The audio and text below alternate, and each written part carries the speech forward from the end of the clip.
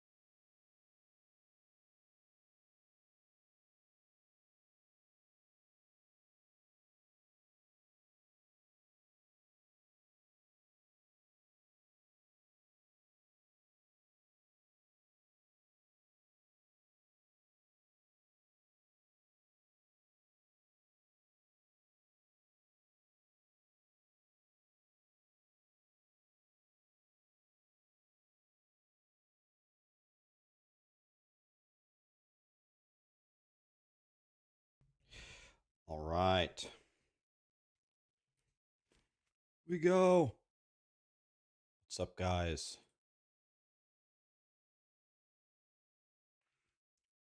What is No Rest for the Wicked? Yeah, exactly. They're having that game is really fun. They have an update today.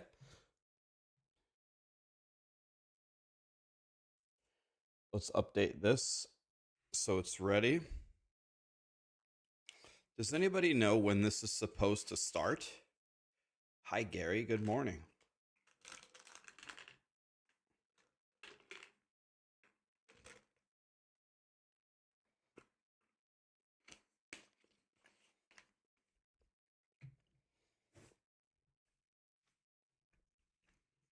Is this dripping at all?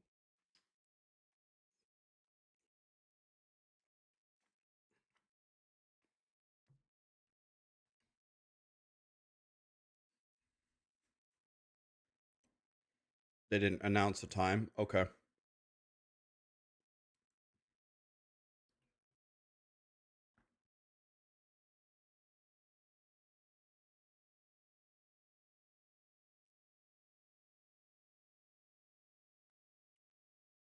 Let me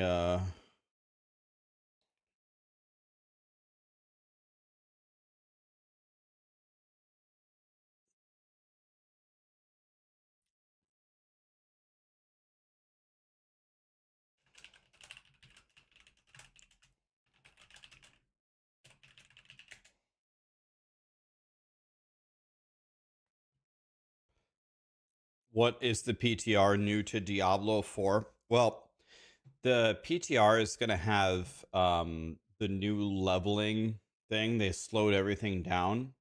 I definitely want to try that. But I'll tell you what I'm probably going to skip. I think I'm going to skip I'm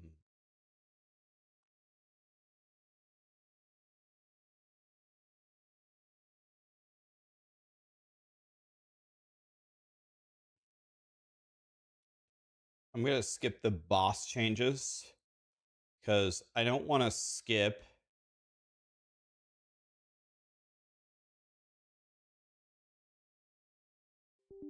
I don't want to skip. Oh,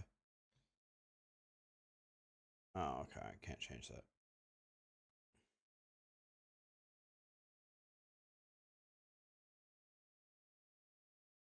I don't want to ruin the only thing that I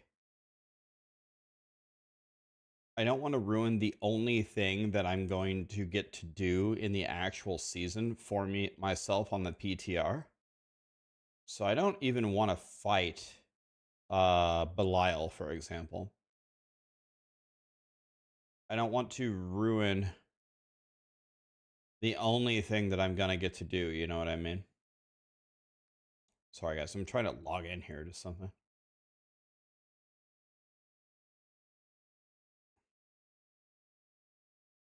Where's my OB? Okay.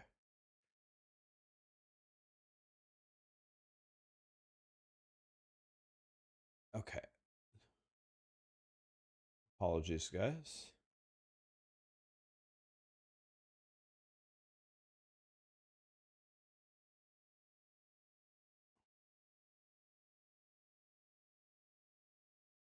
Well, all as usual, I updated my OBS this morning, and as usual, it ruined everything, as it always does.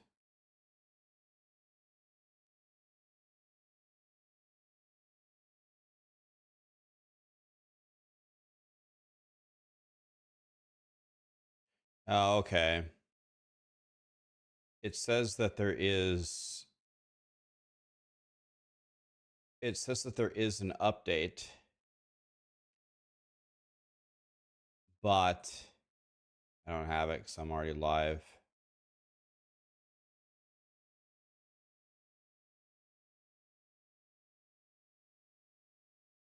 Okay, wait. I might be able to fix it here. Give me 1 second. Sorry. Here. Yes.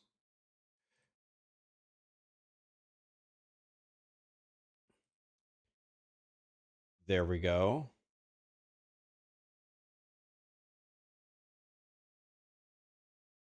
Beautiful. I fixed it.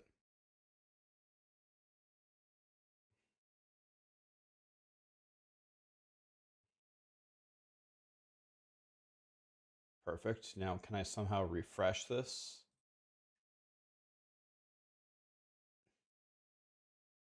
Okay, give me 1 second. Let me see if I can refresh this now.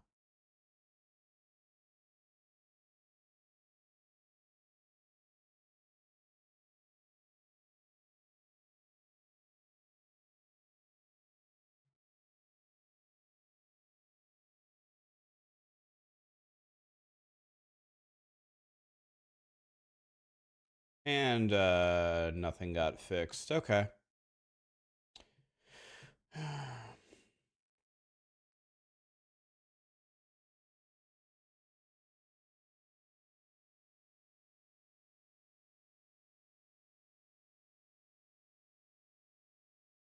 Okay, I can fix it. I got it. I got it.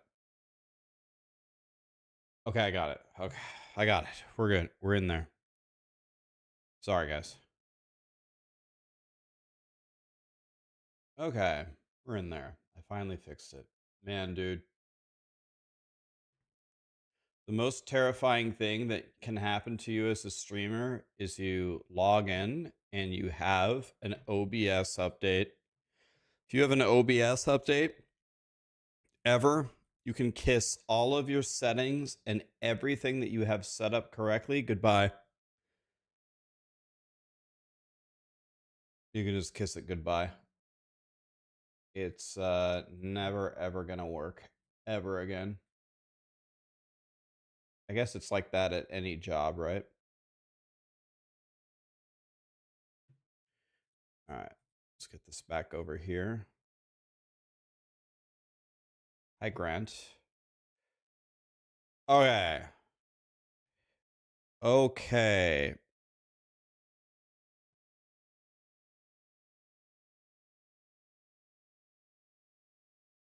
Excellent. When does the PTR start? We have no specific time frame. In 1 hour and 20 minutes, we have an update for No Rest for the Wicked. Definitely gonna watch that. I love that game. Love that game.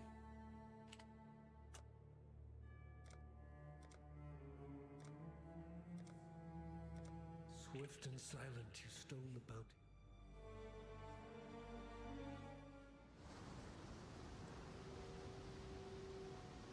You heard I was having problems with my TPS reports? Yeah, I used to have a window over by the desk and I could see the squirrels and I said if they moved my desk one more time then I was going to quit. Has anybody seen my red wing line stapler? There'll be some dark days ahead.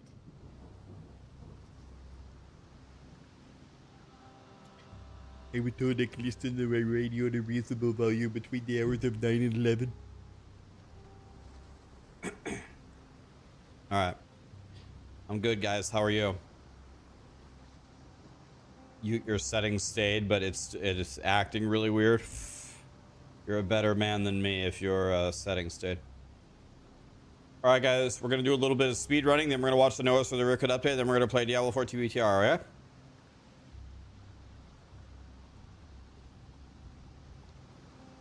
Is the audio cutting in and out for anybody else? I don't. Are you guys having problems? You just take a screenshot of your settings. The problem is that I probably use OBS in a more advanced way than most people. I don't use OBS simply to broadcast my stream. My OBS also does all of my alerts, and it's connected to my, it's actually connected to my Twitch and my YouTube and stream elements. And I have all the settings with all of those apps and widgets and data exactly the same way. I have it displayed a specific way. Okay, you do the same. Okay. So you're a Giga Chad is what you're saying. Yeah, my settings always reset. Still breathing, that's a good sign. Anything good there?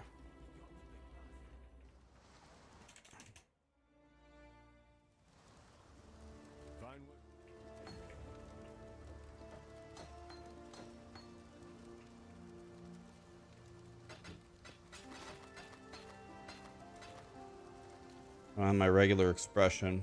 Let's pause the timer. Forgot to copy my regular expression from Havoc.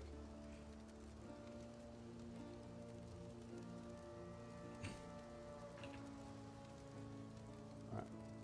Let's resume. Let's resume here. Movement speed, fire res.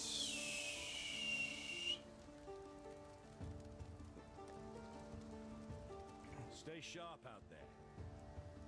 Be well. Oh, I messed up. All right, let's just start over. It's okay. I messed up. It's okay. Warm up, warm up. Why no D4? We're playing D4. It's not up yet. We will absolutely play D4 when it starts. We're playing D4. Don't worry, we're playing D4. There's no POE 1 race, there's only POE 2, so you're confused. It makes sense. The The reason why I'm playing POE1 is just because I want to get better at racing, and I'm just having a lot of fun playing this game lately. But I am going to practice for the POE2 races.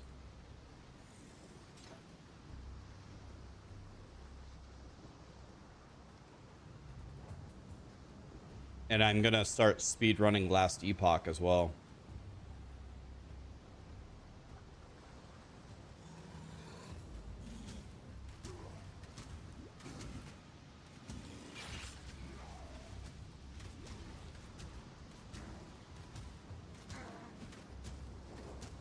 I'm still breathing. That's a good sign.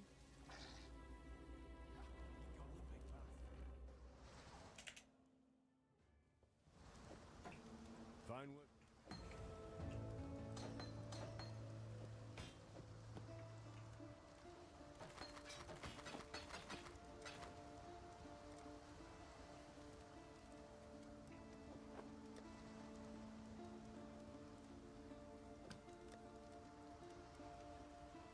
Stay sharp out there.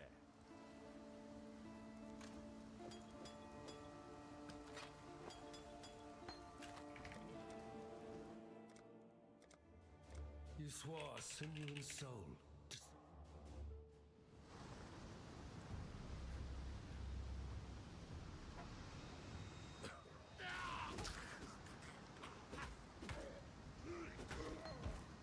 What's up, Ezonk? Gives no solace in this tortured Is land. bro reading both of them? Yes, reading both of them. Eve, how are we? I'm gonna try Last Epoch for the first time. Oh. You don't have to worry, buddy. Last Epoch is fun. Any Last Epoch players in the chat? Tell them, guys. Tell them. What's a giga chat? I don't know. What is a giga chat? You mean a giga chad, Naomi? A giga chad is someone who's really awesome.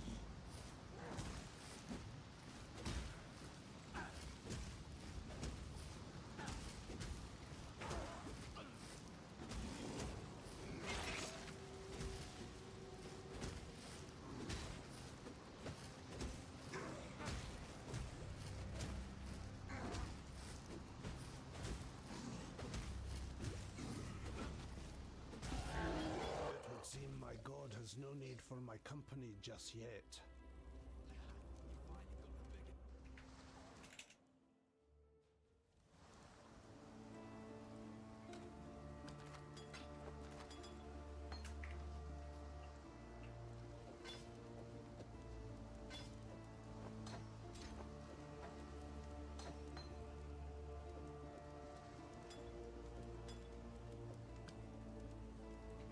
Fine work.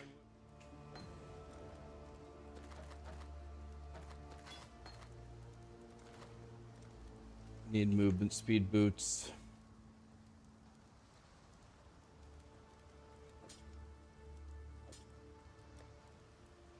Stay sharp out there.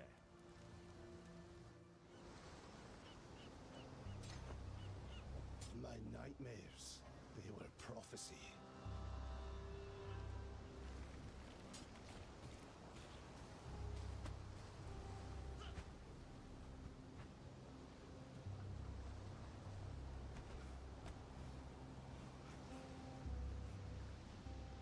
I wonder if that was the layout where I was supposed to go left. Was that the one? I think I might have messed up already. I don't know. See? Nope, I went the right way. What?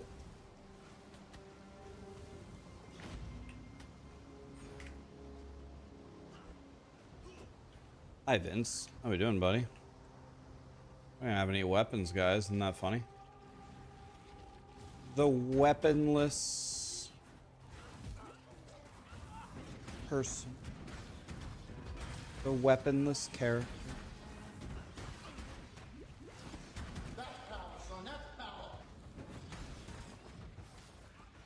You want to go down first, because then you have to go up to leave.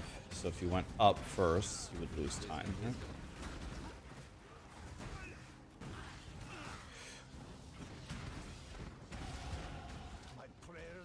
Business answered. That power, son, that power.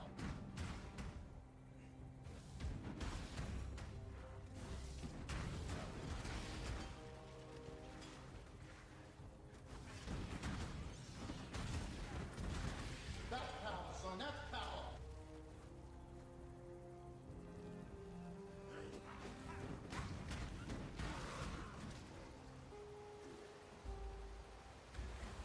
This is my fastest time ever by far.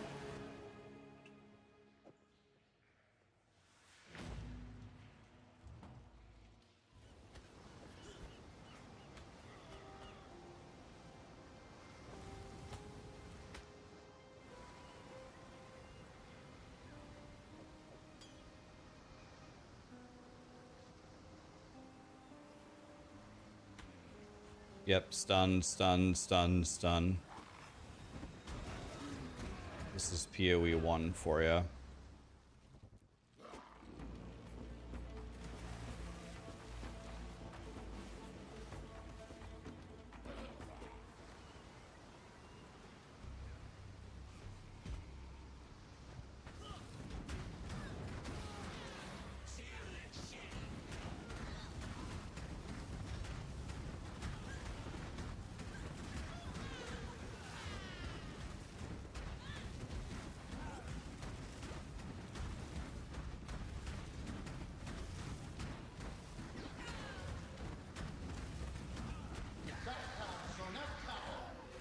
That was not a very good kill.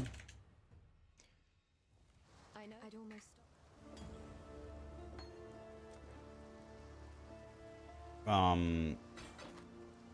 Let's sell all of this, and I want to sell that. I can't even wear this. She doesn't have a single goat horn, thanks God. She doesn't have the only thing that I wanted.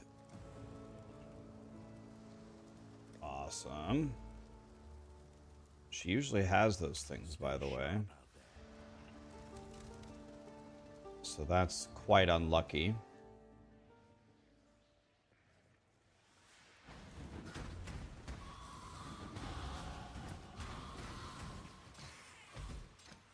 Oh, alright. I made a horrific mistake that I don't understand why I always make this, but I lost. I made a mistake. It's okay. That was my fastest time ever. That was good. Swift and silent, you stole the bounty. Not too mad about it. I've not seen a wilderness like this before. There'll be some dark days ahead. It was about 30 seconds faster than I had ever done before.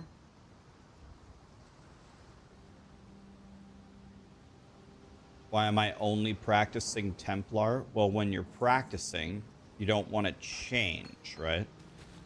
You don't change until you're actually good, right?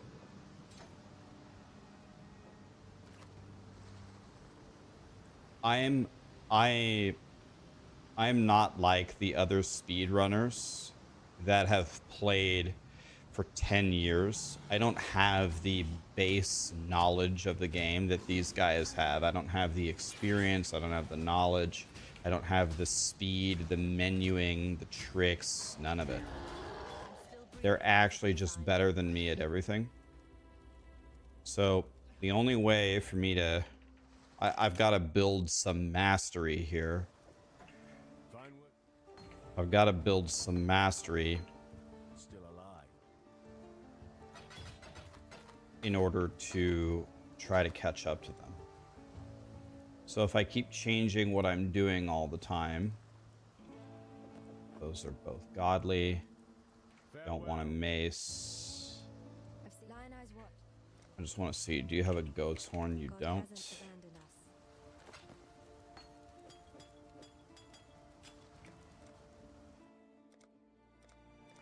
You swore sinew and soul. I didn't even start the timer. I need to let the timer go to 145.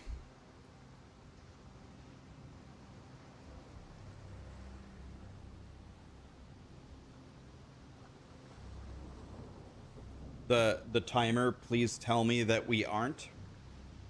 Please tell me that we aren't what, playing Diablo 4? I am hyped for the new season of Last Epoch. It's going to be great. Gary, thank you so much for the subs, guys.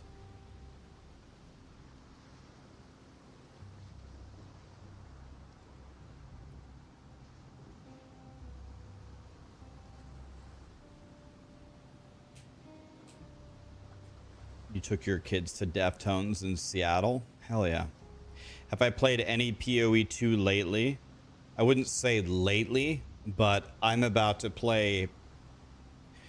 If you guys are watching my stream and you are at all concerned about the amount of POE2 that I'm going to be playing on this stream, please do not worry. I will probably play more POE2 than just about anybody. Wouldn't surprise me. So don't worry. The amount of POE2 that will be played on this channel will be probably submitted to some science journal about how I'm still alive. Do not worry. Okay, we're going in 3. 1 of 3. Let's go. That's about how long it takes me to mule, 1:45. I forgot to start the timer. Instead of starting over again, let's just wait out the clock. We're not submitting this to speedrun.com anyway, it doesn't matter.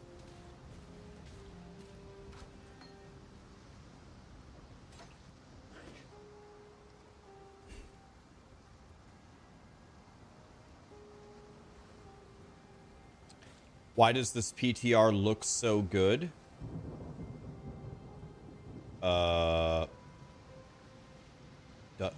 Does the PTR look so good?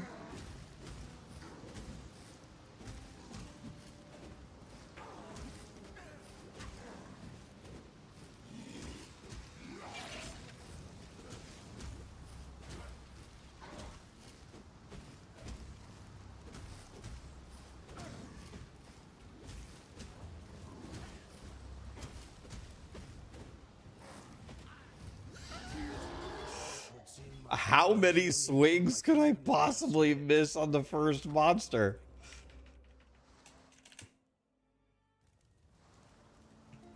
Open stash. I know. Lion eyes. While we live, we are blessed. Fine. So let's sell this.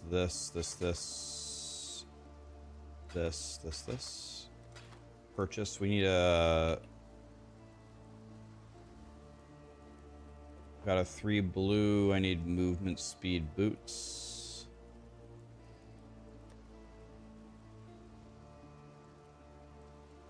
One-handed sword. Perfect. Perfect. Farewell. Okay.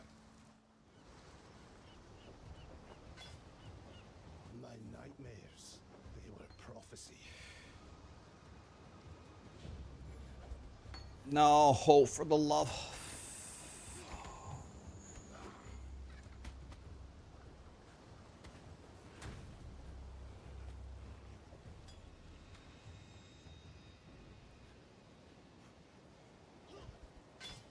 Okay.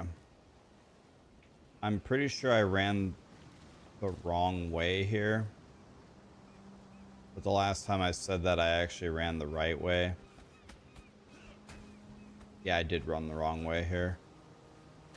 Okay, so this is going to be a massive time loss because we're going to have to run very, very far. It's going to be very, very far up and left is where the exit's going to be. If instead I would have cut over, we would have saved probably 30 seconds. So it's 30-second time loss right there.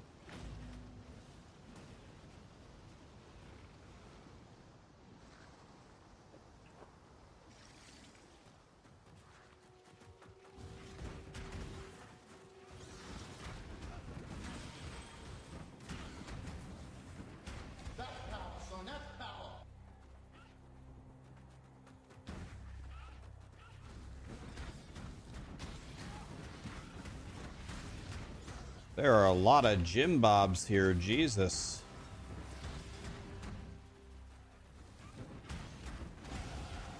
My prayers That are power, thus son, that answered. power.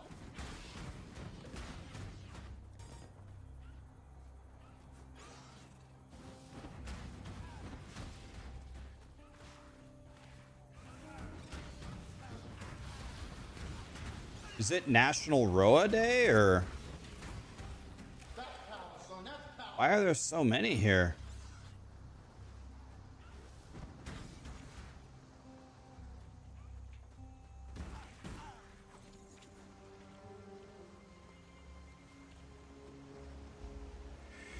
Okay, this is my second fastest run ever.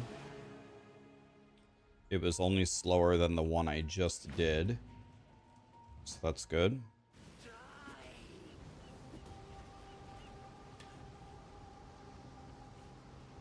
So I don't want this club. I want this. I want this. I want this. I need to hit 4 somehow.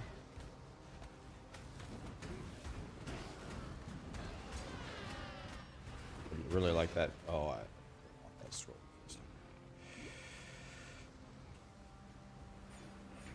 Okay. I would like to hit 4. Here's Jim Bob. Nice. Stunned, frozen, can't do anything. The amount of crowd control that Grinding Gear Games puts at the start of the game is infuriating. May I play? I don't. Purchase this. Do you have a goat horn? Yes, you have 2 of them. While Okay. we live, we are blessed.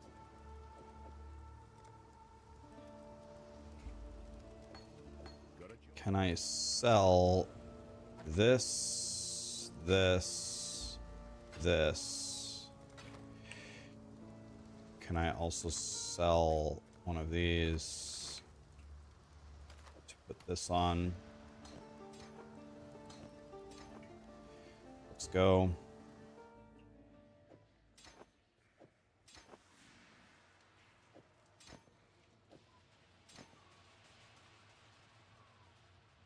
I'm going the wrong way. This is my holy...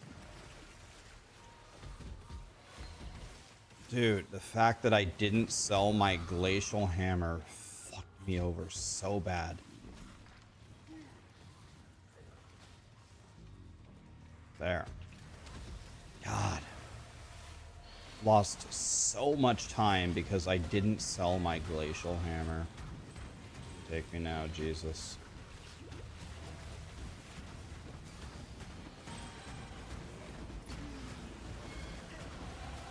The path becomes I'm actually completely frozen in the first act. POE1. Imagine.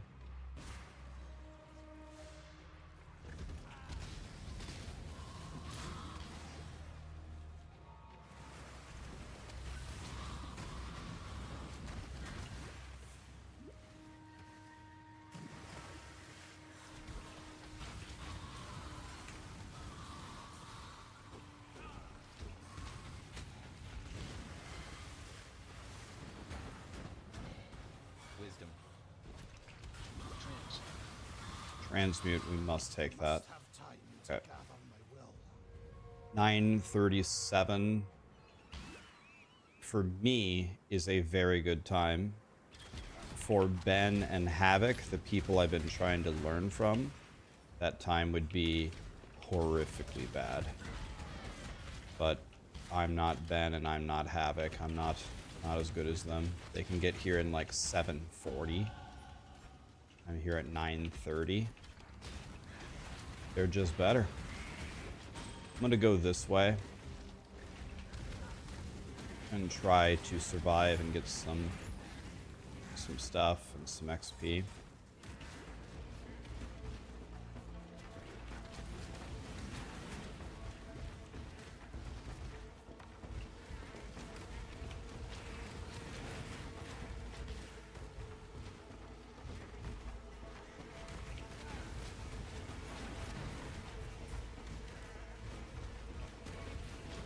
2v1g help. Give me the get out of my way!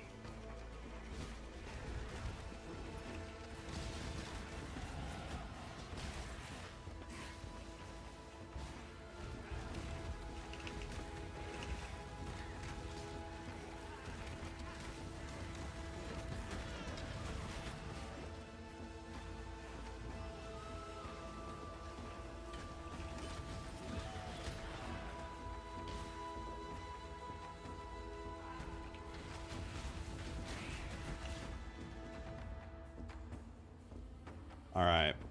11 minutes entering this zone is horrible.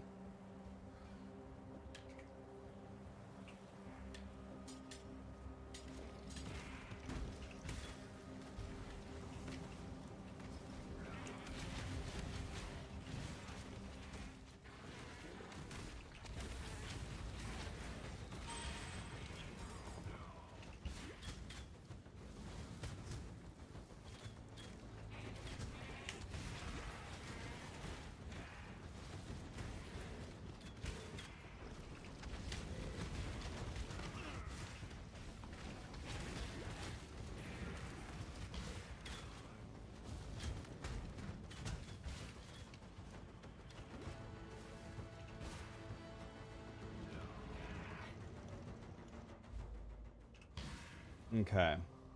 12:10 for me is a very good time to be in here.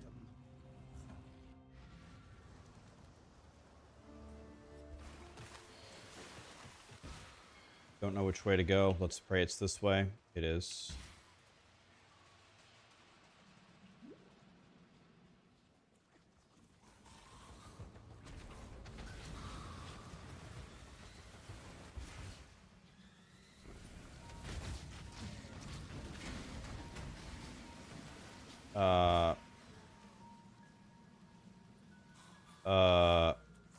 I don't know the slightest clue what this layout is.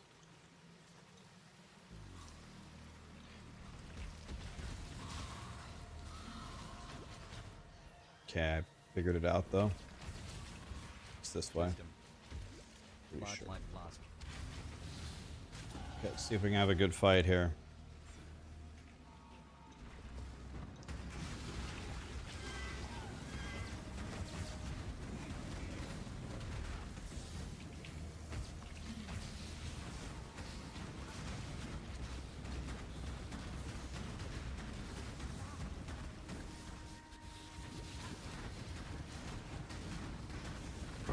Pretty good, I would say, honestly, for me, because I'm shit. But for me personally, that was actually a pretty good fight. I think I'm just good to sell all of this. Sell. Don't want to sell the armor scraps. Sell the whetstone. Oh no, I accidentally did a recipe. Oh no, I did a recipe. And instead of getting the wisdoms that I wanted, I got screwed. Oh no. We'll just chop that one up to bad luck. This is another godly sword. I'm actually going to take both of these godly swords. Destroy that and move this to movement speed and right click this.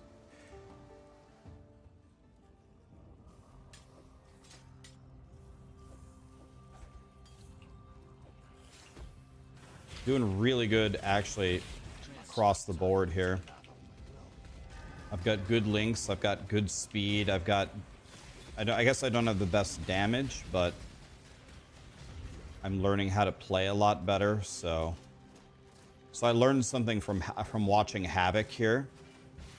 When you get stuck here is a good time to fix things. This needs to be Holy Flame Totem. This needs to be Blink. There we go. I fixed some things.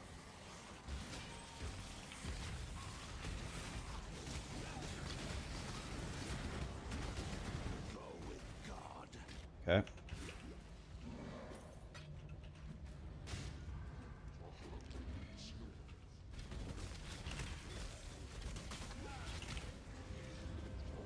I think the exit is actually, I think it's bottom right.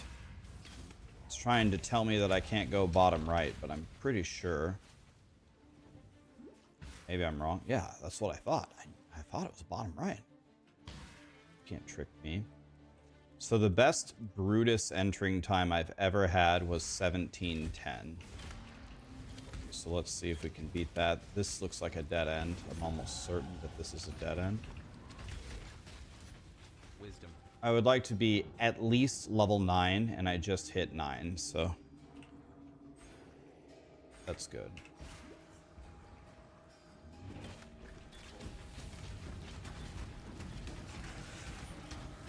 Always kill blues. 3B.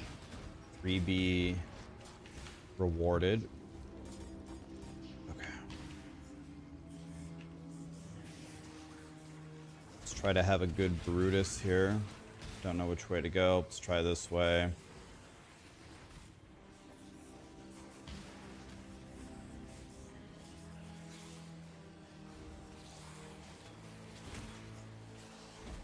My mana is spent.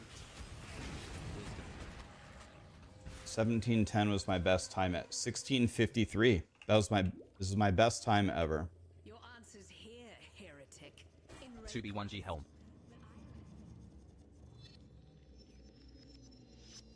That one-handed sword is tempting, but can I fix this? Yes, this needs to be flame wall. Okay. Now when I equip Leap Slam, that thing is already perfectly set up as well. That's beautiful. Okay. Have a good fight here. Let's see.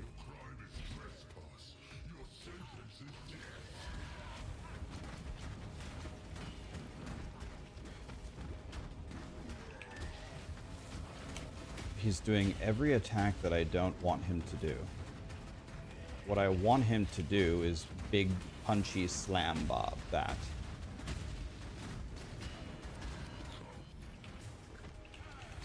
Brutus, will you just stop it? If that would have hit me, it would have killed me. Had to dodge that. Worst fight ever. Farewell. Anything good here? Don't think so. In fact, I don't even think I need anything. I guess I'll look for a 3-link. Stay sharp out there. I think we're good here.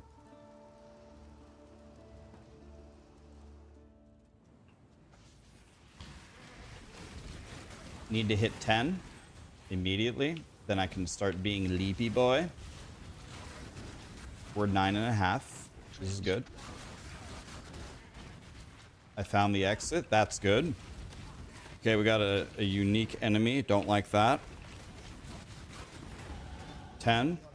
I want that chest piece. And I'll take that chest piece too. Put this on. There we go. Look, I'm actually already ready to go with all of my skills in the right place. Just want to double check that it wasn't up there. Take the transmute. I actually had it set up correctly for the first time ever in my life.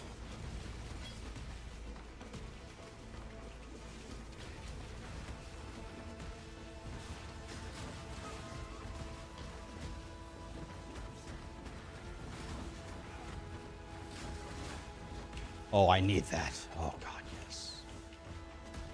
Yes, that's my Herald of Ice in Act 2. I got it, boys. Okay, 1940 is my best time to the shipyard. For lost children, hidden from the eyes of Let's have a good finish here.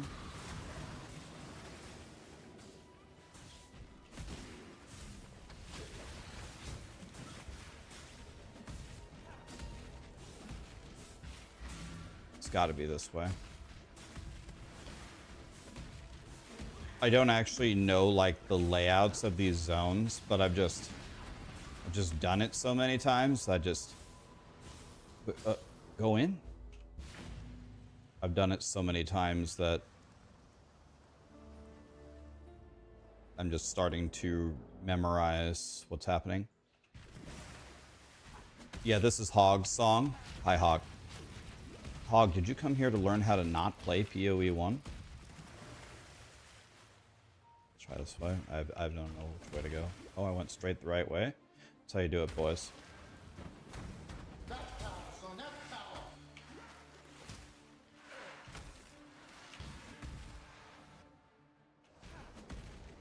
Please understand, as a gentleman of honor, it pains me greatly to do this.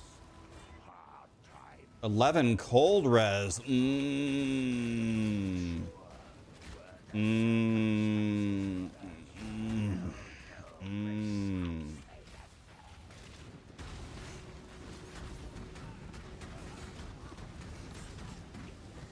Shit on. What's up? What do you got for me? Nothing. Sell.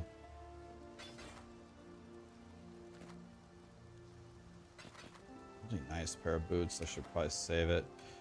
I'll save these for later. Take this. I'm supposed to sell that. It doesn't matter.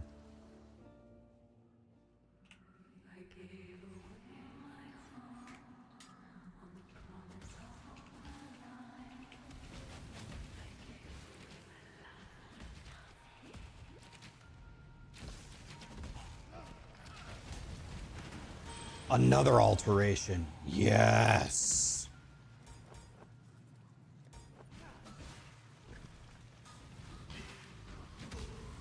Oh my god, yes. Do you know how many times?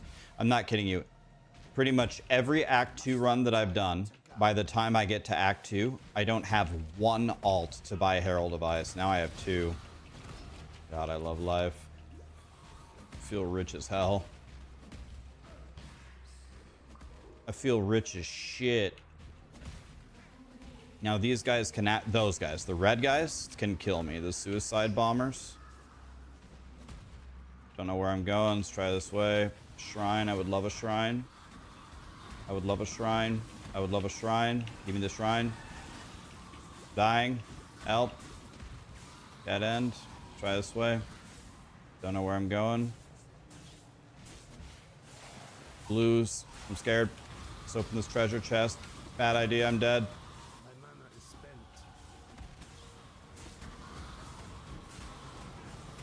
Why are there so many monsters here? 2B1G help.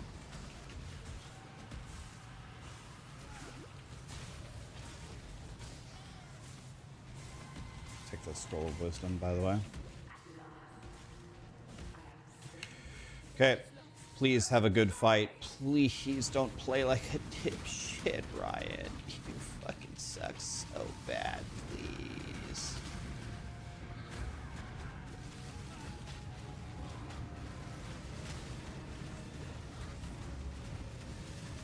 Please have a good fight for once in your life.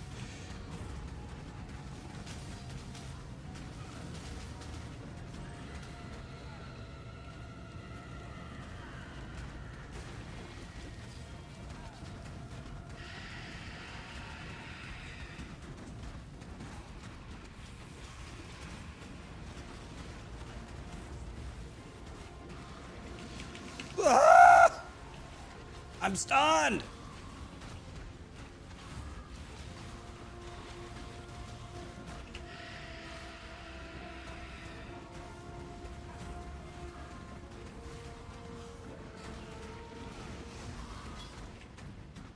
A woman corrupted beyond humanity. 24:41. Okay. Now I'm only 4 minutes behind Ben, which is fucking pathetic, but Not too late to turn the tide of this corruption. I'm at least within 5 minutes of him. I guess I'll take it for now. Anything here I'm keeping? Maybe I'll keep this. Everything else is going bye-bye. Diablo 4 is looking slick these days. Yeah, do you like the updates? They're pretty sick, actually. Why are there ghosty bobs here? Must have time to gather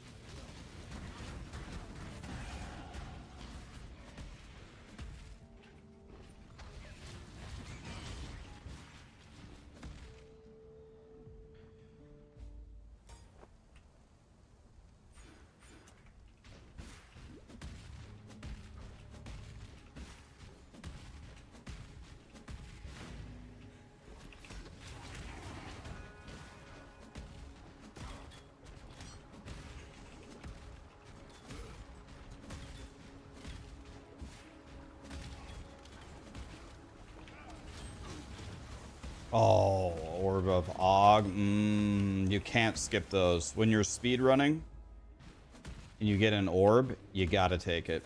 The lair of a toy maker with pretensions of godhood.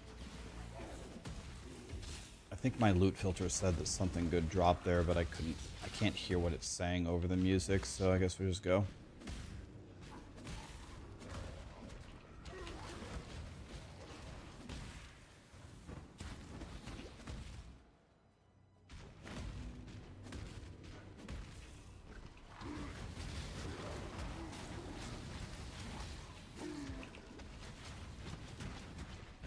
Probably not worth killing one blue spider for the amount of time it's going to take me.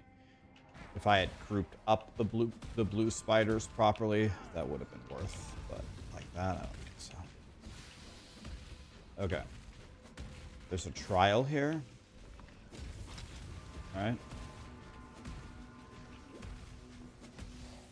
I don't know where to go, so... Okay, blues in general. Gotta kill the blues. If we don't kill the blues, SPL's gonna yell at me. Don't want that. Greater life flask, I can only get so hard.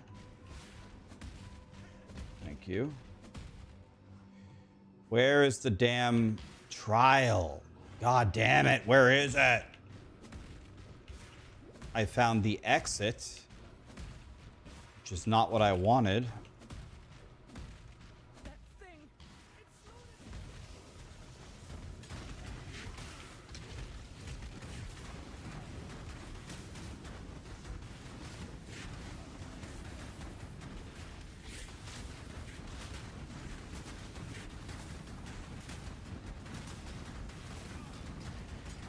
Shit on.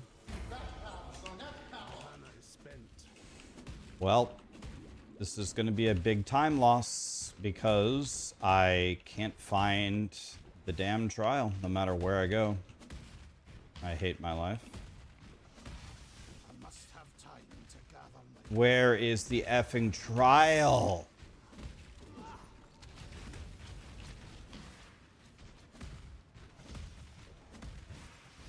I don't even understand what the fuck is happening here. If it... Don't tell me it's in that little crevice at the top. It's here. Oh my God, kill me now.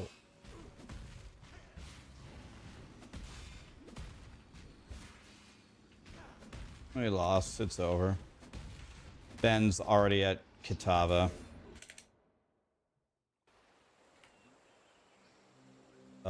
I want Herald of Thunder. I want to buy Herald of Ice. I need a blue and a green. I've got both of those sockets available. Kill me now. Take me now, Jesus. I've had a good life.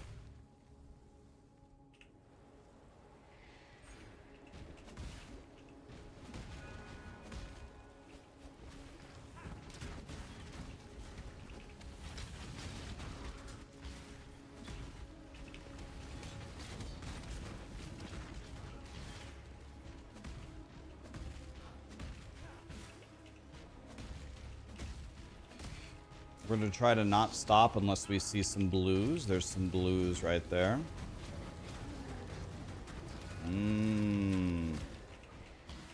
Yep. Keep giving me those Augs.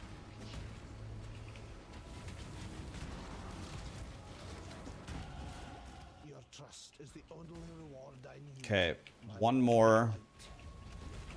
In one more level, we're going to be real strong.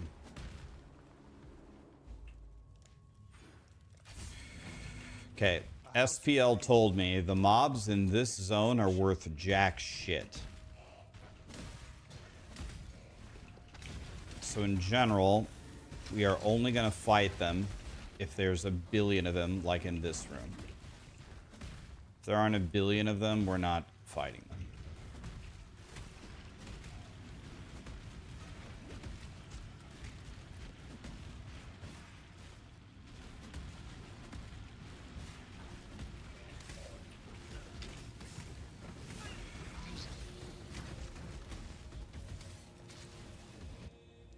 have to go to floor 2 now.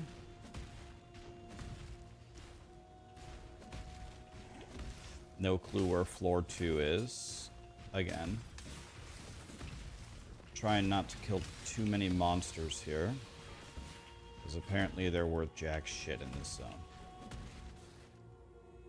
What's my opinion on the idol setup in the Atlas tree? I think the idol system could work in POE1. I think it would need it. There's no way it could replace the Atlas tree. The Atlas tree is way better.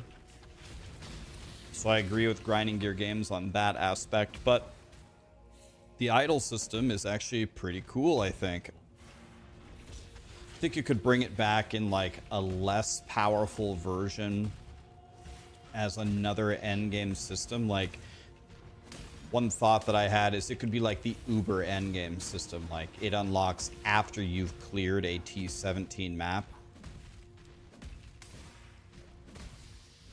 Because I don't think casuals are going to like to deal with the idols. Oh, I have to get idols to supplement my endgame thing. That sounds like a lot of work. I don't want to do that.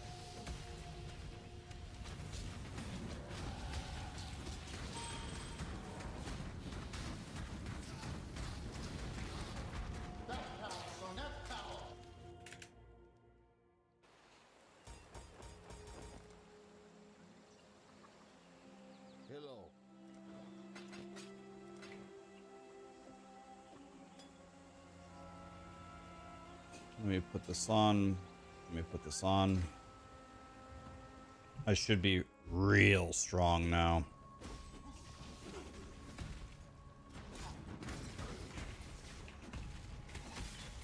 Like, real strong.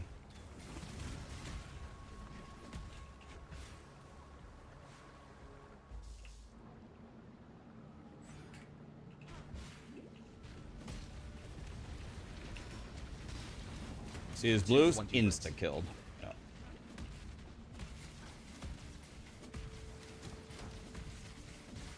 Kinda wanted that portal scroll. Oh well.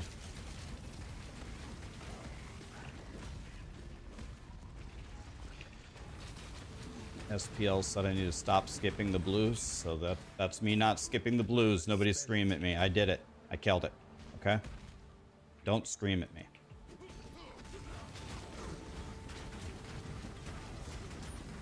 Supposed to throw it in front of her, but if she's just gonna stand here and let me murder her, this is fine.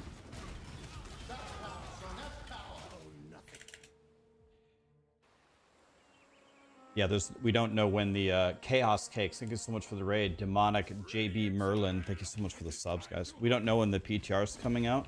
We do know in 34 minutes, No Rest for the Wicked is having an update. We're gonna watch that for sure.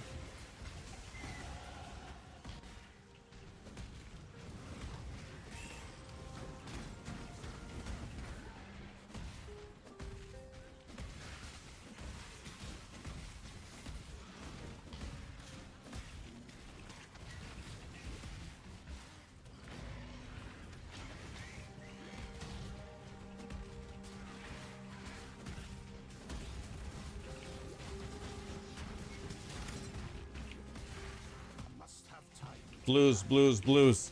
Blues, blues. Dead. I did it. I killed them. Okay? I killed them.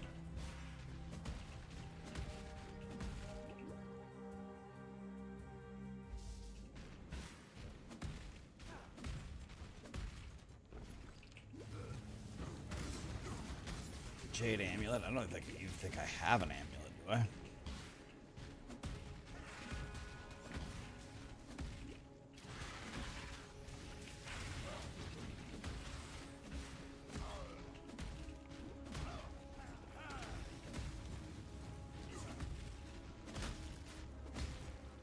Okay, we gotta kill these guys, right?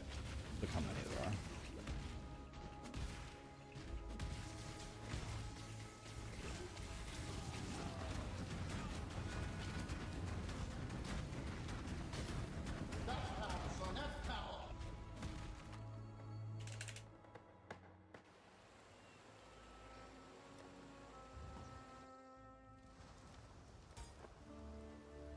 I be well.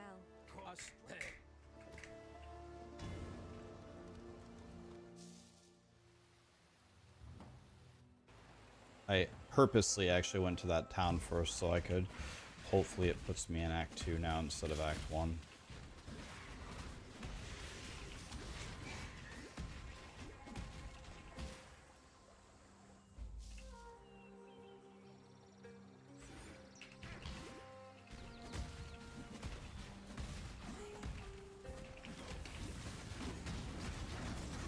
Okay, I killed the blues.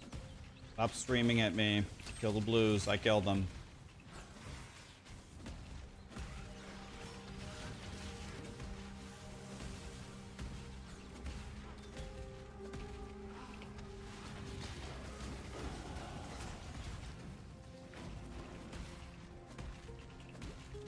Okie boy, where are you? Alright, here we go. I would like to kill you.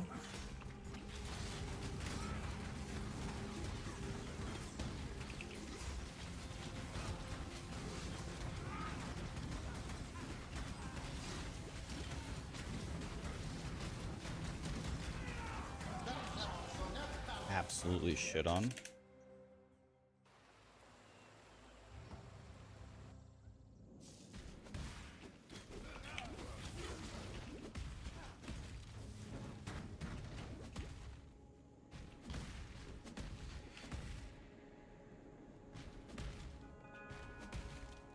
I'd like to help you.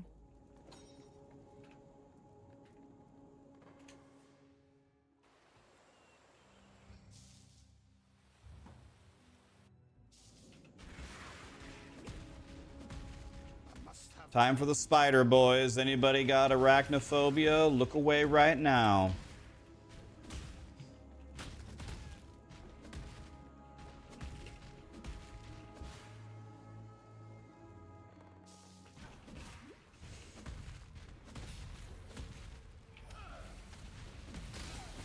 Okay, I'm killing the blues. I killed him, okay? I did it, guys. No yelling at me. No yelling on the boss.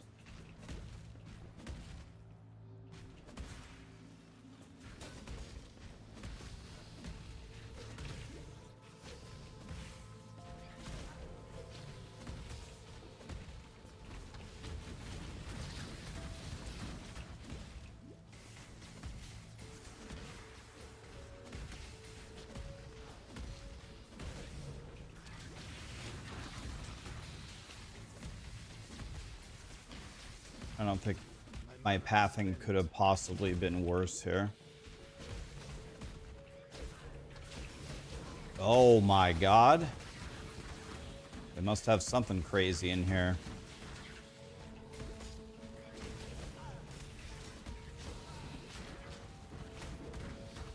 Oh, extra fire damage. Okay.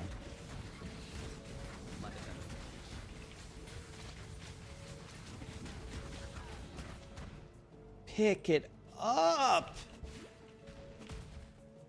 So I've lost a shitload of time in this zone. Sadly.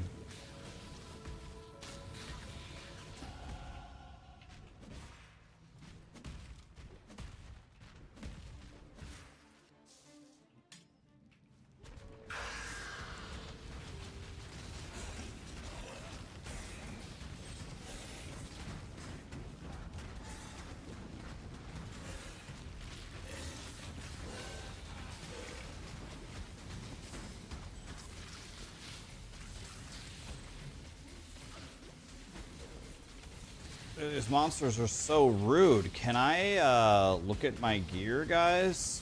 Jesus. I got some of the rudest monsters I've ever seen here.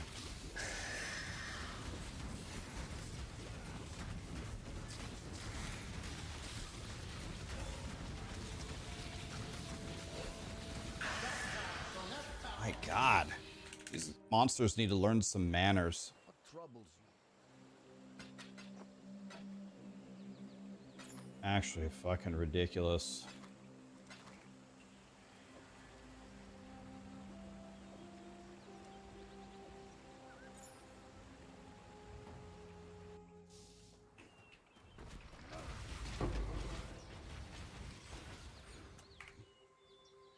Battle Orb, I'll take that.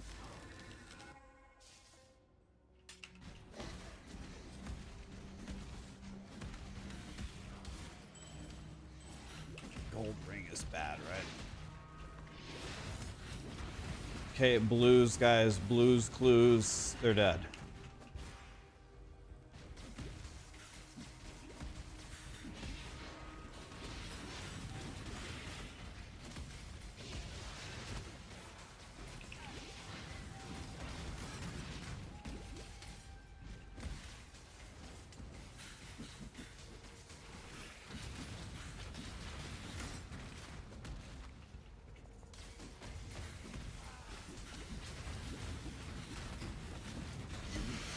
Silken vest.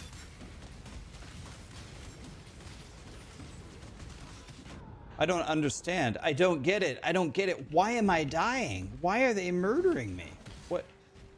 Because someone explain to me I'm taking this fucking absolutely insane damage and both of my life flasks going. You're shredding through both life flasks. I must have time to gather my will. Oh my god. These hasted archers The night must give way to the day. sodomizing me.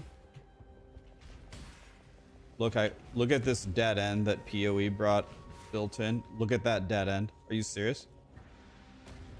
Look at that dead end. Absolutely incredible. Thank you, Grinding Gear Games.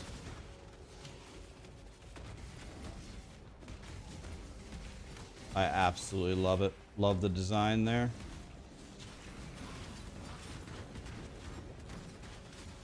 Another dead end. Okay. Thanks, Satan.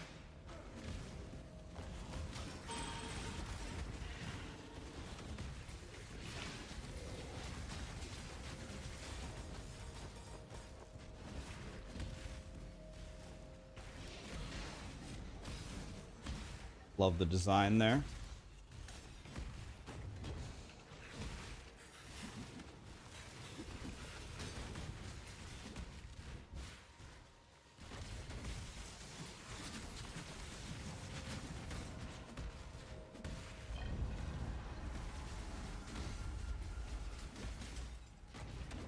I beg of you, God.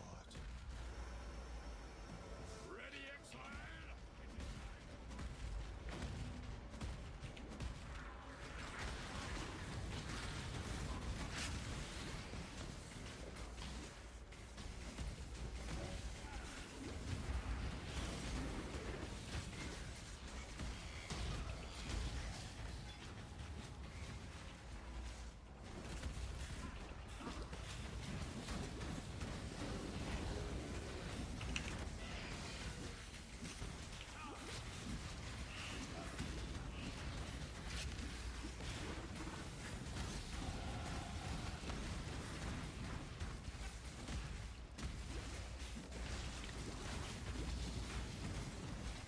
Scour.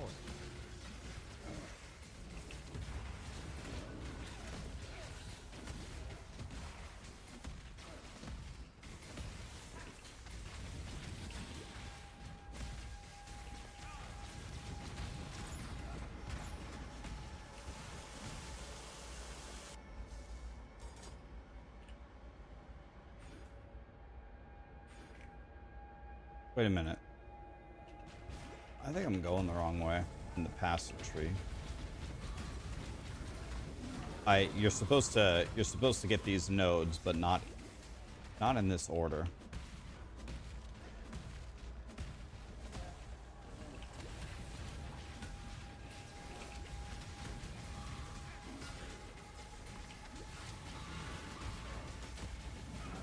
Alchemy. My mana is spent.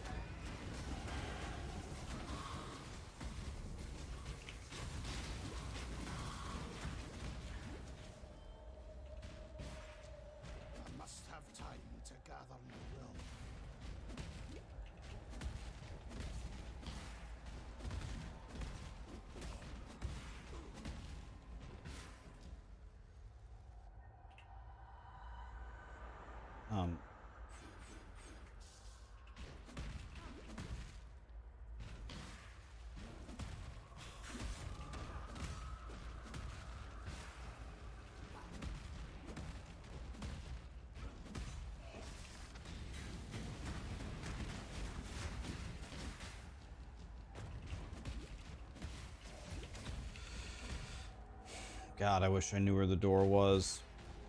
There it is. Lapis amulet.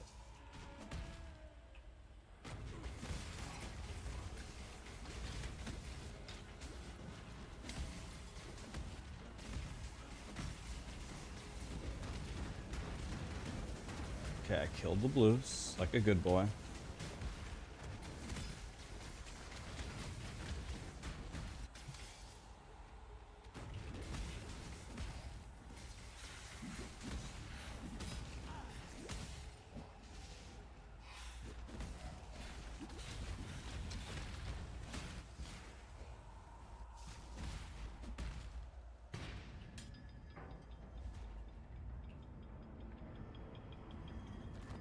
Ghost Wraith!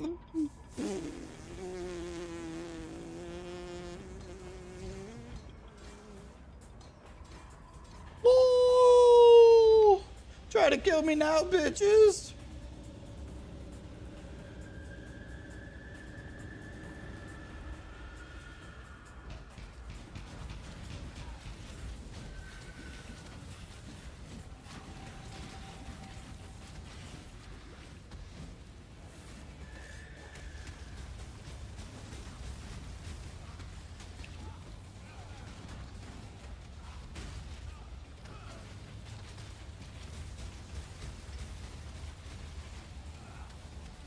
Oh, I see what I'm doing wrong. I'm doing...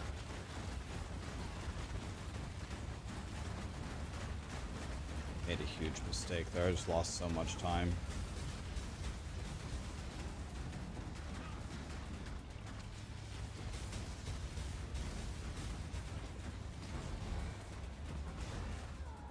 $100 owed me? POE. 100 owed me? You gotta be fist fucking me! You have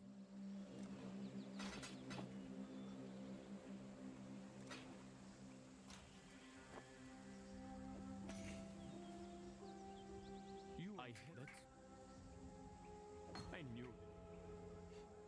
You are. So let's see. I need to buy Desecrate. Alright, well, we're gonna have to come back anyway.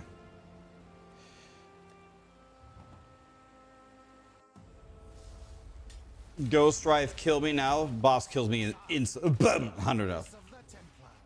A fitting place to put things right.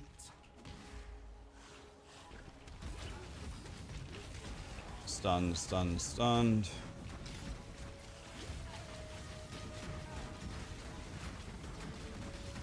I made a huge mistake on that boss, by the way.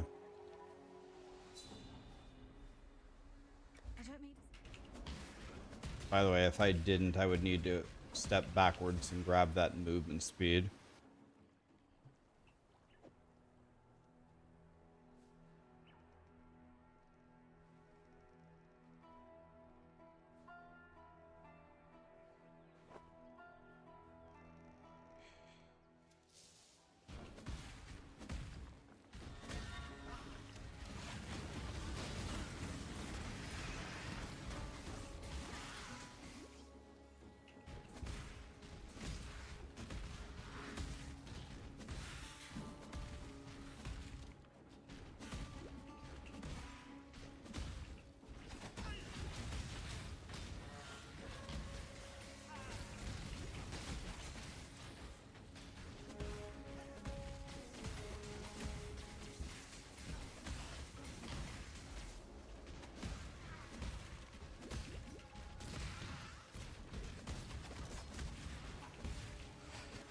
Okay, we're just hopping on through. I didn't even see my time.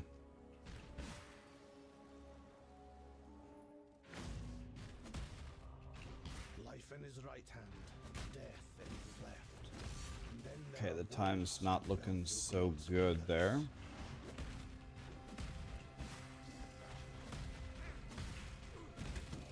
I lost probably, I don't know if I could say a minute on the boss, but what happened there, or the problem with the boss was I I go every wrong way possible. I was pressing the wrong button. Instead of throwing rolling magmas, I was spamming firewall on him. A dead man and a living machine. Piety is probably going to kill me here, almost certainly. She kills me every time. One of the reasons why she kills me every time is because her ads murder me. So I'm going to try to actually kill all of her ads first.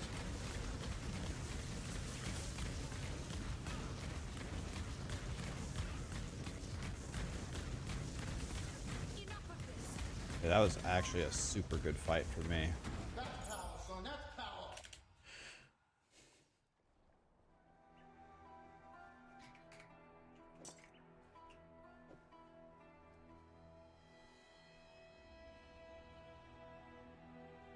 I'm a boss? God, I wish, man. I'm trying to be a boss, but I suck, is the problem. The only thing wrong with my POE1 game is everything. Must have time to gather.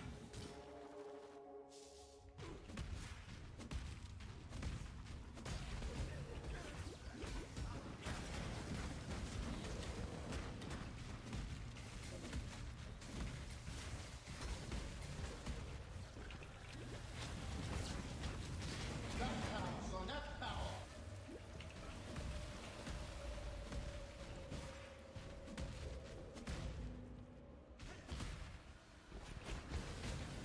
That power, son, that power.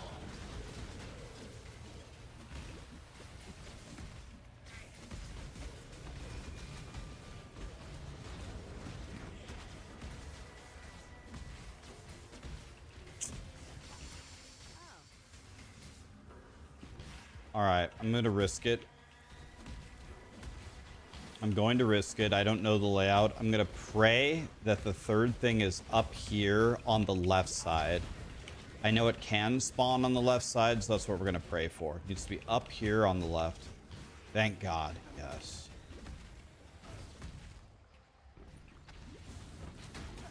That did save me some time right there. That's good. Diamond ring.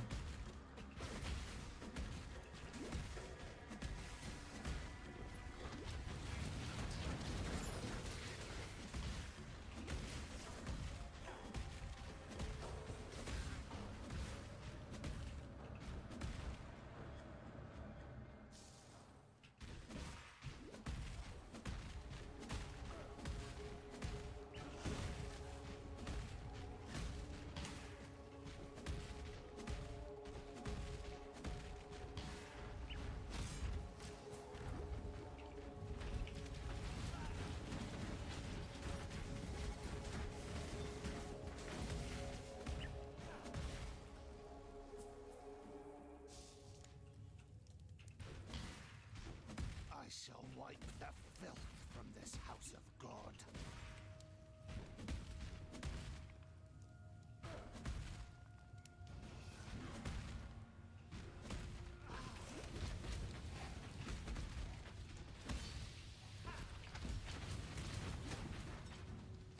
Giant life flask.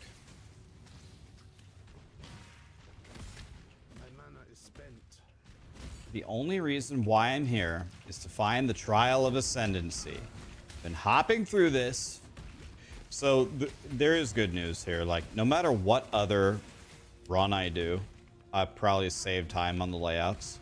Is without exception, every single map that I go in, I have to full clear to find the fucking thing that I'm looking for. It's actually unbelievable how everything I walk in, I have to full clear every single zone just to find it. It's just such... I've lost so many minutes in this run.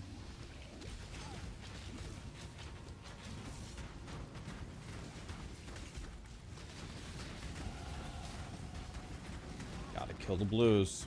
Can I move? May I move? May I move? Oh my god,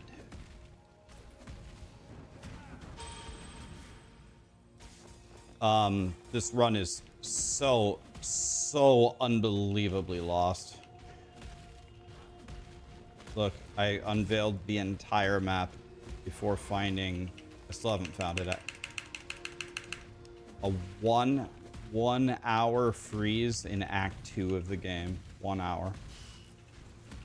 I counted it. 1 hour freeze. Well, biggest time loss of my life.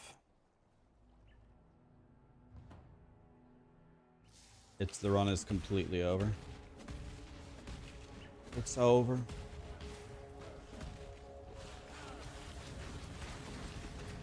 Okay, now I need to get to 28.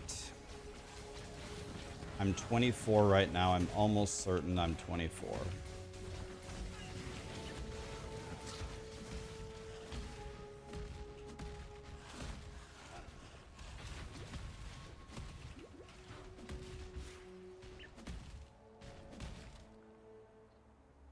Johnny, how you doing, buddy? It's nice to see you, man. Grumpy Kitten, Vestin. Grumpy Kitten 64, buddy? Jesus. Thank you, my dude. Awesome. Look at this barricade that they made that I can't jump over. Love it. Love it. Grinding Gear Games. Please slow me down more.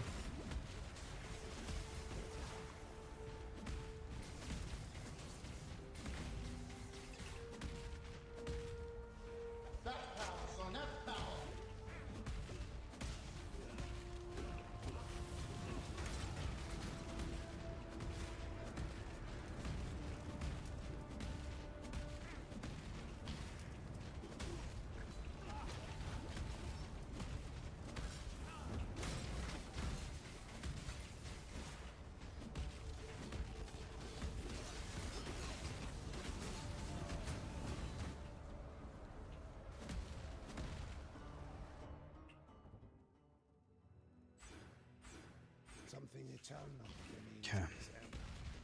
Question is, how? I once got the hint to follow the carpet. It was very helpful. So for following the carpet, all you have to do is check every single room and you will eventually find the exit. It was actually a big inflection point in my speedrunning. Just check every single room.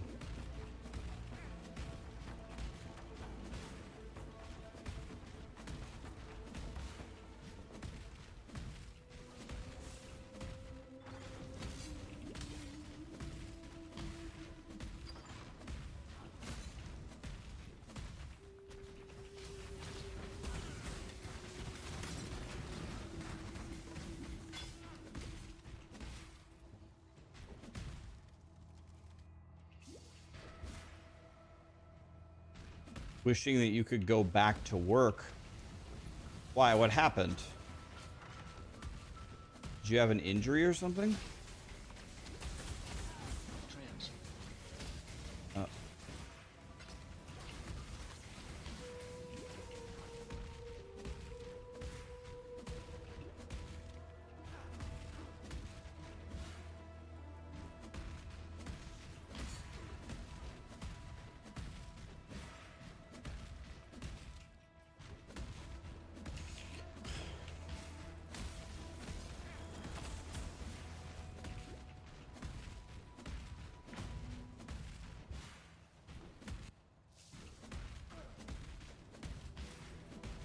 Okay. So what I would do here is I would go to my hideout and I would craft fire damage on both of my swords.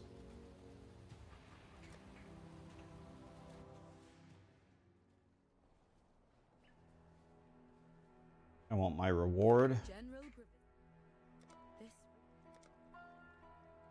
Flammability.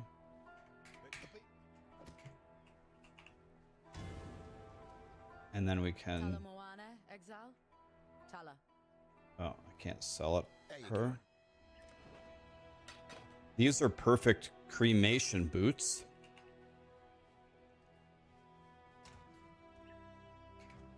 Do I have an ALK?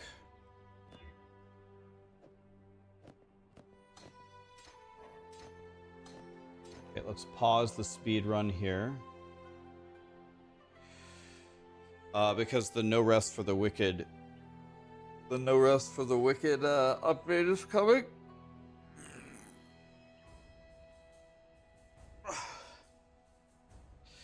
So... I can do Cremation here. I can do Armageddon Brand here. I'm probably still a little low on my blue sockets. And I need to buy one more. I need to buy 2 more gems in Act 2. I need to buy Wave and the other link for Armageddon Brand. But I have 5 Augs. I have 3 Transmutes. I have a chance. I need that.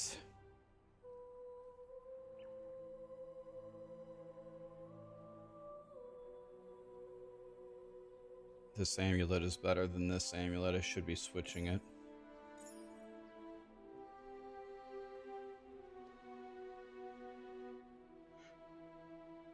And I also have, as a backup, I have all of these links if I need them. So... And I think I'm very, very, very far ahead of my Act 3 time. Because all I have left is the docks. That'll be easy. Then I have to kill Jim Bob. That won't be so easy. But then I have, what, Lunaris Temple. And then the lab.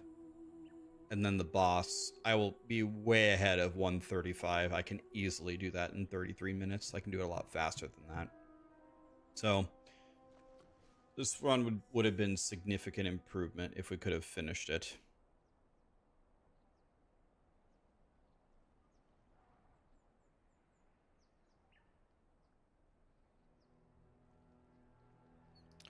Okay. So, I feel very good about that.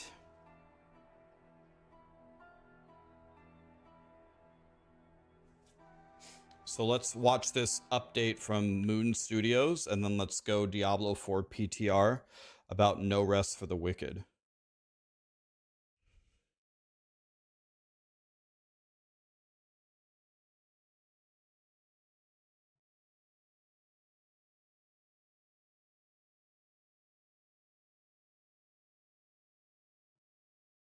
Okay. Okay, here we go.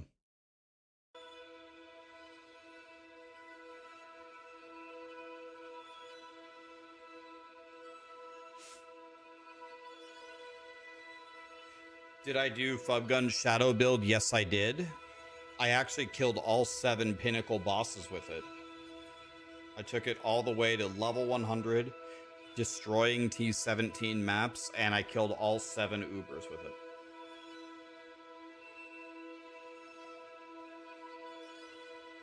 Guys, how's the volume here? Is it fine? Let me put my camera on the left, I guess.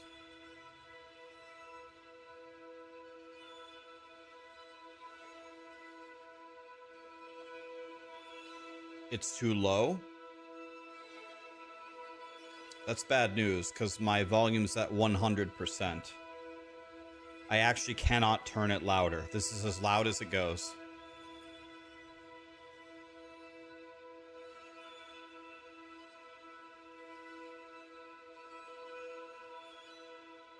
I can't turn it up. It's at 100 and 100, so hopefully it's going to be okay when it actually starts.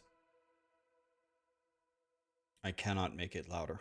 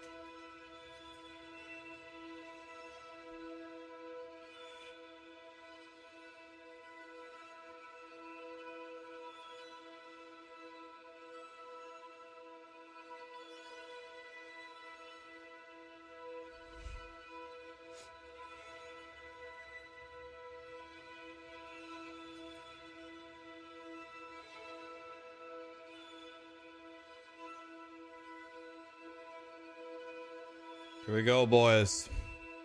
If you did not know, No Rest for the Wicked is a Souls-like ARPG. It's actually really fun. A lot of content creators will tell you that, but they don't actually mean it. Well, I'll tell you something about me with No Rest for the Wicked. I full cleared the game twice. 2 times. Twice. You don't do that unless you actually like the game.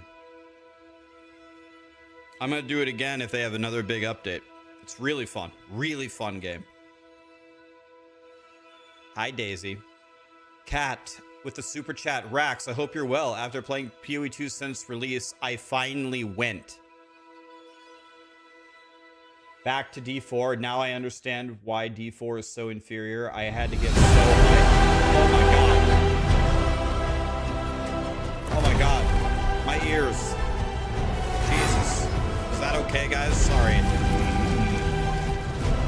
Holy shit. That scared the shit out of me.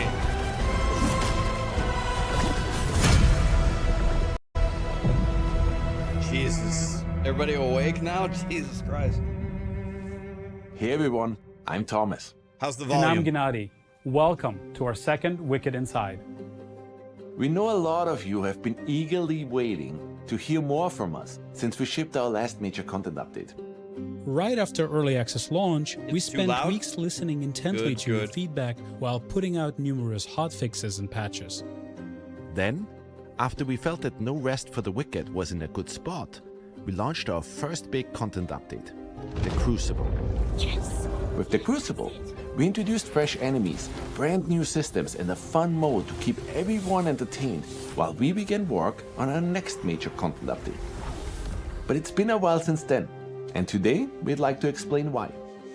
Our publisher for No Rest for the Wicked was Private Division, a subsidiary of Take-Two Interactive. Take-Two decided to sell off Private Division, which was unexpected news for us. After some deliberation, we saw an opportunity. After months of negotiations, we reached an agreement to buy the publishing rights for No Rest for the Wicked back so that Moon Studios could become fully independent. This legal process took time, and we couldn't say much while it was all happening. But today, we're excited to announce that it's all done and that Moon Studios is now fully independent. We believe this will give you even more confidence in our vision, because we're free to build No Rest for the Wicked exactly how we want, without needing to ever go silent again. We've used this extra time to create something truly special. Let's take a look at The Breach.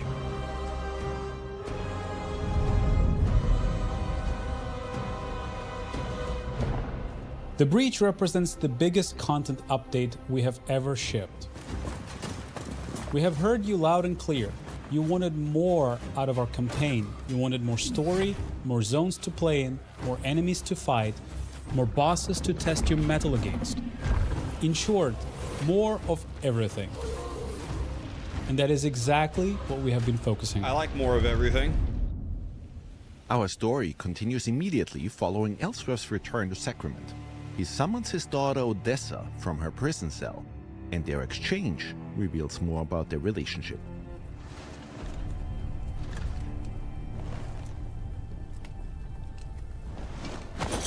Take the upper passage out, then leave by the northwest gate. What are you doing? God Bennett often sleeps on duty, and the ramparts above him will be unmanned. Head north to Irmgard and Merrin, or west to the Glades. Anywhere but here. So that's it then. You have to go. As a Sarim, players will have to venture forth into new areas we're introducing for the Breach. These are massive zones that essentially double the size of the world players got to explore so far. A lot has changed in Solo Sacra since you've last visited. Southeast of Sacrament lies the Lowland Meadows, a once idyllic haven used by Sacrament's hunters to gather food and supplies. Ellsworth requests our presence on a secret mission, but a faction known as the Harvesters has taken over the region. See? I told you this Sarim would come, and here they are. Indeed. Your presence is welcome really here. fun. I really My like friend this game. is convinced that some threat awaits us at the Weeping Sisters. Oh, I didn't switch the category. As always Shit. at Moon, when it comes to level design, we deliberately craft every single inch of our world by hand. We do not rely on any procedural generation, and we believe that ultimately that will allow us to create an insanely expansive, interactive open world where every inch actually matters. Every inch actually matters. I've heard that one before. Throughout your journey through the meadows, you will encounter all new enemies. We have also introduced 2 new weapon archetypes, gauntlets and wands. Let's take a look at how these new weapons can be used to take down all new foes that you encounter. Dude, I want to use a wand. The Timberwhite here will try to take your life with his ginormous great axe. We know some of you already loved being able to suplex enemies in Wicked. It was only appropriate we introduced a dropkick. A tombstone pile driver.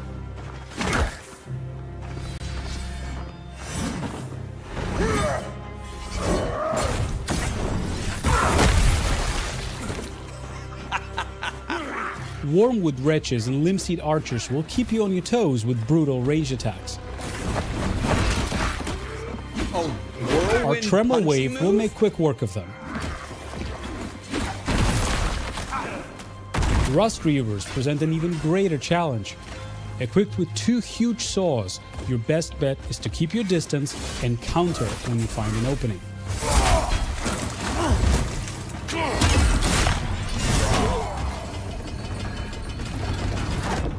Deeper within the meadows, the Copse Treader will try to block your path forward. Boy, they really have an imagination with these enemies. Study his movement patterns and keep a cool head.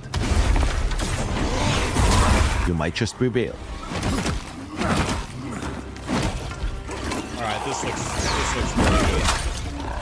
Obviously, we're also introducing all new bosses for the Breach, but we don't want to spoil everything just yet.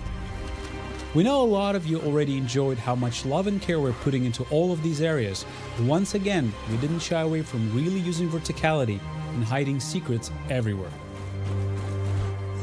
I would say that's something Even that though you'll they do often fight amazing. for your life in all of these zones, every now and then you'll get to enjoy a serene scene of beauty.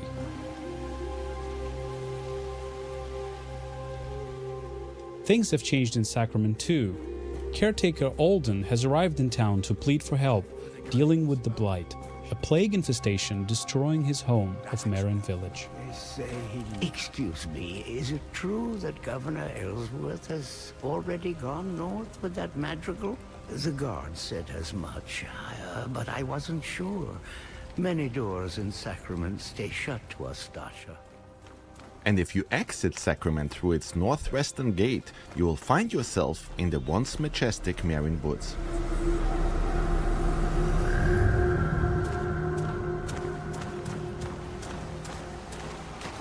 Recently, the Marin Woods have been befallen by the Blight. It festered all throughout the woods, and players will have to find a way past it in order to advance. The Belak Tor are ferocious fighters. The Stalkinche here knows how to wield a club, and if you're not careful, they might just call in reinforcements. Our new wands build are surprisingly effective. We can cast ice darts to freeze our enemies. Cold Sling is a powerful ice evasion attack.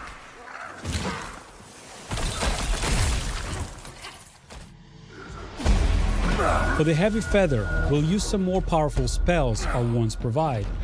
We have since learned how to perform the Riven Twins Plague Explosion.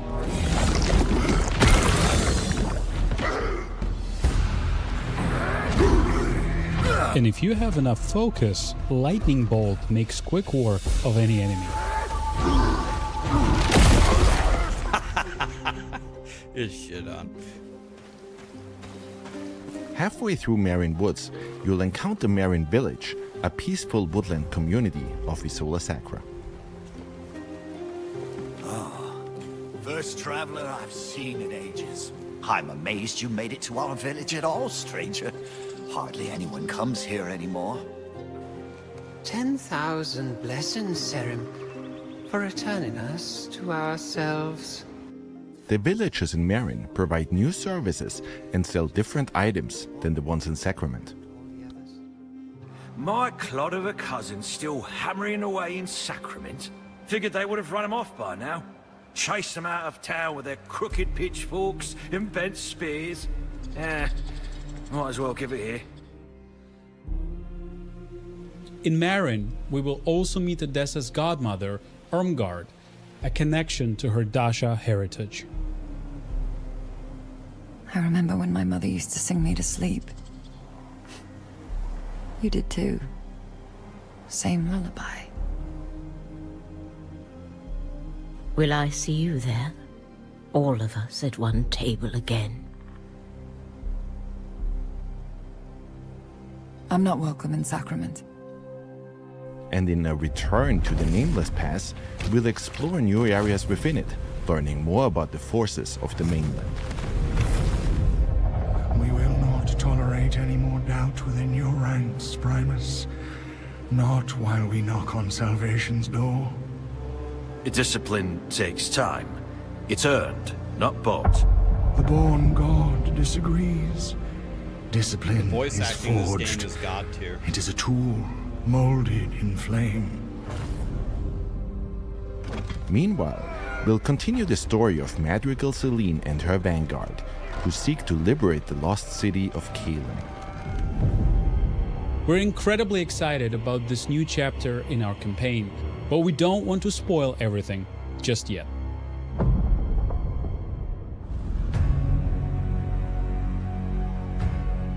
Our intention for No Rest for the Wicked was always to provide players with an insane amount of content, even after they finish the campaign. After the events that unfold throughout the Breach, our Spilled Blood questline continues as any area within Isola Sacra can now be overtaken by the Pestilence. Once an area is infected, you'll suddenly have to fight enemies that you never encountered before in these areas.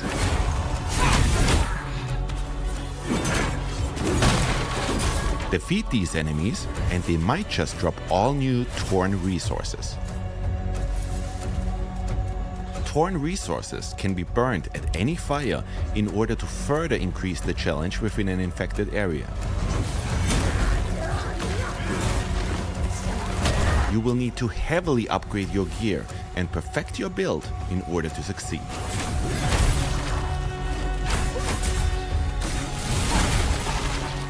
But greater challenge also means greater rewards.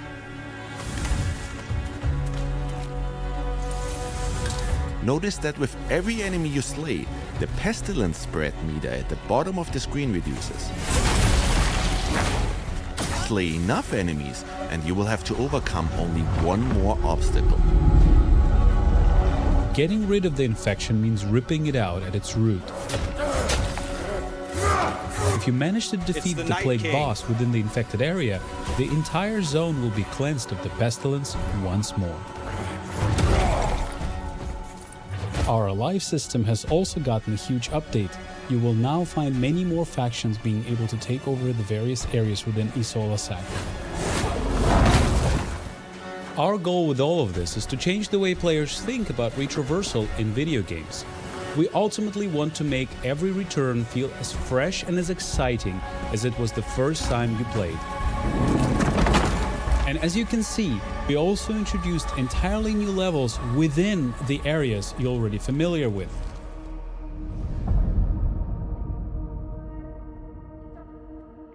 In order to aid players in achieving the perfect build, we introduced quite a few changes that will make progression a whole lot more streamlined and fun. First off, we have revamped the way gear drops. We replaced the tiered approach and came up with a formula that takes the player level, the area level and the enemy level into account, which results in an experience where any gear that drops will be approximately within your level range. Now, gear that used to only drop in earlier zones might just drop again, but at a higher level.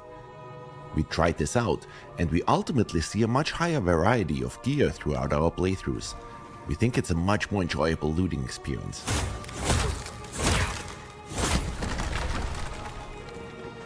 Another big aspect that defines your build is, of course, the enchantments.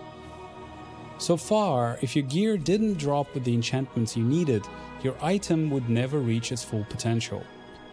But we came up with a solution.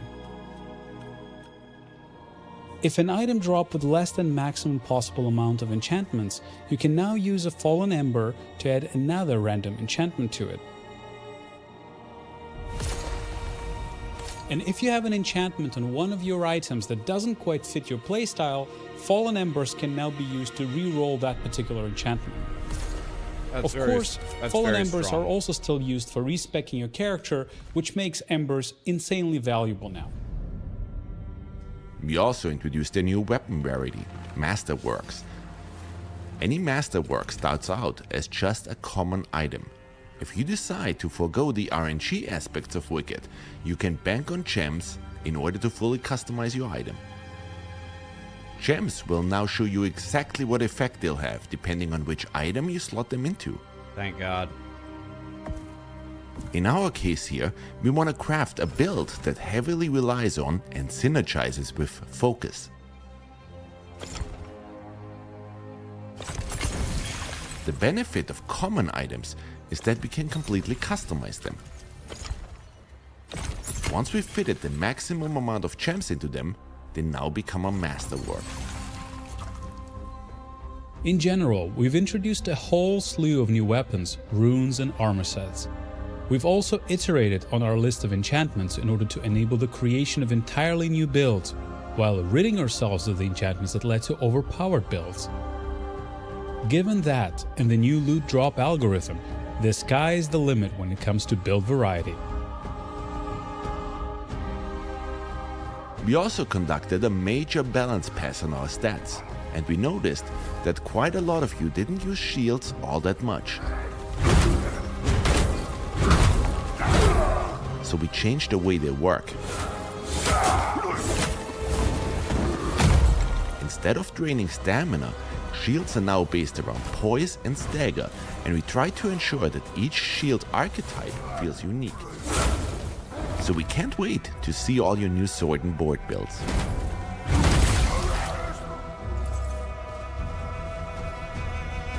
Last but not least, if you've become a master at playing No Rest for the Wicked, you should try our new hardcore characters. Permadeath is enabled for these, so once these characters die, they get downgraded to non-hardcore characters that can only be played on regular realms. I wonder who will be the first player to slay the Econite with a hardcore character.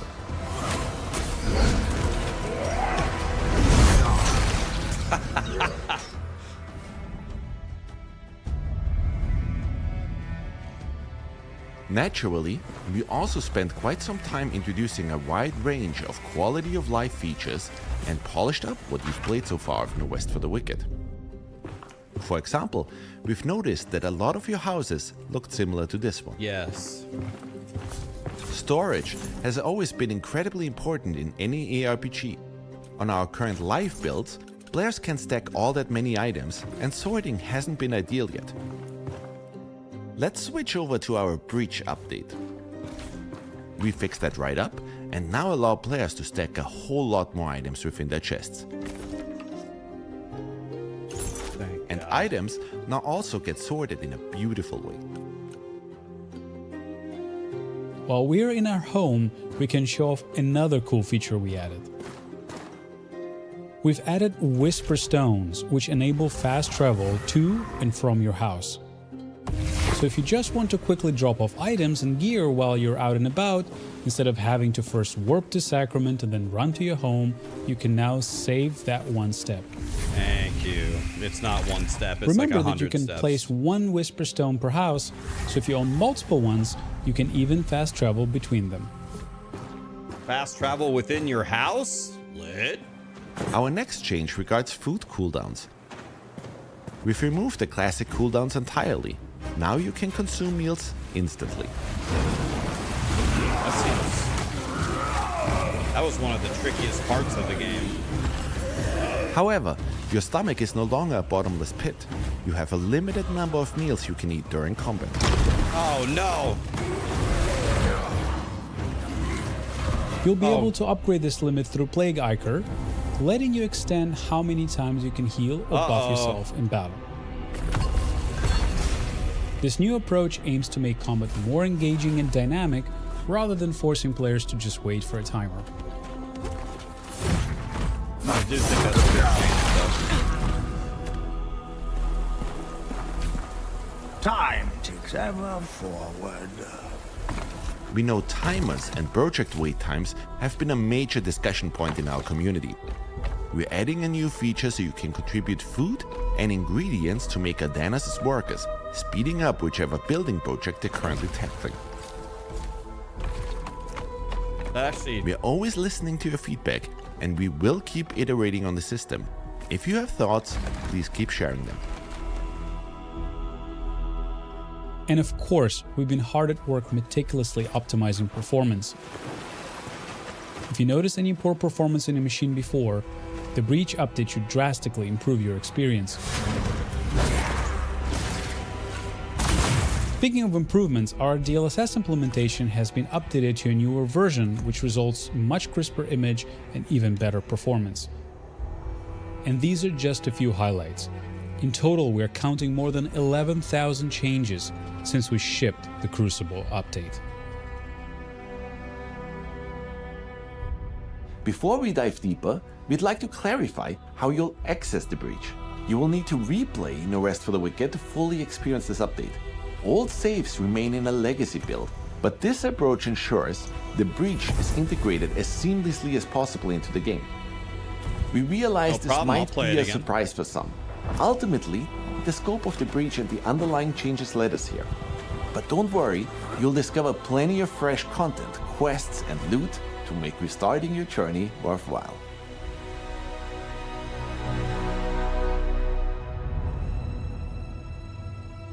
Let's discuss our roadmap next. It goes without saying that we will heavily support the Breach for the upcoming weeks after launch. You will once again see us react incredibly quickly to all of the feedback you guys might provide. But we're also already hard at work on our next content drops. We've received hundreds, if not thousands of pleas begging for the co-op update, and we know that our original roadmap had co-op before the Breach. Rest assured, it will be the next thing we launch after this update. The reason we ultimately decided to switch these updates was because we wanted people to have more content to play once co-op releases. With the Breach update, there will be now a lot more content to explore with your friends. After the co-op update, we'll be following up with more improvements and new systems. We'll expand Sacrament, improve housing, introduce farming, expand the Crucible, and of course, finish the campaign with more story and more quests and bosses. We are very much aware that a lot of you finally want to play No Rest for the Wicked on all major consoles. We have a ton of things planned to further improve on the foundation that we've laid so far, and we're excited to keep discussing all of these new releases and changes with you as we go along. Also, today marks the 10th anniversary of Ori. We released Ori and the Blind Forest on March 11th, 2015. It's been a wild ride for all of us here at Moon, so today, we'd like to use this opportunity to just say thank you. Thank you to all of our fans who have supported us the whole way through. We would not be where we are today without you. We're now hard at work on the final bug fixing and polishing stages of this massive update. We want to make sure we get it just right. But before we wrap up, there is one more thing, and this one is near and dear to our hearts. Hello everyone, I'm Gareth Coker. My story with Moon Studios began more than 15 years ago when I received a message on an internet forum from them asking me if I'd be interested in composing the music for a small indie project. 4 years later, that small project blossomed into Ori and the Blind Forest. Now, we were all very young and just getting started, so for our second release, Ori and the Will of the Wisps, we set out to perfect everything about the original, and I couldn't be more proud of what we were able to create together. But our journey is not yet over. I'm happy to announce that I've been hard at work crafting an unforgettable score for the story, the characters, the locations, and the boss fights of No Rest for the Wicked. And you will finally be able to hear some ambient music while out exploring in the world too. I can't wait to see where this journey leads us once again. It leaves me to invite you to experience the all-new music in No Rest for the Wicked with the Breach update, launching on April the 30th. It will be well worth the wait. I'm wondering if I should play Ori.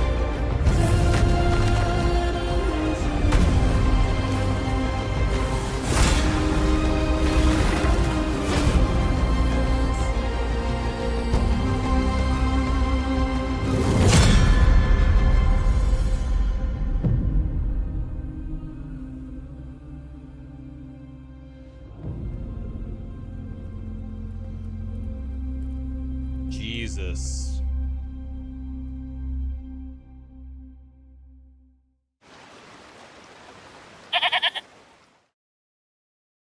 Nice ending.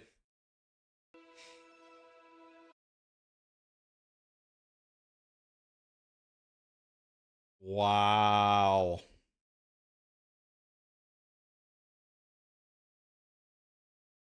Wow.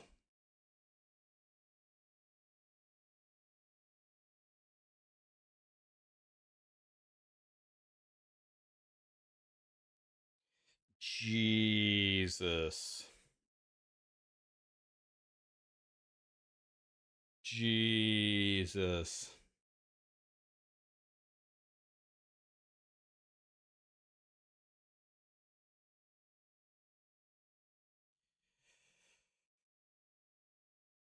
Now that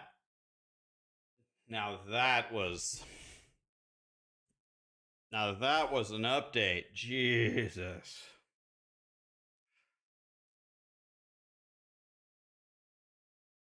Holy.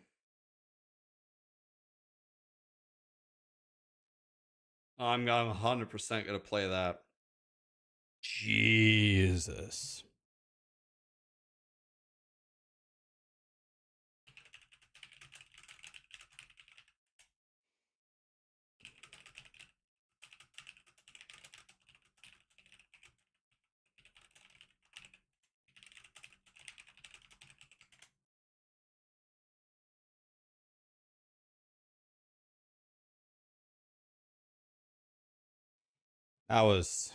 That was beautiful.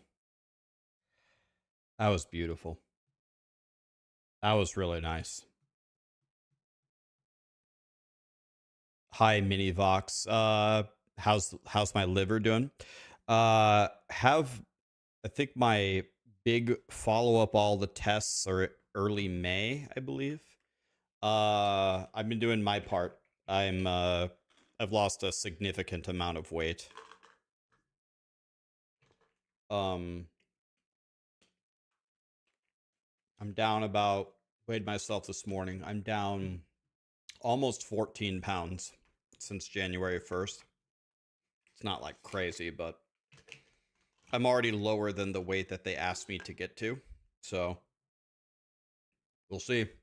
I got another 2 months to lose more, and I will.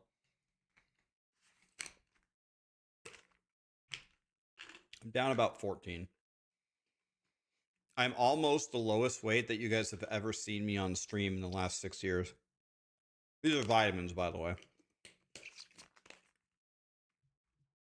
So, I'm dominating. You've lost 35? Jesus, nice job, dude. Okay. Is the Diablo 4 PTR up? Is it up?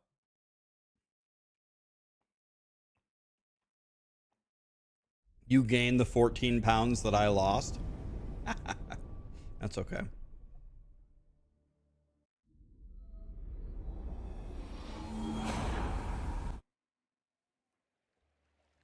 Let me see. 30 minutes, Ulf, okay.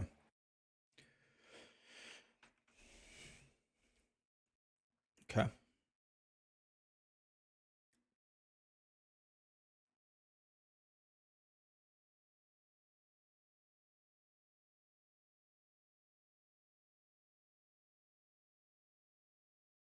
Well, I'll switch my category to D4 because that's what we're gonna play. I guess I'll dick around on POE while we wait. But we're gonna play D4 the moment that this is up. So let's dick around on POE until it launches. Could be any minute. Let's get the music going again.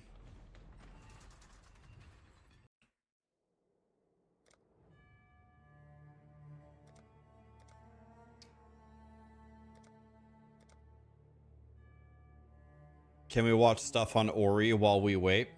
I'll probably, what I'll probably do, if you guys are saying that it's good, I'll do you one better than that. I'll just get the game. I'll just buy it and we can play it. Cause it reminds me of Limbo. Is it like Limbo?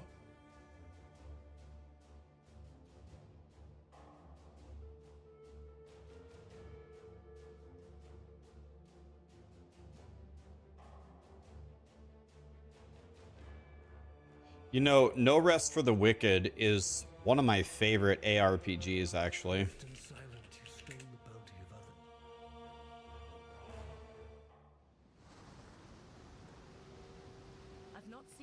We should play Split Fiction with Sarah. It's godly. Sarah has a brand new PC now, so we could. Going on.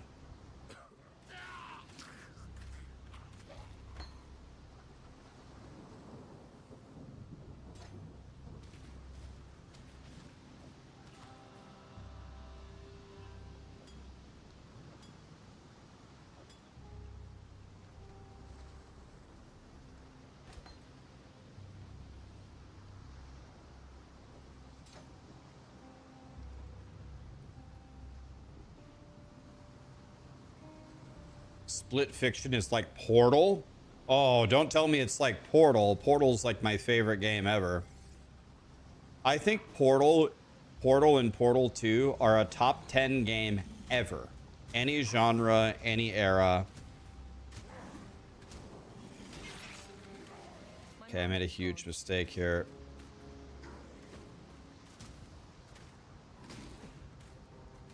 Okay, let's just restart here. So don't take off the I learned something here. Don't take off the mana flask. I need the mana flask. I've not seen a wilderness like this before.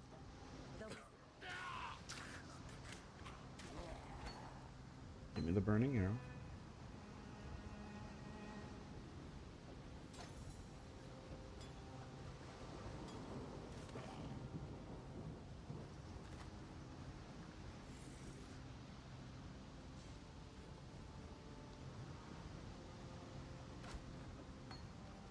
Oh, why did my guy stop there? I never stopped load.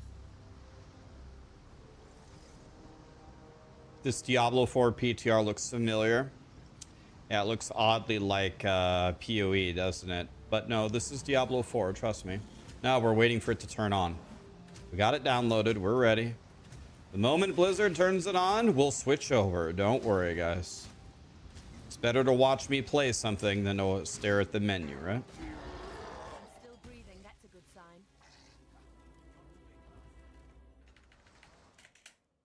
Well, not really, Rax, if I'm being honest.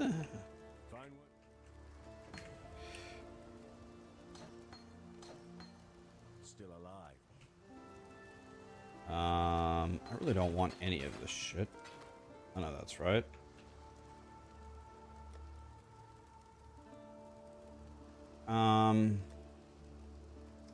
Movement speed boots. God, I love that.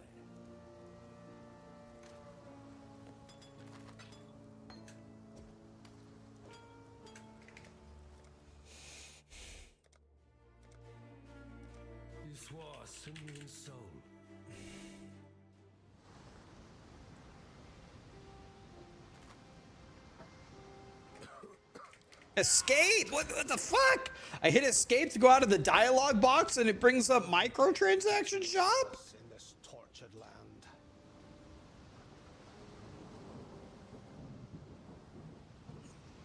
What kind of game is Split Fiction? Yeah, I don't know. This doesn't look like Diablo. Jeremy, just look closer. Look closer. You'll see it's Diablo. Guys, the PTR is not up. I'm well aware this is not Diablo. It's going to start any second, and then we'll switch. It's okay, guys. Guys, I'm going to need you to do your breathing techniques.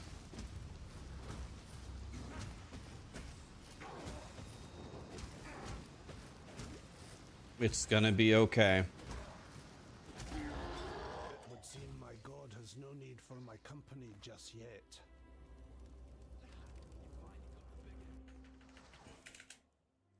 Guys, do your breathing techniques. It's going to be okay. I don't think we had this.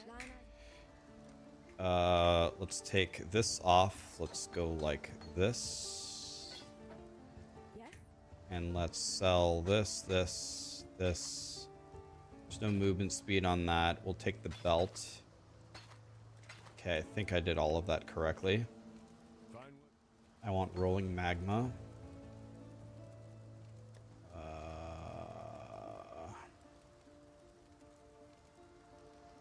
Guess I'll take this for now.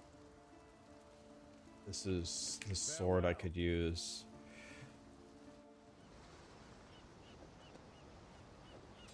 My nightmares, they were prophecy.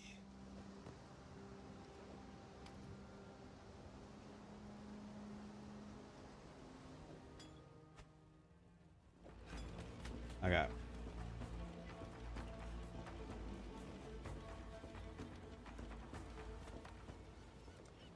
Okay.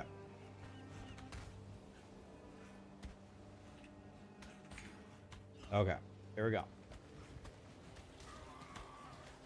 But Mr. Streamer, you said D4. Yes. Guys, as much as you can, please, please, in the highest volume possible, please keep spamming and complaining that this isn't D4. D4 is not up, but I still want to hear the complaining really, really loud that I'm playing something for you while we wait. Please. We need it. I'm not hearing nearly enough complaining.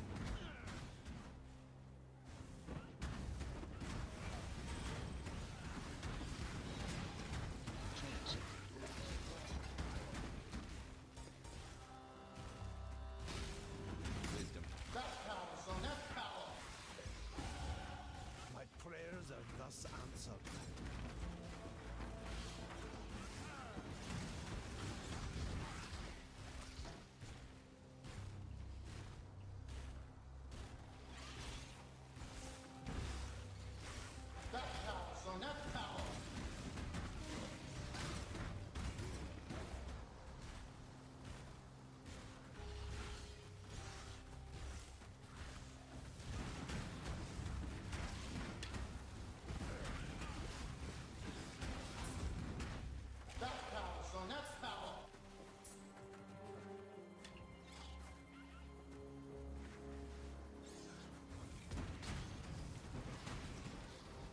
This is my best time ever. Everybody be proud of me, please. Please be proud of me.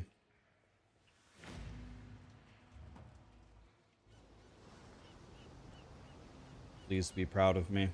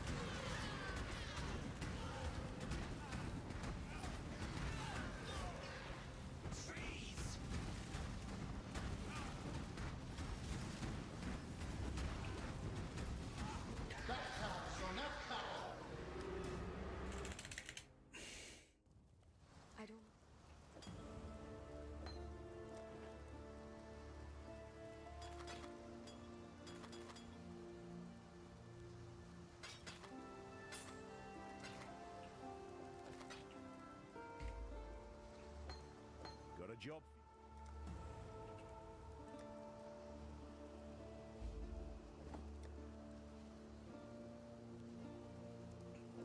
Stay sharp out there. Yes?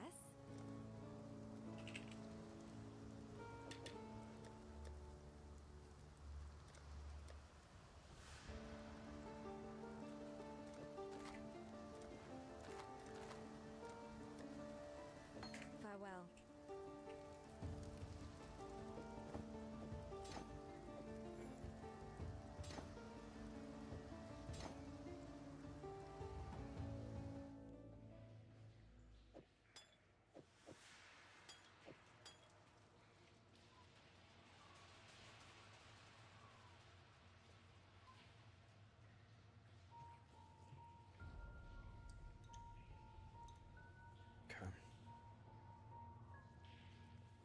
I played super bad there.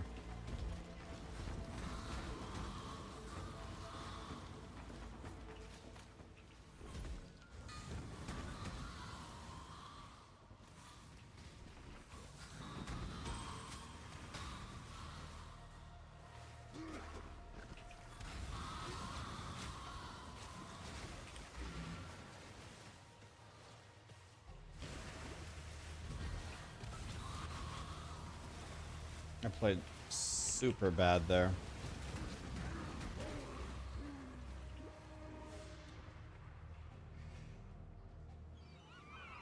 Just added this one on your playlist, Macro. What's up, buddy? Guys, Macro is here. I'm feeling better already. What's up, Macro? Macro is one of the only people I have ever met from content creation. He can confirm I'm a real person.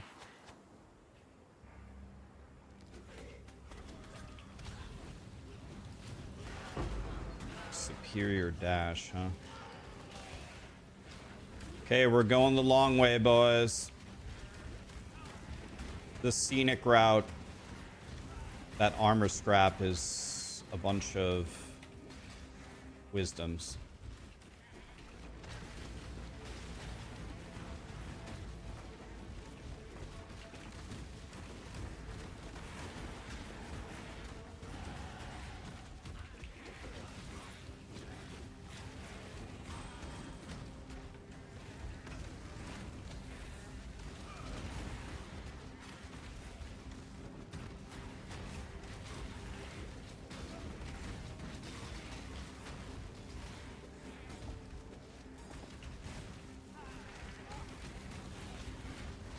Goat's horn, give me that.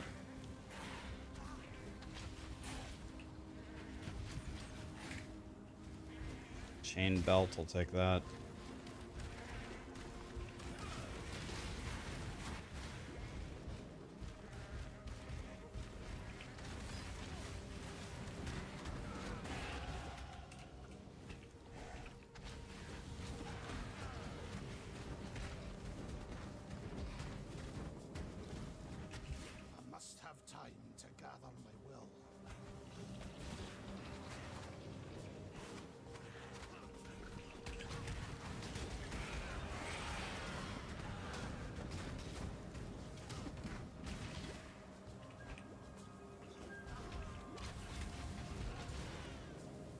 I should have picked up that sword 100%.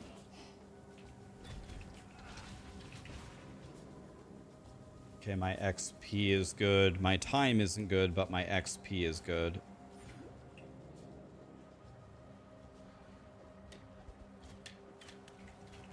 My damage is going to be insane here.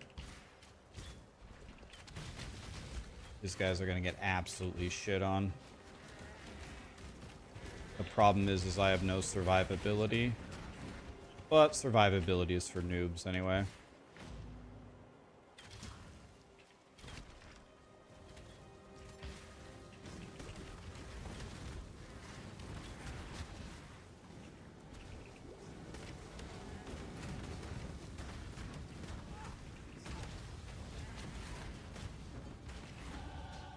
Armor scrap, that's wisdoms.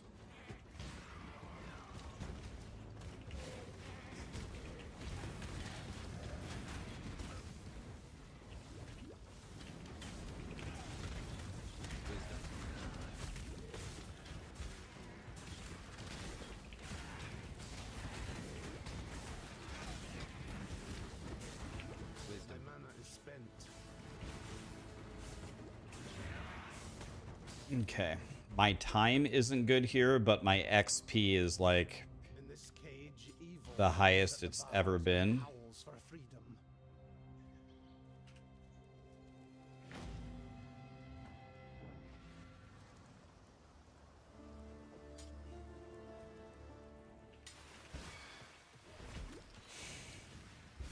By far the most XP I've ever had at this point.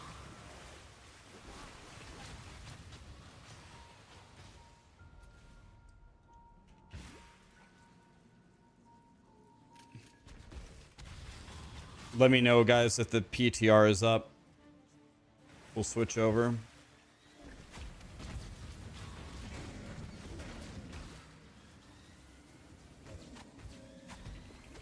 Okay, let's go over here. Let's jump here. Cook all those guys. Please let me have good damage here.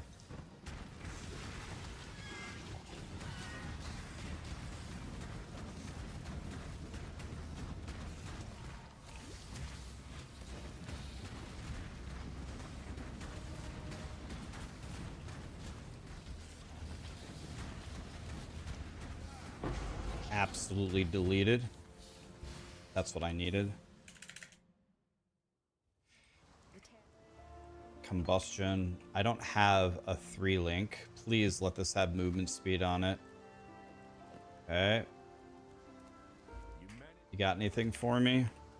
I need to sell these. Now I have wisdoms. I need a 3 blue. 3 blue? It's a bullshit. Oh, that's garbage. Fucking damn it. Should have sold stuff. Boink, boink, boink. Okay.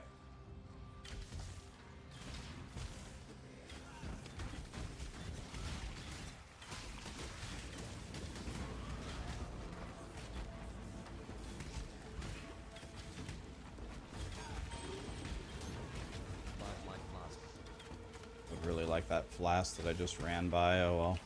Open the door. Yeah. Good job, POE. You did it.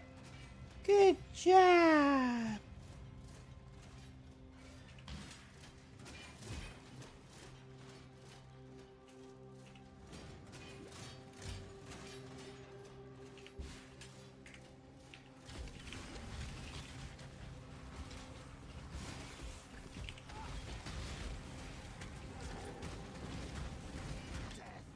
I should have picked up that goat's horn. Oh well.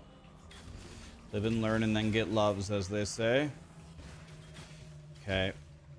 I actually have insane XP, so I don't need XP here at all. I could kill nothing and just be in Brutus's dealy bob and we'd be good. Almost certain I went the right way here. I don't know where the door here is though.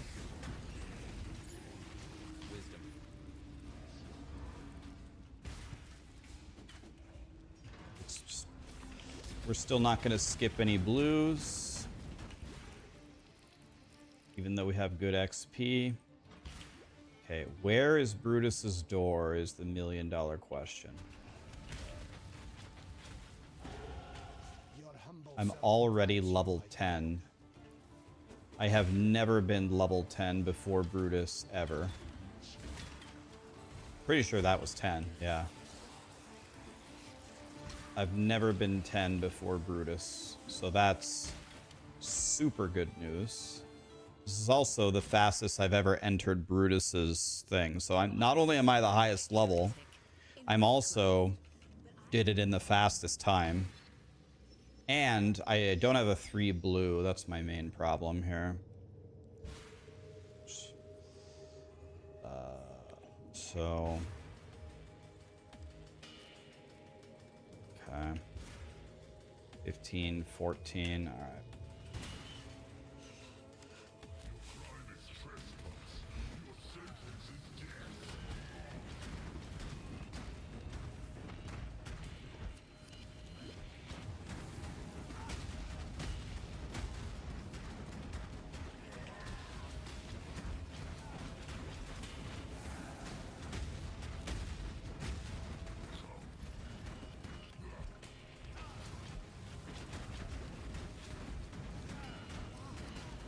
should be the end of Brutus. Rest now, tormented soul. Don't need this, this. Don't need that or this. That actually looks better than mine, so let's switch that out. Take Leap Slam and sell. Really, the only thing that I need is a 3 blue.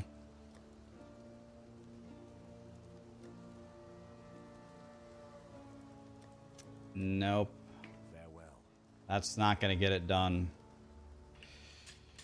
I can go like this, and then like this, and I'm actually ready to fly. Anybody ready to fly? Here we go, boys. Oh, I see why I'm dying. It's because this is not rolling magma. God. Terrible. Didn't even put on my main skill. There we go. Now we're flying.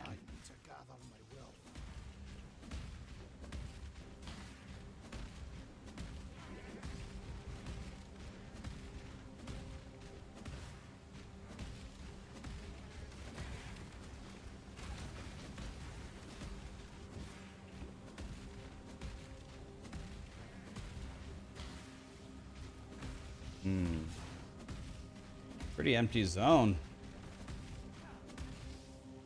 I don't know how this zone works. Is it over here? Okay. Okay, so PTR is up. Okay. That was going to be my best time ever. That's good. That was going to be my best time ever with no 3 blues, so that's very reassuring. All right.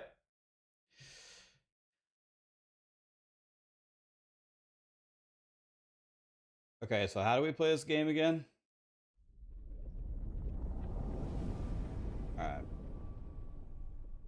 Let's go. God, I don't know what build. Let's go Fan of Knives, I guess, because I love that build. The main thing I want to test is leveling, so I actually do want to open Live Split.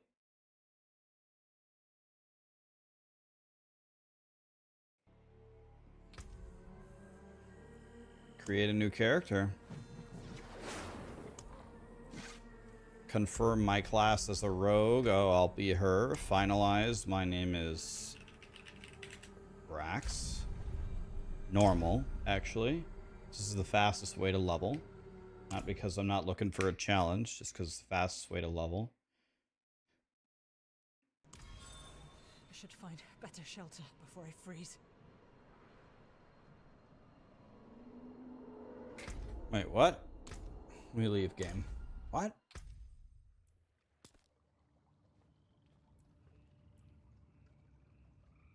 I have to do the campaign, or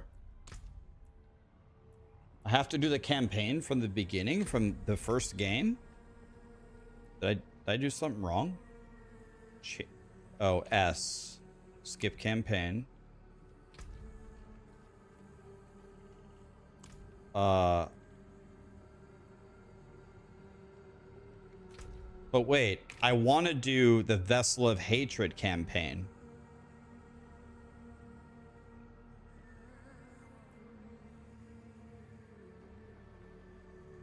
I don't want...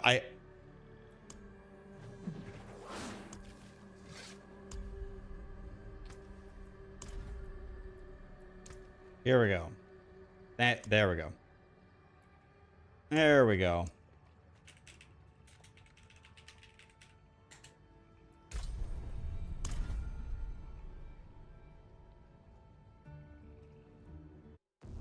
This is how the world I need. Okay. My key bindings are wrong.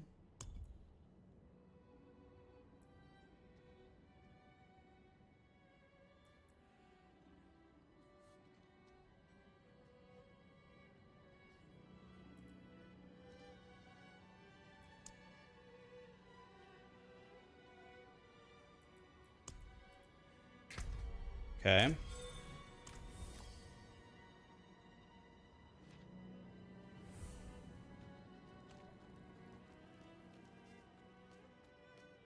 All right.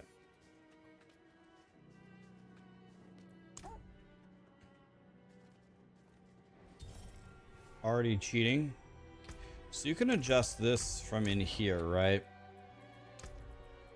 I'll take Alcor. Oh, yep. Alcor for sure. Let's grab a pony here.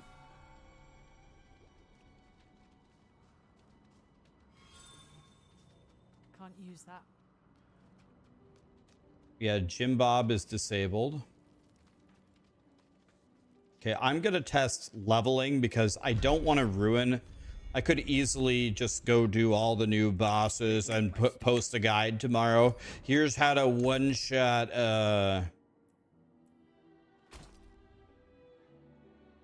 Here's how to one-shot Belial, but then you would have nothing to do, so let's not do that. But they did say... They told me... that I don't get it. Where's the tiger armor? Oh, okay. Just this is all that I have. That's the only choice. Okay. I guess confirm that. I'm not ready yet. Game seems to be lagging a bit.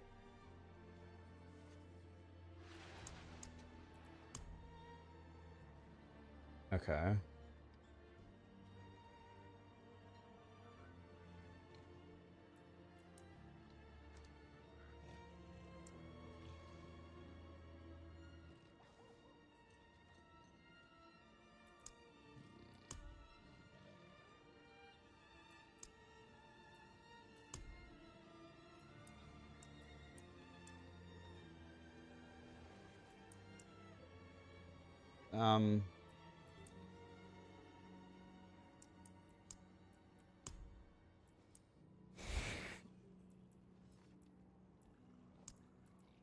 Man, I have a 4090. I should be able to play on the highest settings imaginable, but let's just put it on high because I think the PTR is maybe less optimized.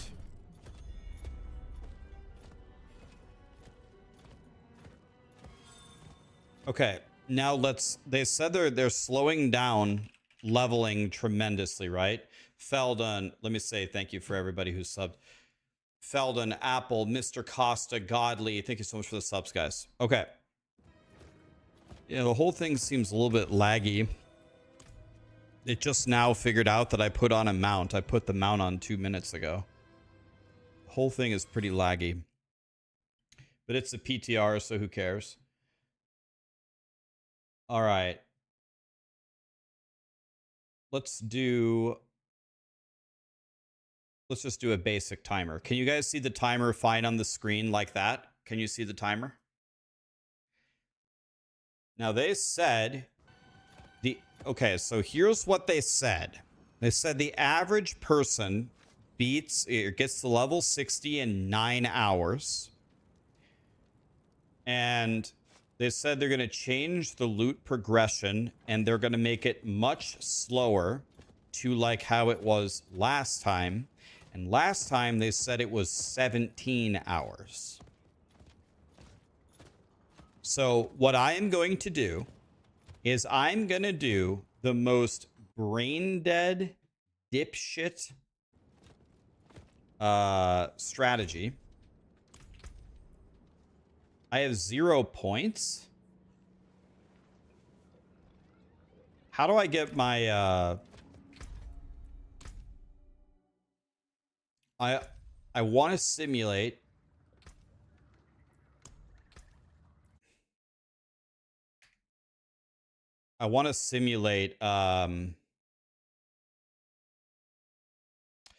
what people would do on a fresh season.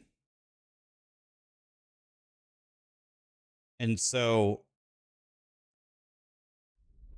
I can do on the previous season I could go 1 to 60 in about 2 hours and 30 minutes. They said they made it twice as hard. So this should take me 5 hours if that's true. And what I'm going to do is the most brain dead, dipshit, zero skill strategy where I just run in a straight line. I'm not going to use any powers, nothing. Just going to actually run in a straight line. Okay, we got Buzz Light Spear, Bony Hawk, Huge Jacked Men, Swords a Nigger. Damn, we got a lot of nice characters here. I have to remake my rogue, that's fine.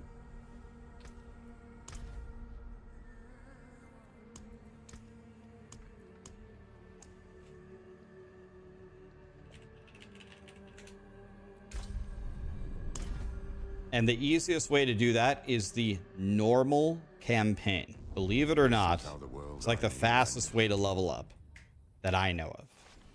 So, I want to see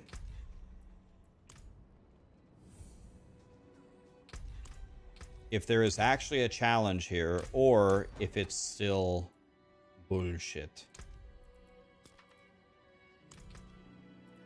That's what I want to know. Dude. Ugh. It's so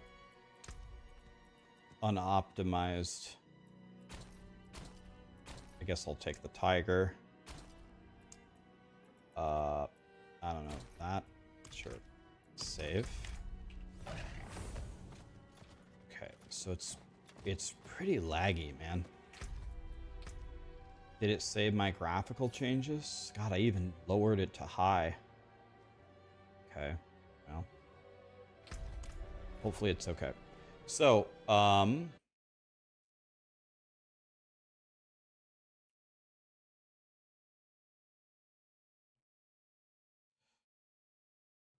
so I need to, let me pull up my max roll guide here. I used to know everything, but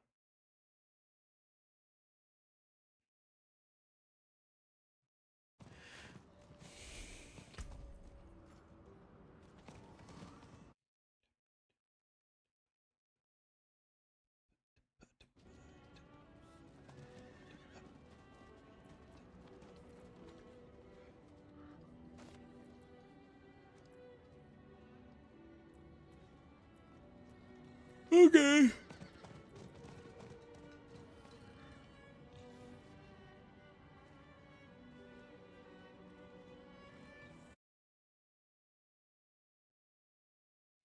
All right, ready, boys? Okay. Did I see the BlizzCon announcement? I did not. What? Do you have a link for it? There's a BlizzCon announcement?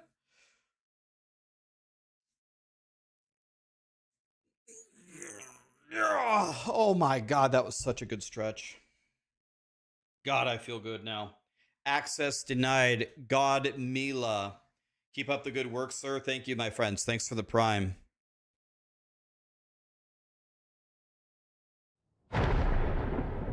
Something is coming.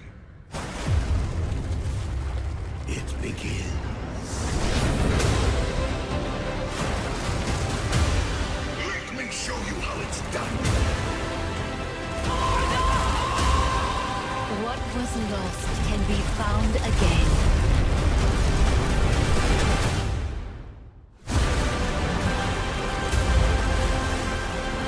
I hope you're ready.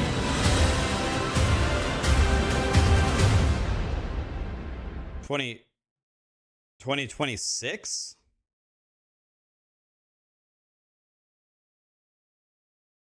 Like I'm not even being like joking here, just so this year's 2025, right? So it's like a 1.5 year away announcement.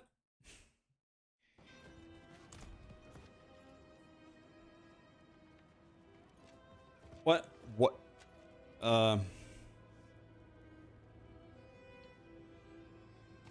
okay. All right. Cool. All right, cool. Make sure you yeah, to give you time to put it on your schedule. Okay. All right, here we go, guys. We're going on 9. What's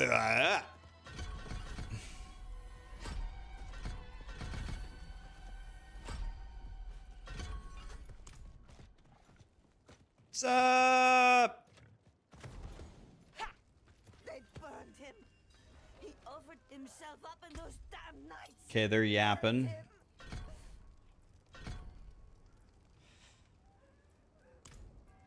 Leave her be. Okay, so I'm doing the normal dipshit strategy. I'll not have the faithful of Inarius shedding tears for a sinner. I won't say it twice. Where's your dis? And you, your Prava's abandoned lapdog. The Ori bundle is 72% off both games, and the offer ends March 13th. Okay, I'm gonna buy it today. Venom, bother me later on Discord if I haven't bought it, please.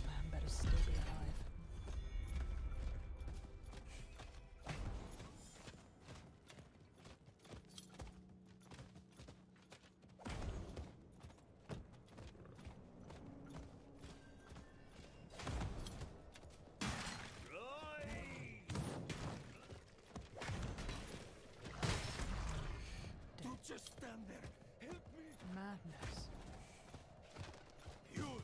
So the leveling journey here is going to start off very slow, but it will get much faster.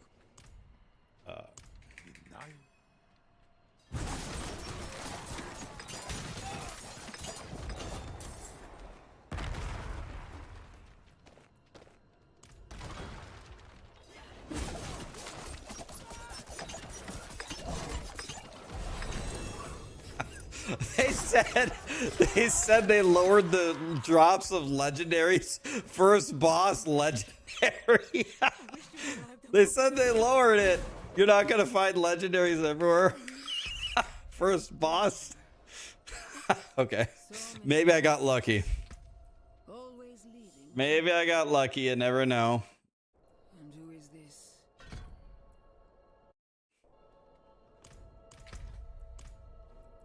I am here to...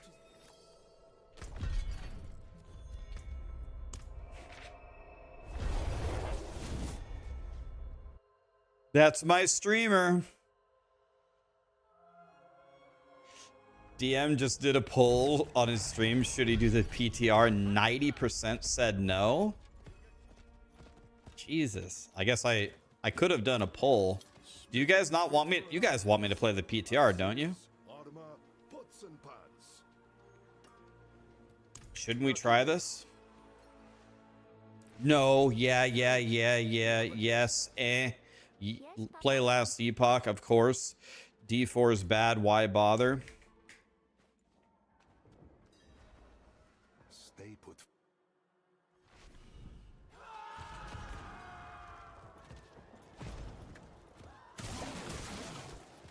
Guardsmen, how many? More than usual.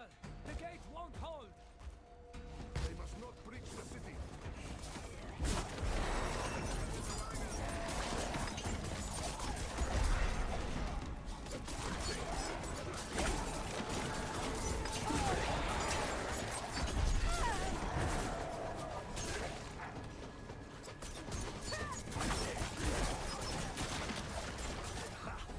You're as scrappy as long as said.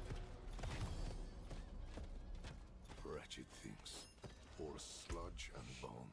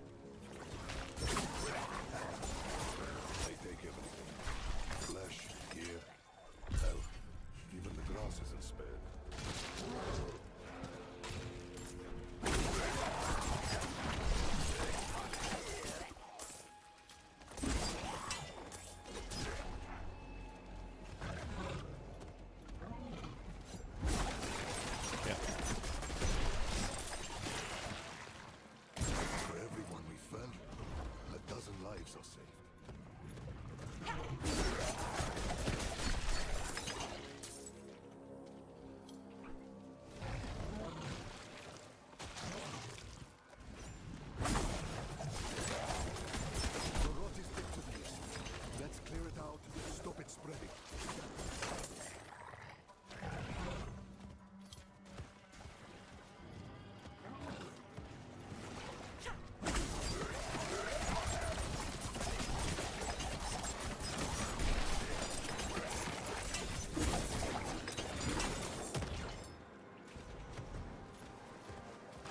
Okay, so we're just getting started here.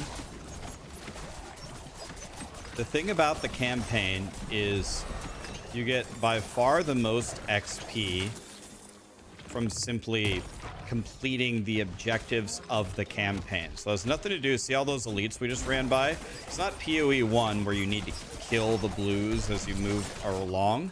To the bridge now. The hollows run thickest there. The only thing that we need to do is complete objectives as fast as we can.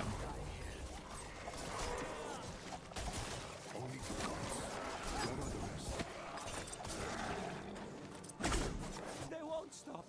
Each kill brings 2 more. We're the only ones left. Calm yourself. We're going to finish this fight and then drink some of me. You hear?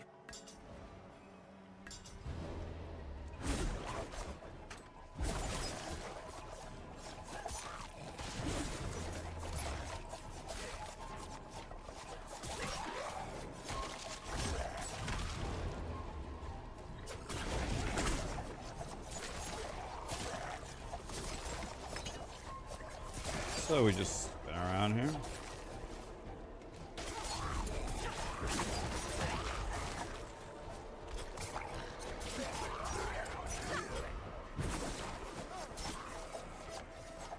More on their way. Eyes up, backs together.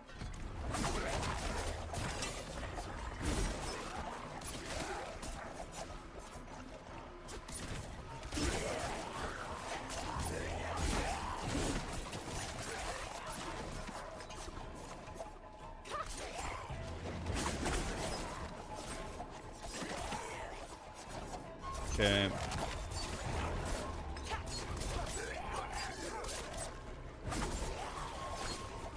Man, this sure is a long event. I don't remember it taking this long. My God.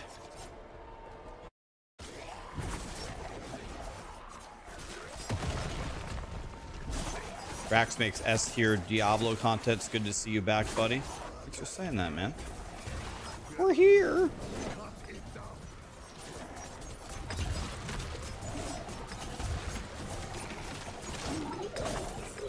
Obliterated.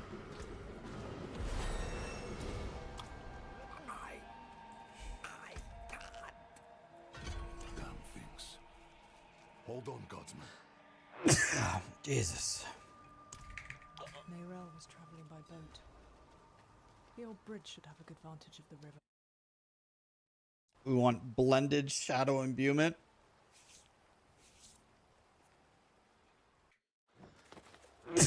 Jesus.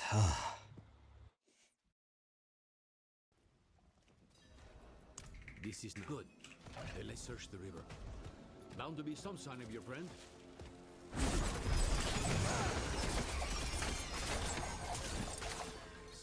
Wait, it gave me a legendary already? I have 2 legendaries?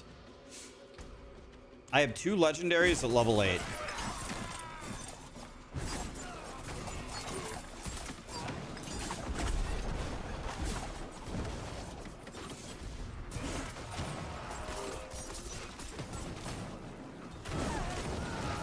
The campaign is OP.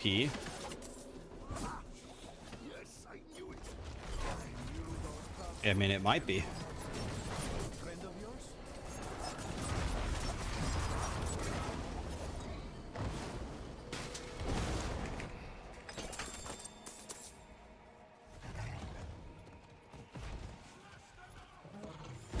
Skip everything. Don't do any events. Don't go in any cellars. Don't do anything. You just run in a straight line to every campaign objective. When you do the objectives, when you're going through the dungeon, you don't need to kill every monster or nothing like that. All you do is run to the end. That's how you level. The The monsters that you kill along the way are pretty inconsequential to how much XP you get. You just run in a straight line.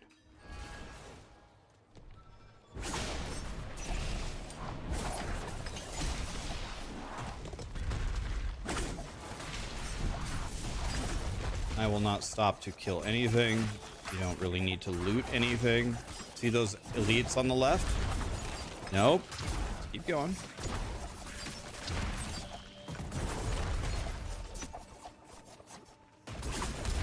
See those elites right there? I could finish them off. Nope.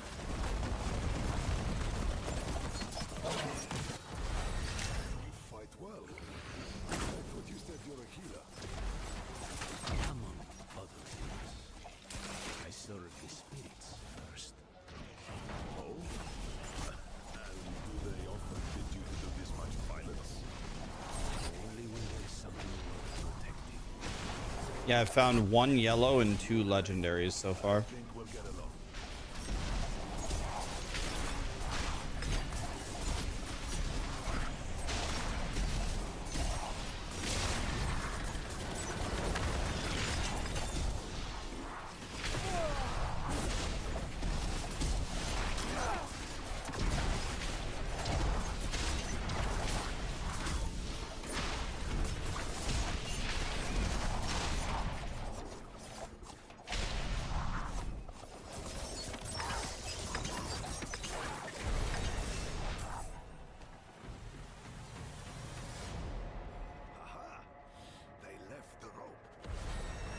Okay.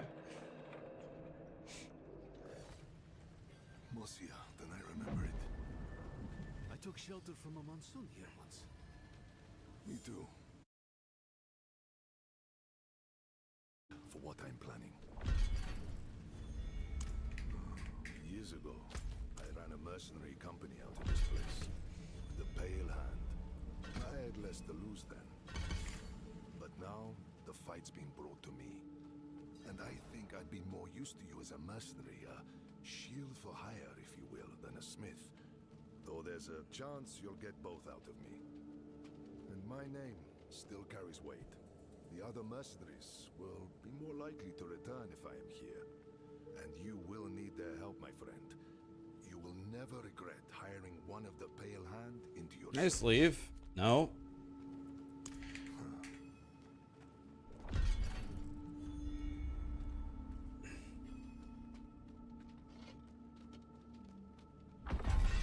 Honor to help, friend. No idea what to pick. Doesn't matter.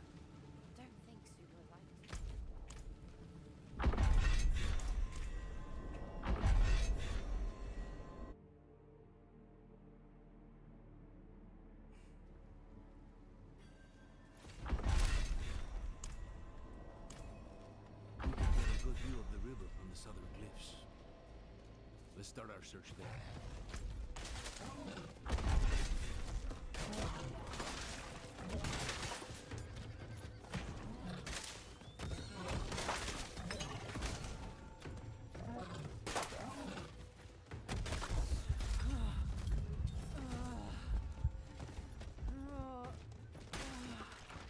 I don't remember where this is. Something the matter? No, I'm fine. It is here.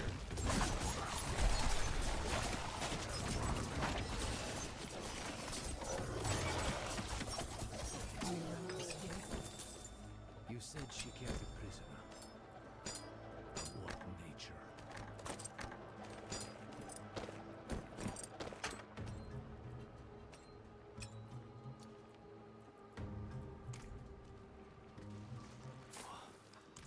Didn't think there was a death worse than the Hollows could give. The dogs are... Okay.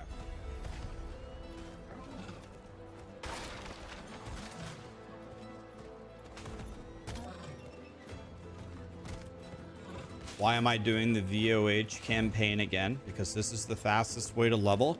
And Blizzard asked us, they specifically asked us on the campfire to test level. They specifically asked for that.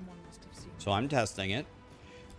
You know what I could do? I could take a max level character, go get all the boss powers, go fight Belial, and have a guide for you up tomorrow. Guys, here's how to one-shot Belial. That would take away the only thing new next season. So I'm not going to do that. Like, my channel is normally about making guides for all this stuff. I've literally gotten to a point where if I make a guide for it, there's nothing for you to learn or do or discover. There's nothing to do. So I don't want to experience it, and I certainly don't want to teach you how to do it, because if I'll point out a really good build for you to make, and I would like you to log in and just go have fun yourself.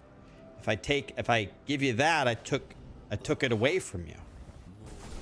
It's no longer helping you. It's hurting you. You know? That's how I feel about it anyway. If you really want the guide, I can go do it if you want.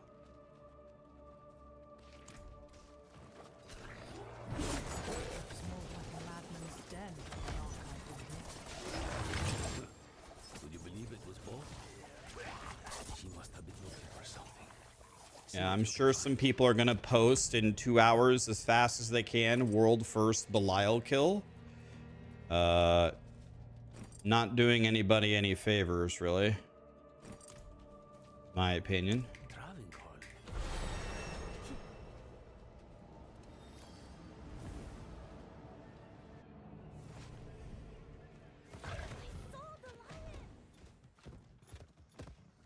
You have 10 kids and 5 jobs. I need a guide. You don't need a guide. You can still beat it easily.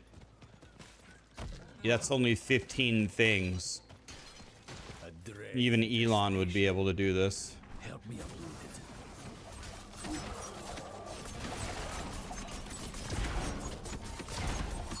Thank you. Now, could you clean up their mess?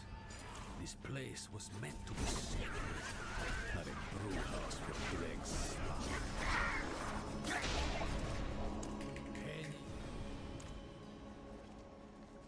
May I click it? You should consider.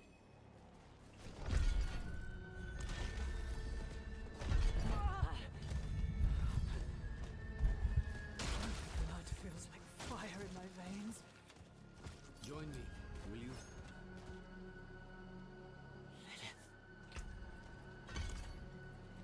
Swells make things worse. The whole city is walled off. Keep us out, or Neirel in.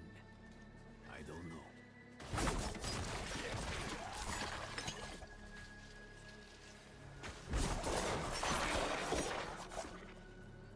I'll need to tell. Wehacho akaran.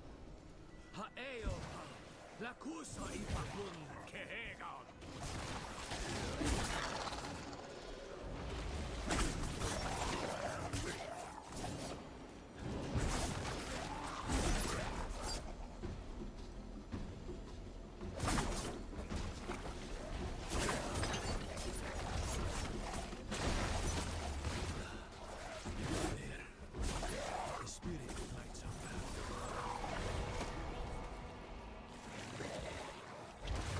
But what in the F?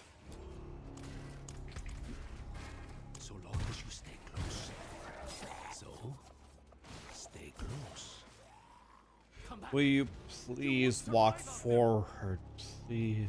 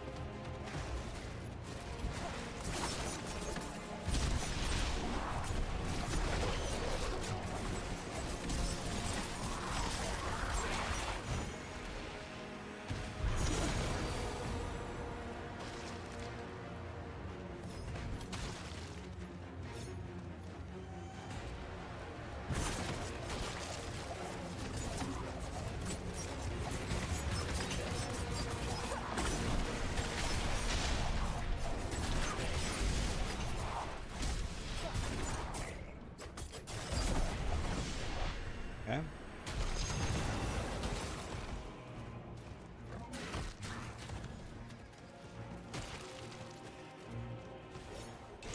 Let's be.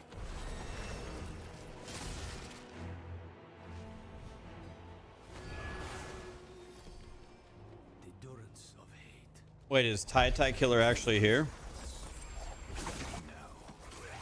Something else.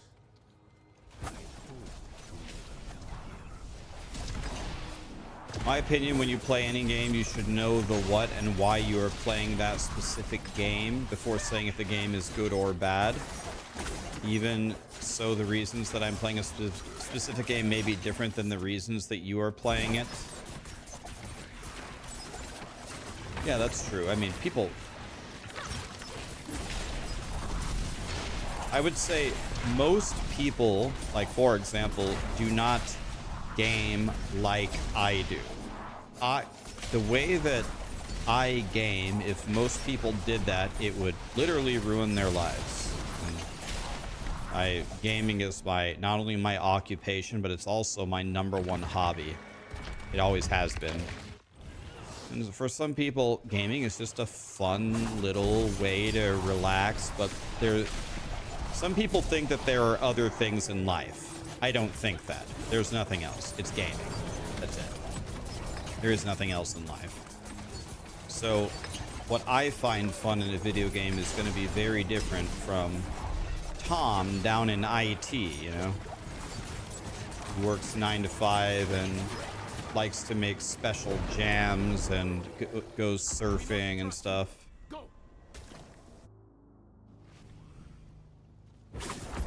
But I think one thing, I think Diablo fans are converging a bit. Where before, when the game first started, it was,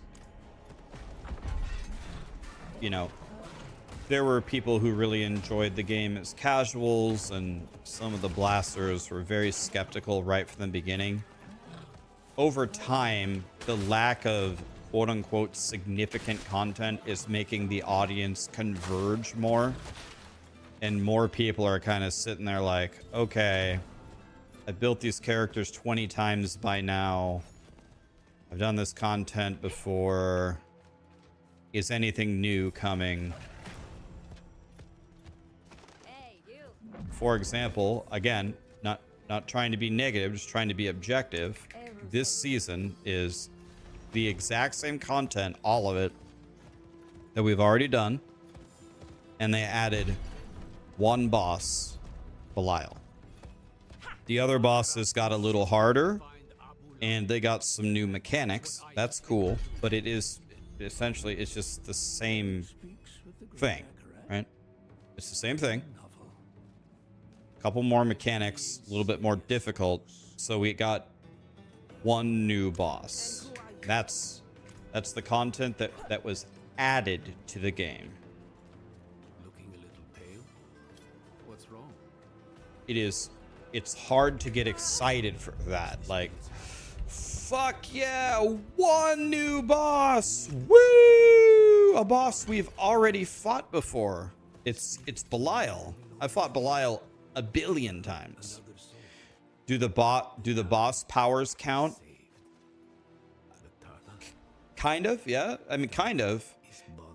It's a new thing, but it's really the same thing that we just had. It's witch powers, but now they're called boss powers. It's the same thing as vampire powers. They're just boss powers, and then they will be taken away in 3 months. So there's like a seasonal theme. But again, it's powers that already exist in the game. We're just using them instead of the bosses. So, I mean, kind of. It's not a permanent addition to the game, but I guess maybe you could... It counts for at least something, I would say. I don't know.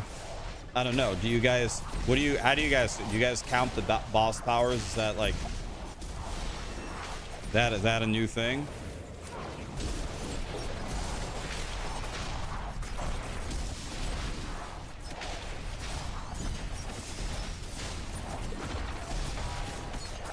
Yeah, this is, yeah, my guy, I'm level 17.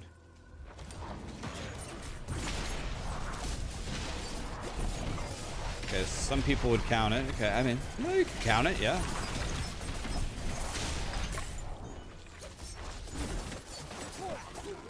You miss the days when a full game released on a disc and that was it. Yeah, I think in general there has been like, there's been a shift in development in a very bad way, right? So now that companies are able to like send out a patch over the internet, it feels like the level of polish of a game that's initially released. I'm not even talking about Blizzard. I'm talking about the industry in general, not even Blizzard. Feels like the general launch polish of a game is much lower than it ever was, because I think they think, well, let's get some feedback and then whatever's wrong, we can fix it. Like, we know there's these like 150 things wrong, but we'll just fix it and it'll be fine. But people are so sick and tired of... I think people are so sick and tired of these non-finished releases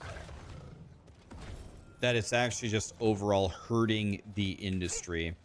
Like, the last game that I can remember that released that felt like a full, godly, polished game on its release was Elden Ring.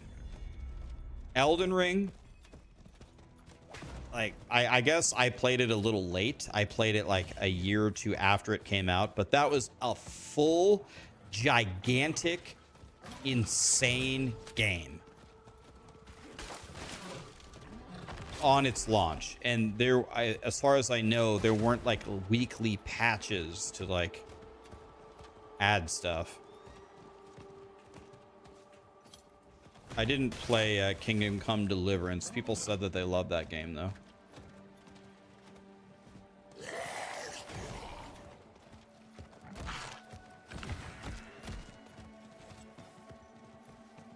I think Diablo 4 would be in such a better state, like outrageously better, if they had waited one more year for release.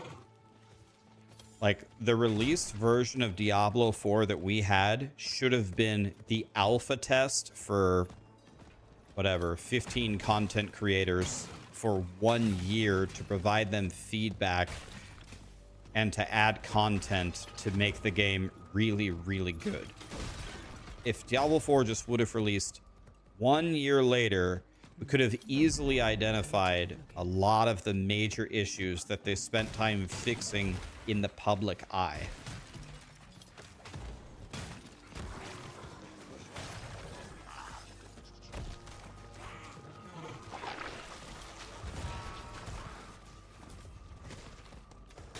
I think that's cope. It's been out a year and it hasn't changed.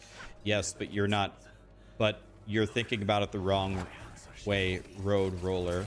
You're assuming that the development is the same when it's released and in the public eye as when it's still in studio. I would say it's completely different. Like, entirely different. When you aren't sitting there having the whole world breathe down your neck and you can have conversations about systems before they're fully fleshed out and released. When you're like changing them at an early stage, it's much easier. They get more feedback being released though. Right, that's true. The volume of feedback is higher. That's true. But the problem is that volume of feedback is only helpful if the underlying systems are in a good spot, right? Blizzard would tell you, Blizzard would be the first to tell you the underlying systems were not in a good spot. You want to know why they would tell you that? Because they changed all of them. They wouldn't change them if they were fine, right? Tons and tons of feedback is not helpful when every single thing is the problem, right? I don't understand. I must be missing something. How do you want me? Oh, I see. Oh, I see. Aftermath. Aftermath. I can't. What's aftermath?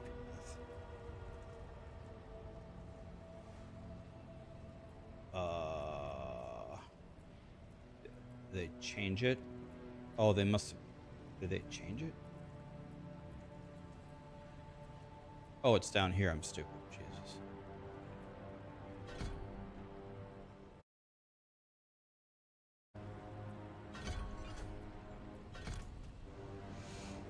Okay, I was looking in the wrong spot. No wonder I couldn't find it.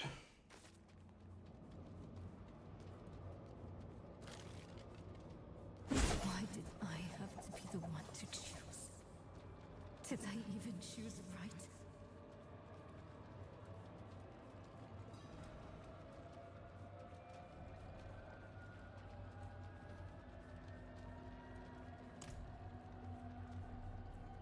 She cannot.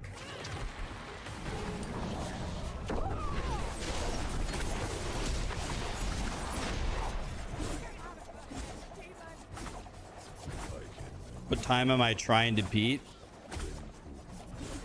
Well, they said that the time to complete, they said they wanted testing for leveling. And then they said they wanted testing for leveling. And they said that the leveling should be where it previously was. So they said that it used to take people 17 hours to complete 1 to 60. And they said last season it was 9. No. Lilith killed my So last season I could get to 60 in maybe 2.5 hours ish. So I just want to see how much is it going to be 5 hours for me. That's what I'm testing.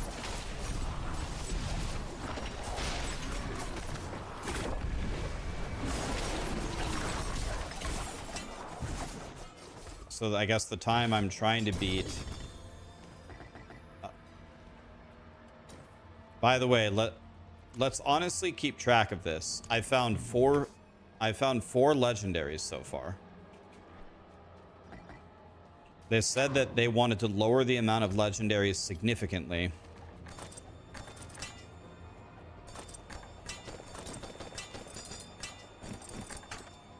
I found 4 so far, and I'm level like 20. Back. How many times?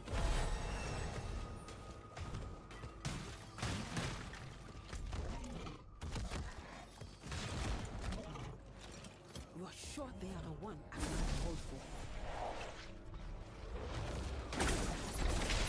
What would I like to see as a season theme that would be well received? Other shrines. Okay, so here's how I think you have a successful season. It's 2 pieces. You do 2 pieces, then I think you're gonna succeed.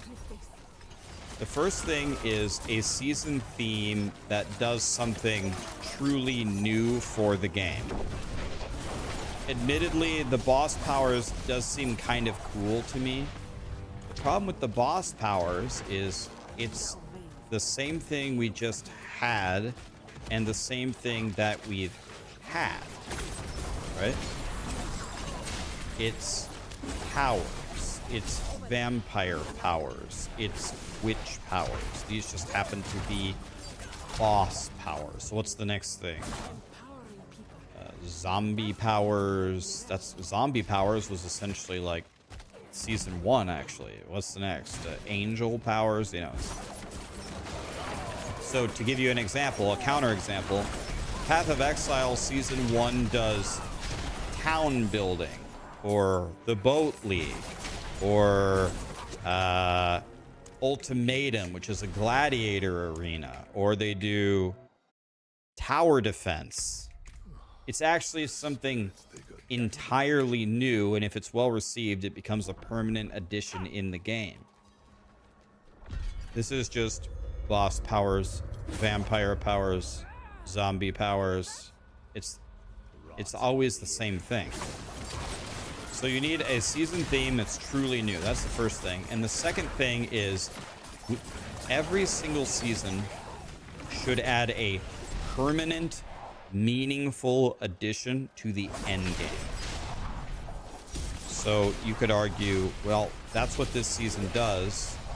It changed the existing boss ladder and it added a new boss. Okay, but that's exactly what last Epoch did for season 1, one of the things, and it was not very well received. They added one boss, Aberoth. It was a good boss, but people weren't jumping for joy at last Epoch season 1 because it was one new boss added. So maybe it's our fault. Maybe the audience just expects too much. Maybe it's all our fault. But I think people are expecting more than one new boss or a rework of a system that's already there, that they've done many, many times, that just isn't really very well liked anyway. Through here. I'll open the way.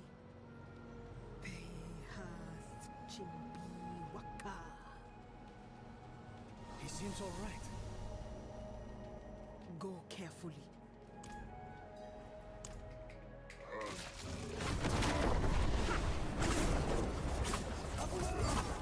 Don't you remember me?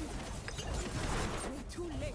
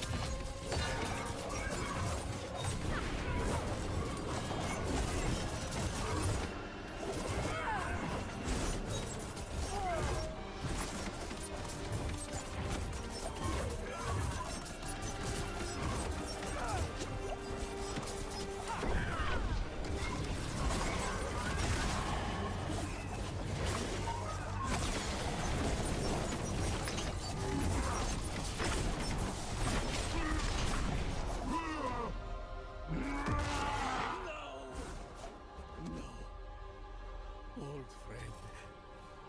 Eru. We can't let him die for nothing.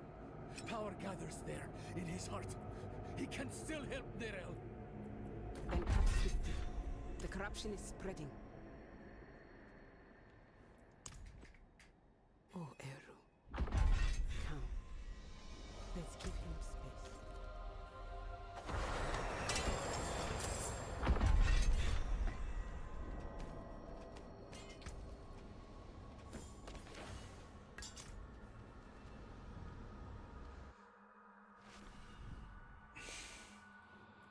Go and find it.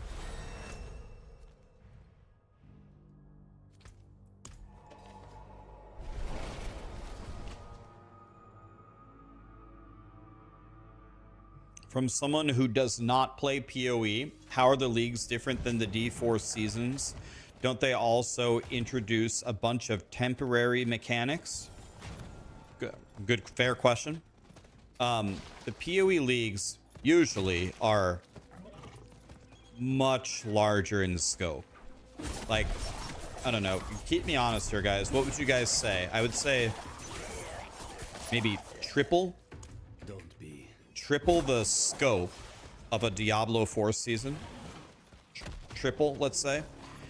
And then, do they introduce temporary mechanics? Not really. Usually, they go into the game. They take it out for a season or two. They fix it based on all the feedback, but then it comes back into the game. Any well-received season that could be put back into the game is usually added as a core mechanic of the game. Not always, but often. No, I wouldn't say it's 10 times. It's not. I wouldn't say it's 10 times. 10? You've done well to come this far. And yeah, I mean, the amount of content that is added is significantly higher, and the odds of it becoming a core mechanic for something for you to do in the game going forward and progress through is very, very high. That's the difference. It's a huge difference. It's really not close.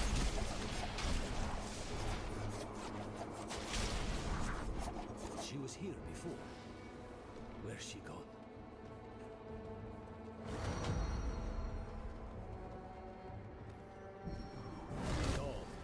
With a wave of the paw. But Rax PoE has been around for 12 years. But that statement has nothing to do with what I just said. I said the leagues that they release are much bigger in scope. What does longevity for a game have anything to do with the size of the seasons that they release? That statement would only make sense if we were talking about how much objective content there is in the game. It's a fair statement to say Diablo 4 is not going to have as much content as Path of Exile 1. Sure, you could say that, but it doesn't have anything to do with the size of the seasons they could release. In fact, you could actually argue it the opposite way. If it's your first few seasons with all of your ideas, then you could probably cook even harder, right? And make the biggest seasons in the beginning, technically.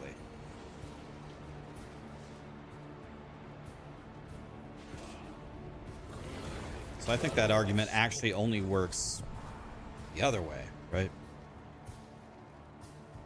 Come on, a carrot. Will you open the door?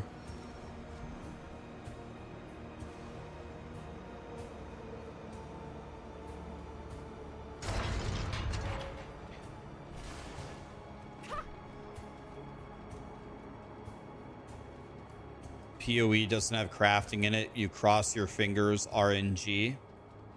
I think you're probably talking about POE2, right? I think that statement is much more true for POE2 than POE1.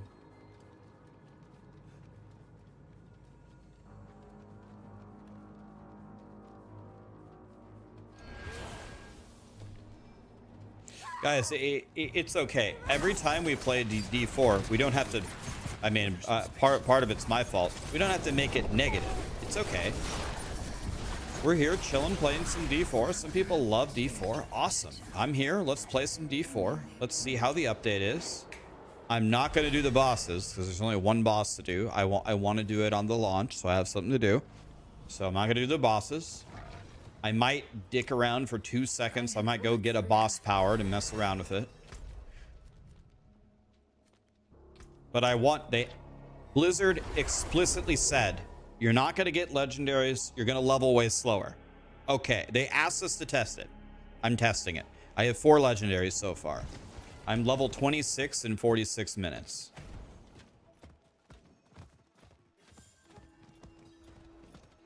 I was hoping. Now load up a sorcerer. Sorcerer would be the same thing. All the classes level about the same speed now.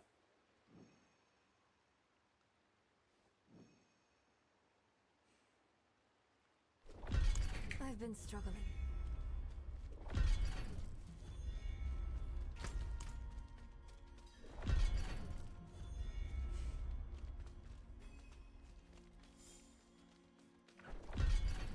Dude, can I go in the door? This soul skin. Crust isn't.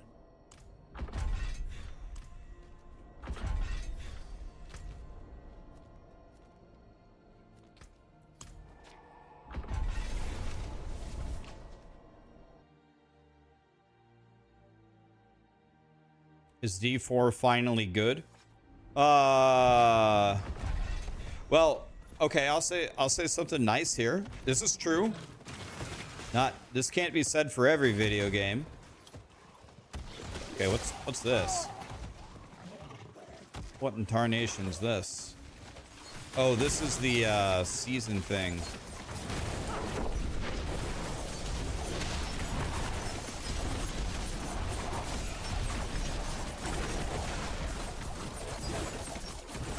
This guy has 1 billion health.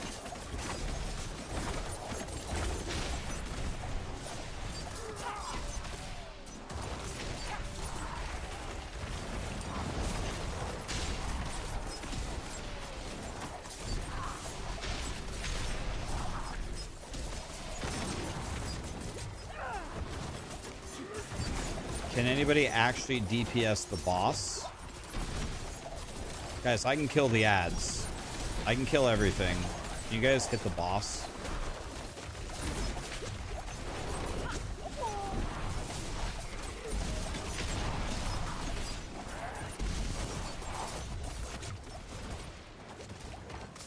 Why is my... Oh, I'm pushing my POE key bindings. Oops. What? Why am I emoting? What is this, Fortnite?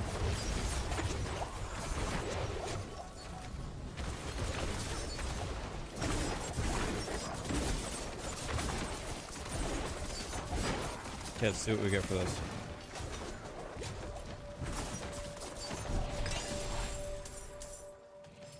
Prepare for a final showdown.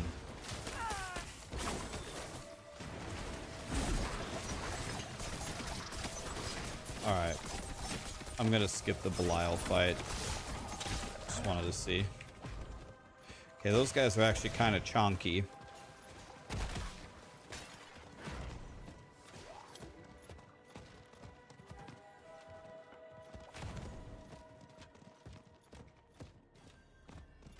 I have a boss power. Lit.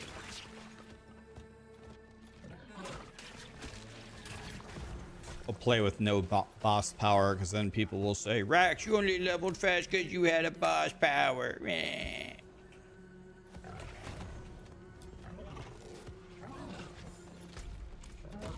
If you give them an inch, they'll take a mile, guys.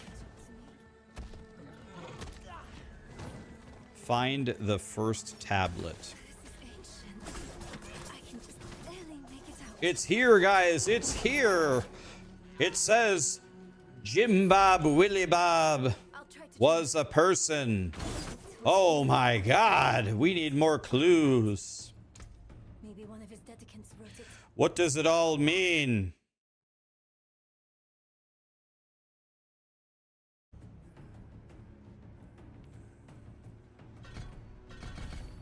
Jim Bob was a dude.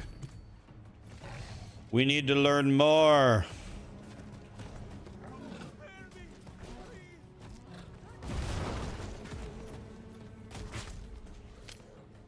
Mephisto's dog is running rampant.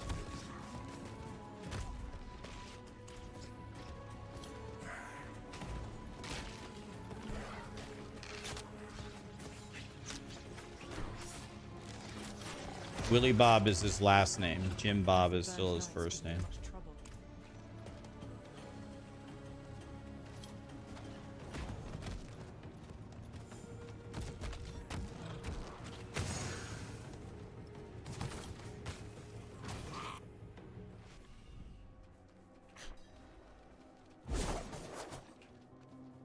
Seems we weren't the first to find this place.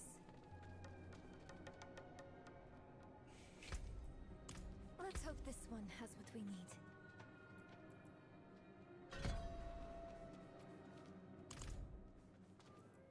It's etched.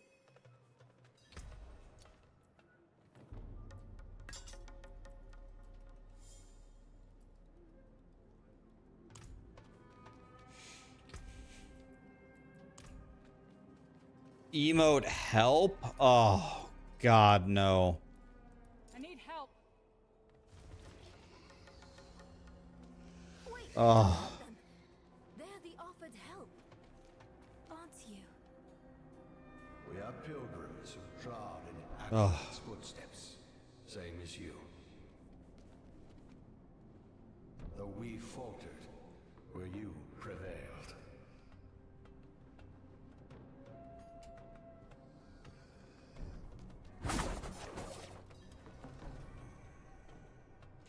What game is this, Kirk? You don't want to know. How is your and Ellie's vacation? It was silenced easily enough. But you are touched by hatred. It coaxes out the bile in all things.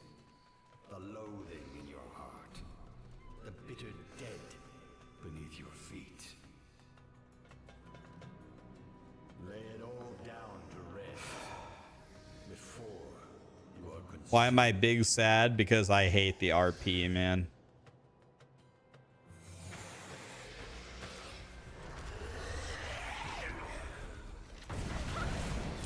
The boss is actually Tomb Lord. I'm not even kidding. It's actually Tomb Lord. Look.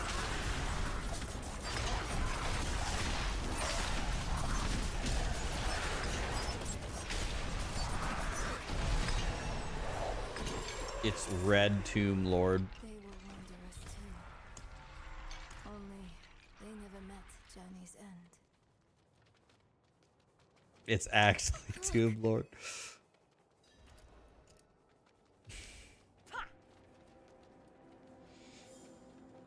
The final boss of the boss ladder should not have been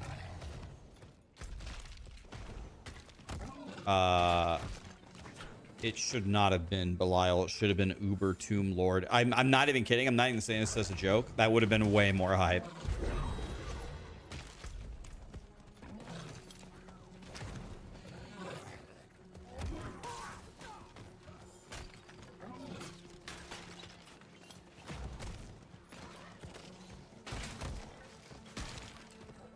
I missed this. It's almost like we're back in the peaks, shuffling through old books. You missed that dusty old hole in the ground. I guess I missed you and the others more than anything. But yes, I never had a place to belong to.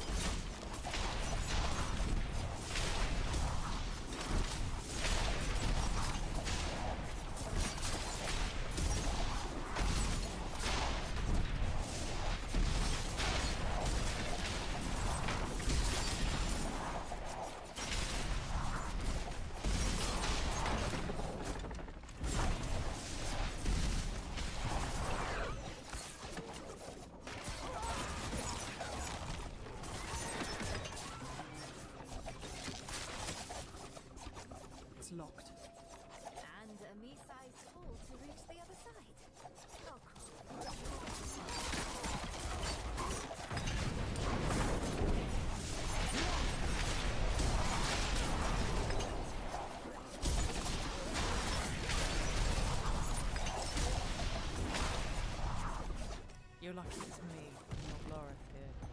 I was done in. I'd never hear the end of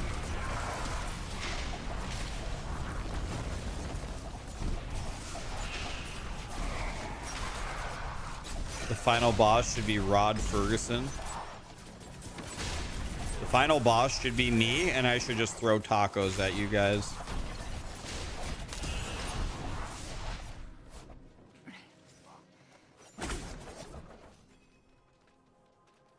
Incredible.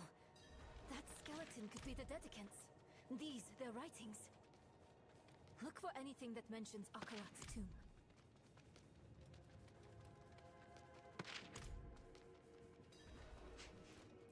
Yes.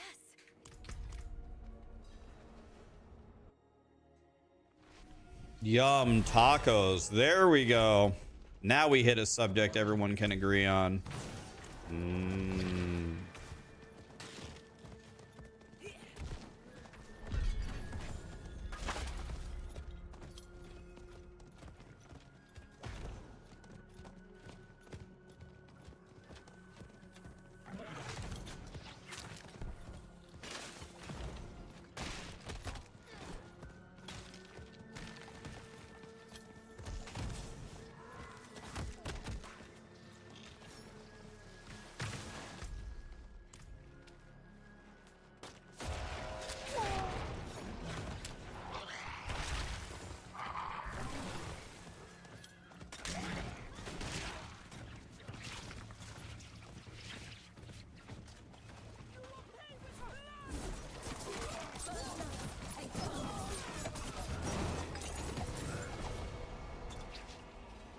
I've survived.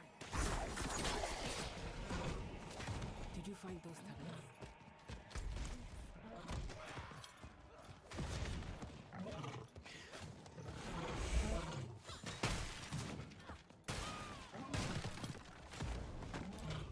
Up ahead. Rod's Malignant Taco. Hi, Dragon. How are you? Nice to see you. What's up? What's up? What is?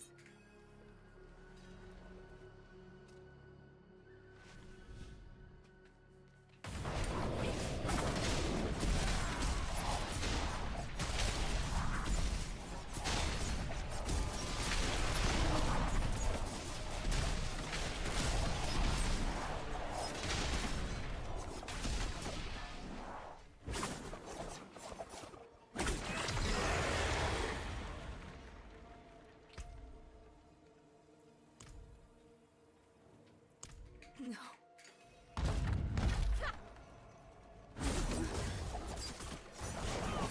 No. She's dead. It's not real.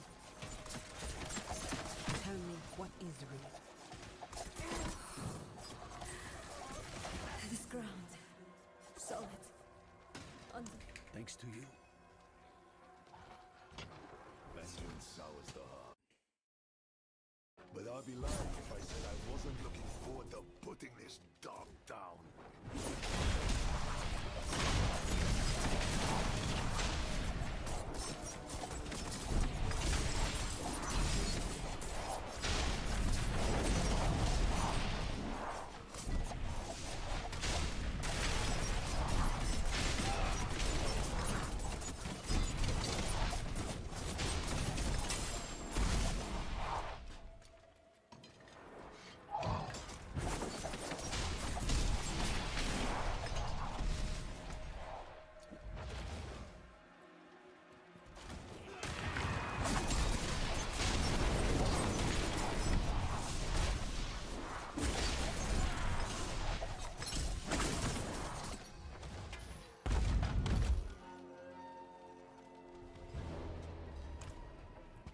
I was...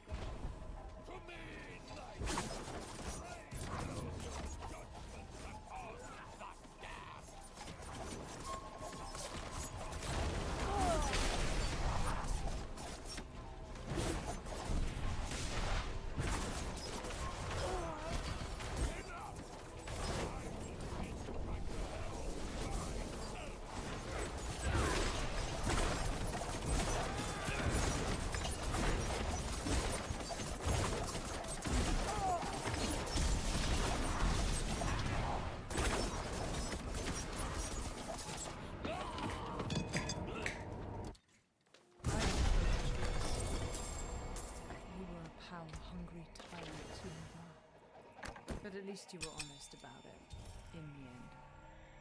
Brava will be pleased to have the cathedral back under her thumb. Perhaps I'll finally have it off my back.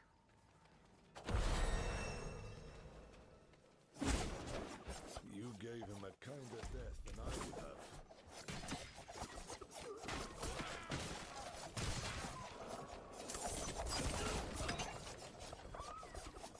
What have you done? All she wanted was to help you. No.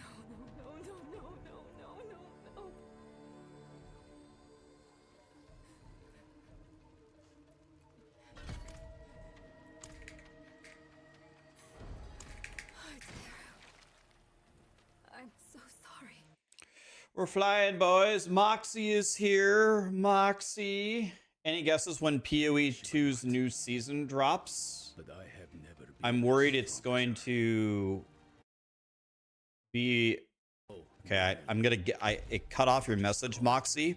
I'm guessing you're saying it's gonna be right on top of last Epoch. I'll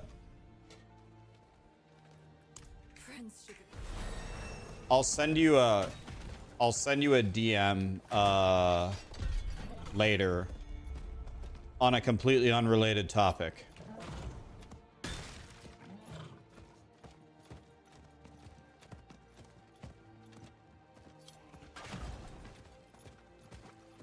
If I don't message you right after my stream, Moxie, ping me. Remind me. Then, Dragon, 50 months, Dragon. Are you fisting me? Thank you so much for that. Oh. Thank you, Dragon. She's been here since the D3 days. Fox Die, Mr. Zeno, Rennie, Salt Sea. Thank you for the subs. Inside information? No. No. I don't have any inside information. No. I'm just gonna talk to Moxie about Chipotle.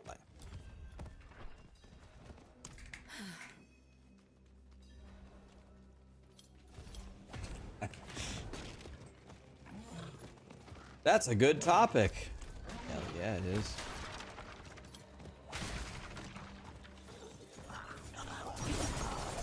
Oh, a different goblin? I've never seen one of these.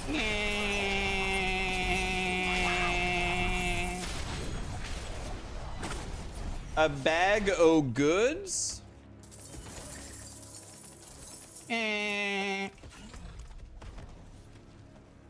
You're calling the cops? Okay, so can you just walk me through this? So you're calling the cops. I assume you mean on me. What exactly are you gonna say to them? What did I even do? I didn't do anything. The Chipotle honey vinaigrette though? Dude, underrated tactic. You get a big old rice bowl with whatever you want, and then you ask for the salad dressing at the end and pour it on there. Advanced tactics right there, Mr. Moxie. Maybe we don't have to have a conversation on Chipotle. He already knows. This is gonna sound stupid. I've actually been watching you stream. I just don't say anything. You're playing, yeah, you're playing Monster Hunter Wilds, right? I hate that game with a burning passion, but when I watch you play it, it looks kind of fun, but when I play it, it's not fun at all. I don't quite understand the draw to Monster Hunter. But I must just be a stupid ass. Like when I watch Moxie, I'm like, oh, okay, this game doesn't seem so bad. And then I plug in my controller and play. I'm like, holy shit, I'm never playing this game ever again.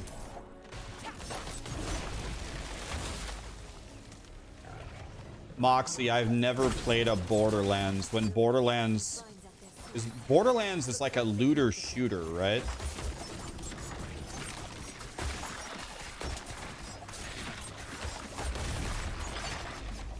Is that what it is? I don't even know like the genre.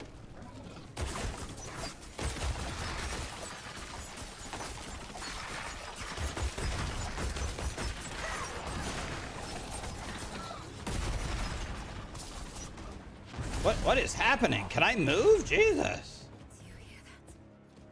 Hear what? It's a shooter Diablo. You think I'd dig it? All right. You're like a Borderlands god, aren't you?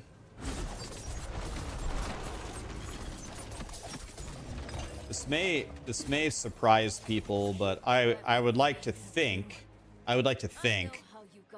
that I'm actually real good at shooting games, like real good. I'm Unreal ranked in Fortnite. I've won like actually first place many Halo tournaments in different Halo games. Rank 50 in Team Hardcore on Xbox Live. Rank 1 Onyx in Halo Reach. In Outriders, beat the final boss, get god tier DPS, build everything, shit on everything instantly. So if you want to make a team for Borderlands 4, I would be happy to decimate that game with you. You can show me the ropes if you want. Because I know you're a Borderlands god, aren't you? I want to play Borderlands on your team, Moxie, and then out DPS you. That's my goal. You'd be down? All right. Can make a team.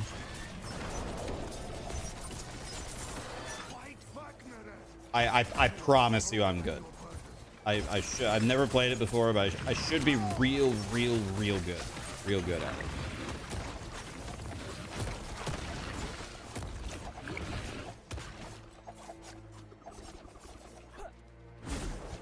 Sarah wants to be on the squad. I would never admit this easily, but I would still say, even with my rise in Fortnite over the last few months, I would still say Sarah's better than me. She's still better than me, which I would not admit easily, but I think she's still better than I am.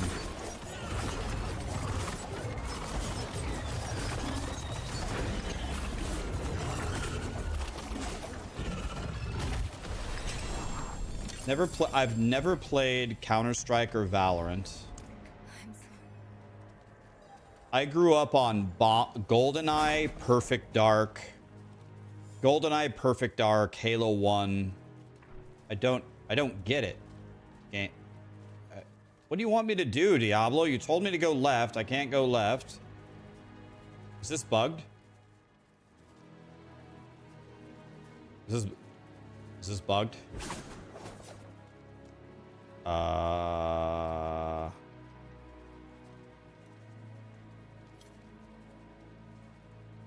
This might be bugged. Okay. Well, I found a way around it. It's fine. Hopefully the tomb is close. Am I good on... Oh, wait. Are you saying, wait, you can't play Borderlands with a controller? Borderlands is mouse and key only? Where is everyone? Rax loves getting hammered. I do love getting hammered. Especially in the ass by Kirk. That's my favorite way. Oh, you're talking about CS? I'm definitely a controller player. I'm definitely a controller shooter.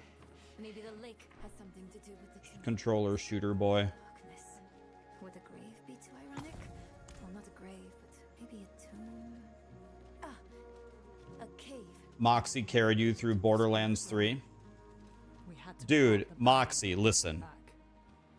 I know you're gonna be down, but I just gotta put it out there anyway. If we're gonna play Borderlands, we gotta fucking play. Like we gotta get like Red Bulls, and we gotta be playing. Like team bathroom breaks, 60 seconds, once every 24 hours. Like we actually have to fry. Like we gotta be frying. Is this really the tomb? I thought it would be. What's this? When does Borderlands come out anyway? Should we play the previous game? Okay, I'll play the previous game, but can we do it right before Borderlands 4? So like it's like fresh in my mind, because this whole like POE1, POE2, Diablo 4, Last Epoch, No Rest for the Wicked, Fortnite, like I'm playing Overcooked 2, like this whole 15 games a week thing is driving me insane. We can do it, but let's play right before. So that way I know what the hell is going on here.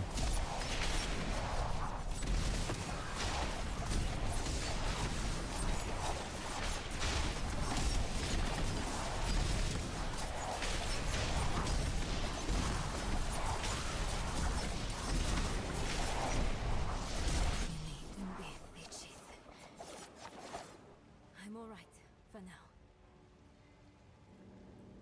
I'm not so sure. I haven't, by the way, I haven't even been paying attention. Like, have I been smoothly going through the campaign? I haven't even been. My brain has been off for like 15 straight minutes. It looks like I'm further in the campaign. I like everything that I just did was complete autopilot.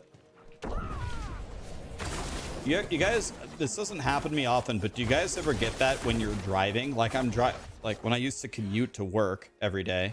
Now I work from home, obviously. But when I would drive to work, I'd get in my car, you know, start driving, and then I start thinking about something, and then boom, I'm in the parking lot. I'm there. I'm like, oh shit! How did I get here? Did I just drive for 20 minutes? How did you know to do that? I didn't. Not for sure. But you told me. That's just Alzheimer's? Oh, okay. Is that all it is? Oh, okay. So nothing to worry about then?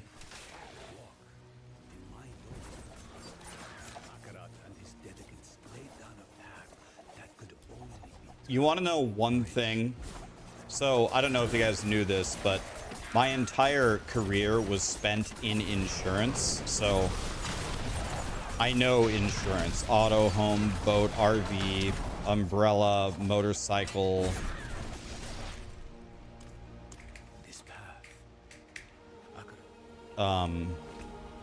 That's my background.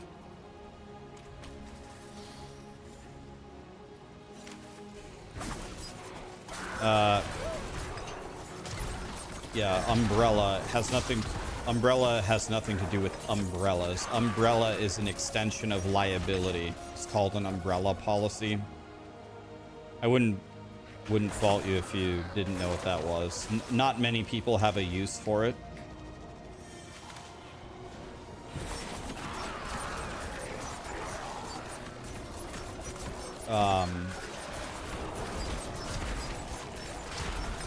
But one thing about me is I'm maybe you wouldn't expect this out of me, but I would say driving, I'm a very, very like kind of slow and careful driver.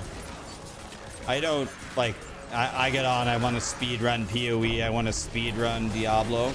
I don't speed run driving at all. I drive normally, stop at the light, I use my signal, I set my cruise control to 1 or 2 over the speed limit and go into the slow lane and just sit when I'm driving really far. I have seen, I can't even tell you how many fatality claims I have worked as an underwriter. I've seen a dad crash his car with his mom, his wife, and his daughter in his car. So 3 generations of the females of his life. He fell asleep at the wheel, fell into a ditch, woke up in the hospital a day later. He was very, very hurt, but he was alive. Guess what? His mom, his wife, and his daughter, all 3 dead. Killed all 3.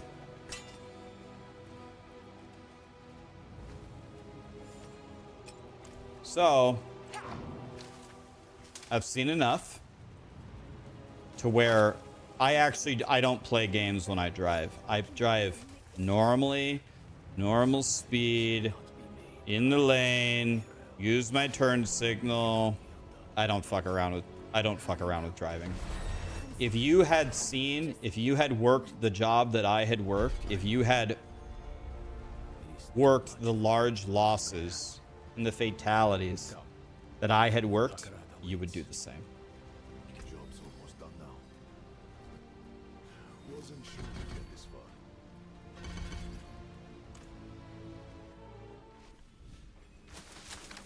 What was this job? Underwriting. So you would think, Rax, you're full of shit. You worked as an underwriter and you're talking about claims?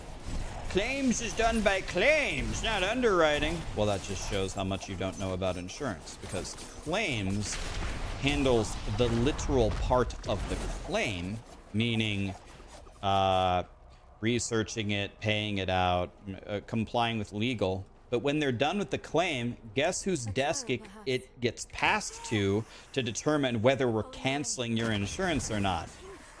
The underwriters. So I don't have to do any of the work, yet I have to review all of the major claims in my territory. So I see all, believe me, I see all the claims. At least all the major claims in my territory. I see them all. So you see a lot of things you wish you hadn't seen. You want to hear another terrible one? You guys want to hear another terrible claim I saw? Enough.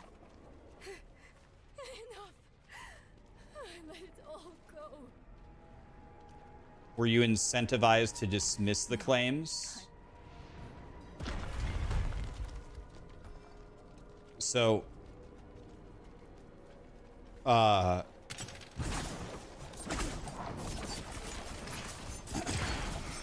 there's a lot of misunderstandings about insurance, which I completely understand why. You hear about it in the media all the time about how evil insurance is and da-da-da-da-da. Let me tell you how it really is, though. I spent...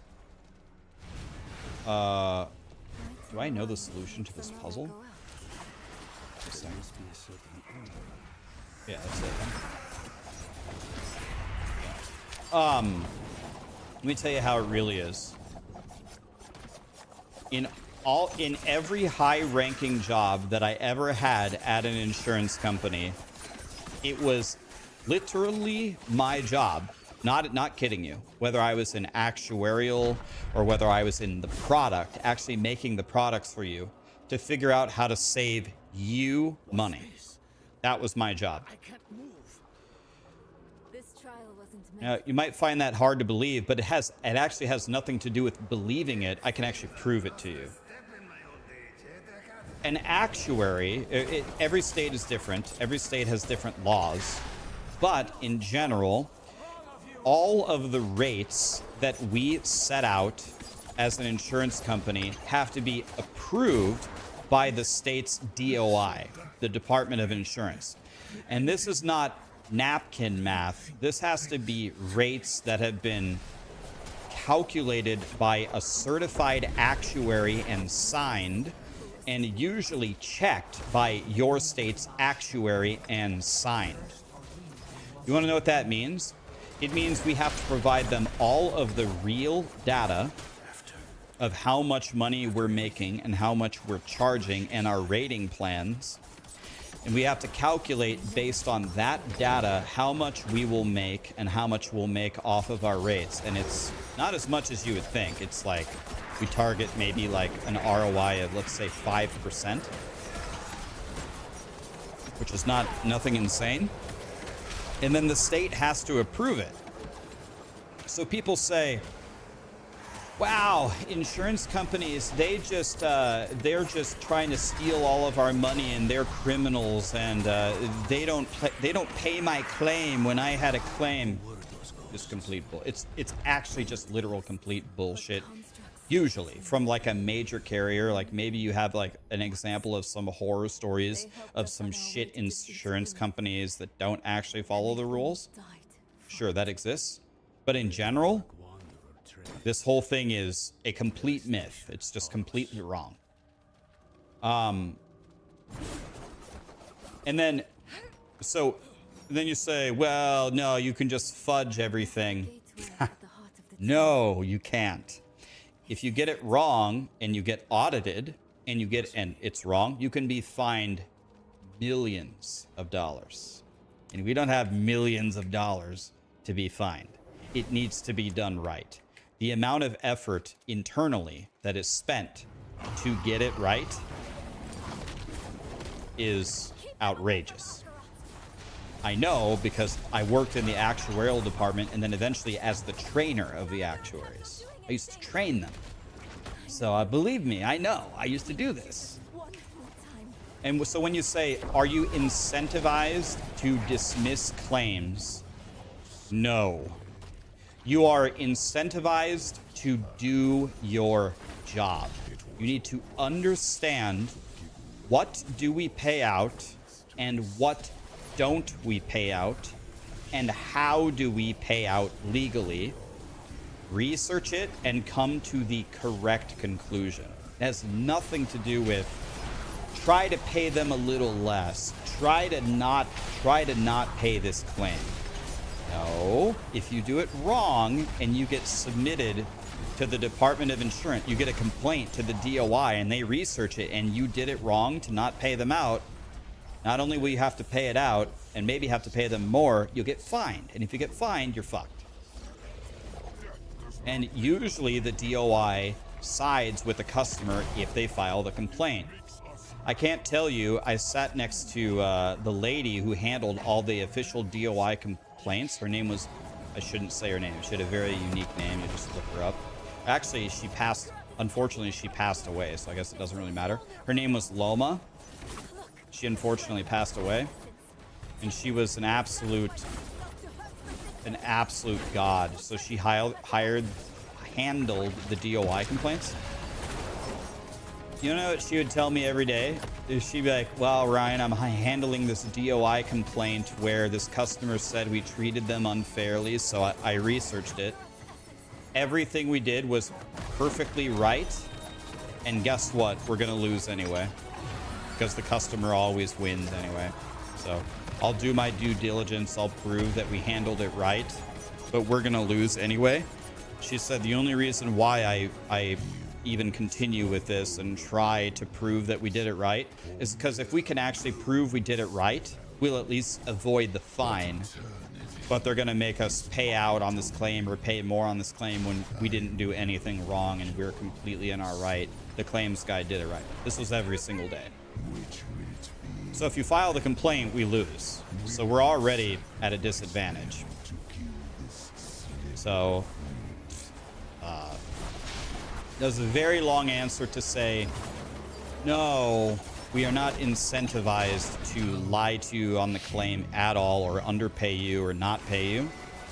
And the whole idea that insurance companies are just out there to steal your money, it's actually literally not true. It's actually not true. We file the rates at the DOI and your state has to approve it. Not every state follows these rules, but most of them do.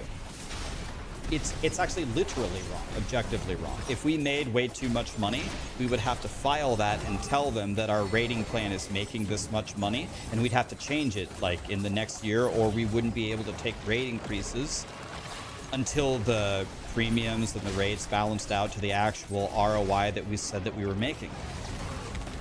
That's how it literally is. You can Google it. Don't believe all the crackheads on the internet. I did this for a living. I have a master's degree. I did it for a decade. I worked in like 7 different departments. And I never did sales. And I don't work there anymore. I don't gain anything by telling you this, other than giving you the correct information.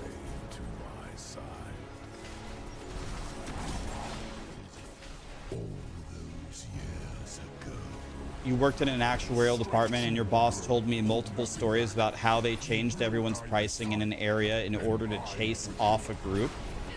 Well, What you're saying is actually a little bit different and is a lot more possible in a rating plan. That's why actuaries have a job. Like, part of being an actuary is what customers are we trying to attract in our rating plan, and which ones don't we want? I mean, if you aren't doing something like that in your rating plan, actuaries wouldn't have a job, really. Or you'd need, like, way less of them. The whole idea is... Okay, I got to keep track of this. Got 2 more legendaries and a unique. You can charge people different rates. And so, like, for example, let's just say... when I'm looking at the data, old people keep crashing, and they're causing us to lose like 30% of our rating. You can raise the rates for older people significantly. Again, you provide the data to the DOI and say, old people are killing everybody out there, Jim Bob. I can prove it. Look. So we're charging them a lot more. Then Grandma Betty gets her bill the next year, and she goes, my rates went up 30%.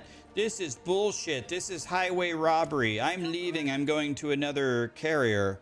Fine. You could say that we drove out the old people, but really we're bleeding money because Grandma Betty can't stop killing everybody on the way to bingo. You know what I mean? So, yes, you design your rating plan to attract certain demographics or to, as you put it, quote unquote, to push away certain demographics.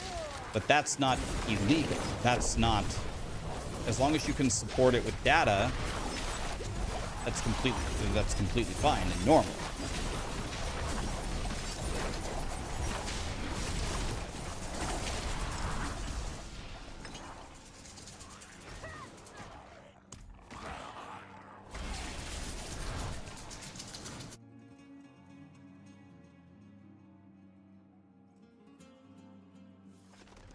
Do you know much about settlements with insurance, like after a car crash? I don't understand why they lowballed my dad when he was rear-ended pretty hard.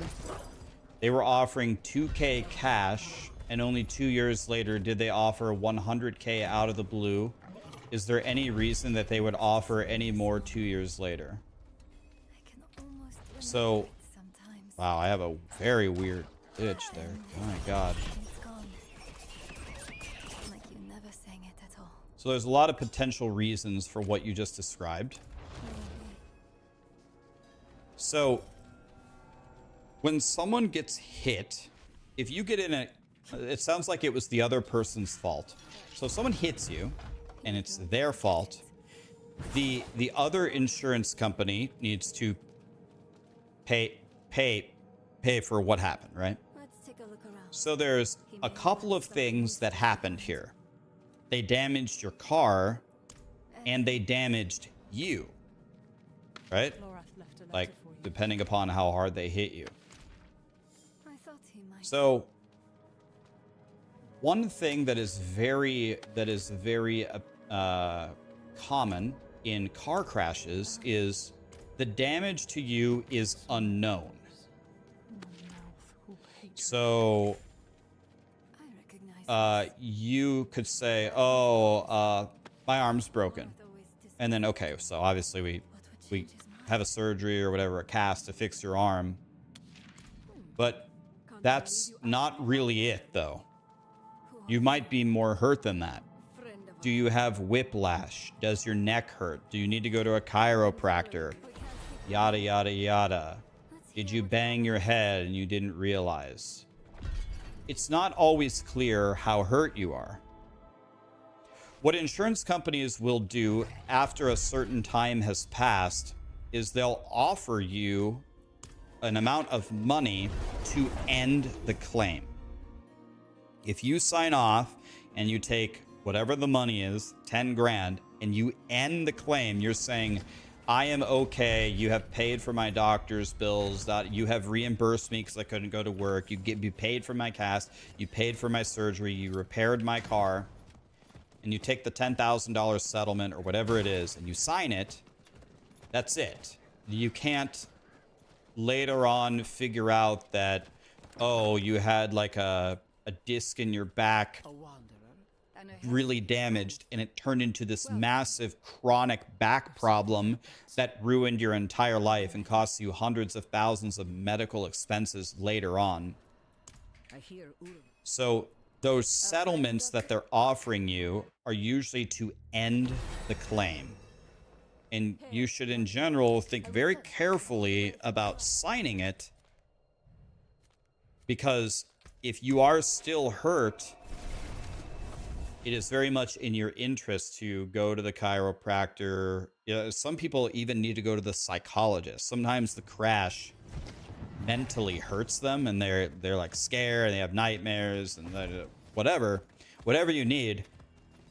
If you take the settlement to end the claim, that's the end. So you better be real damn sure that you're not hurt.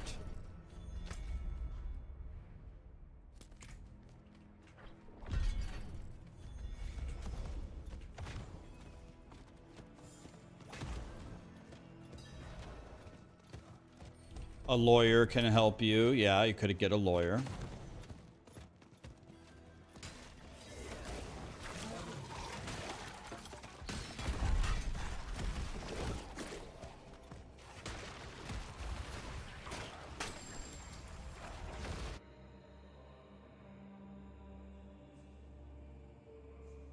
These levels here, these last levels are way, way harder, and they were before, than the first levels. So I don't even have it built. I haven't put in 7 points. Let's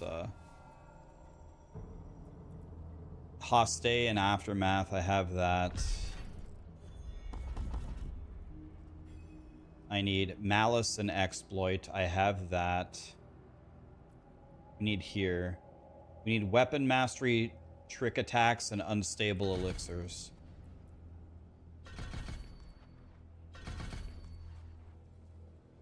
I need 3 into Stutter Step up here. That's done.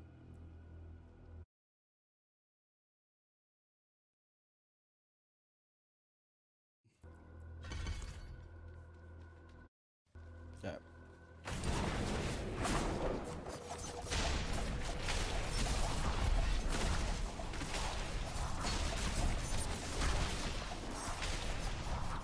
Quite the challenge, eh? Am I bald? I actually have. So first of all, in my subathon in October, I took off my hoodie for 24 hours. I'm not bald at all.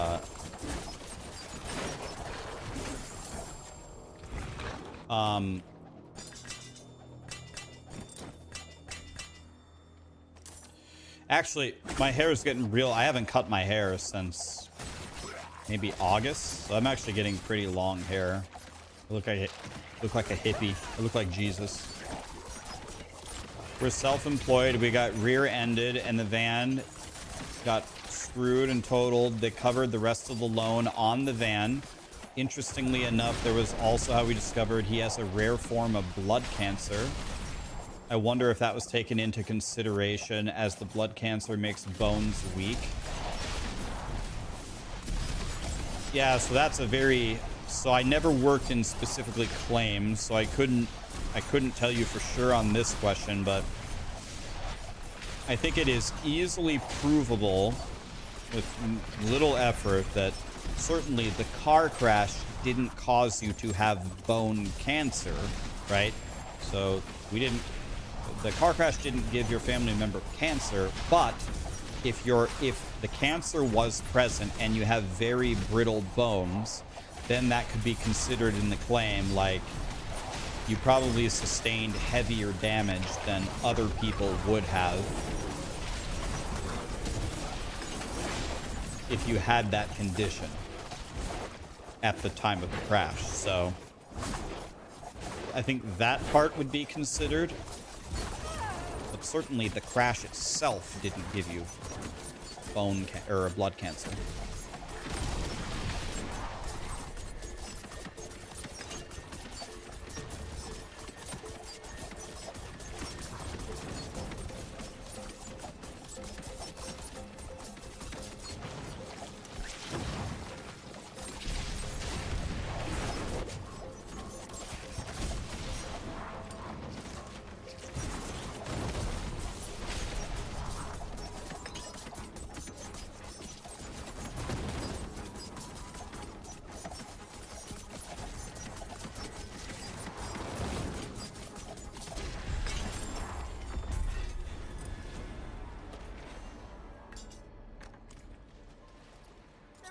No. Dude. Okay.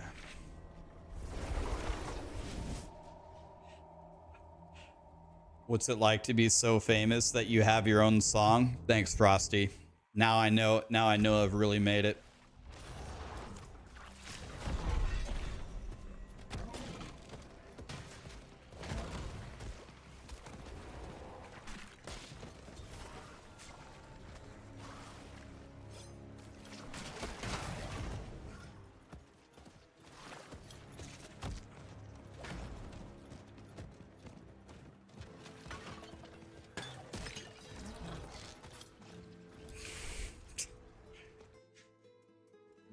The XP bar is barely moving. Callie, get down. Hi, Callie. Yeah, we're gonna play later, Callie. We're speedrunning. Callie, get down. Thank you.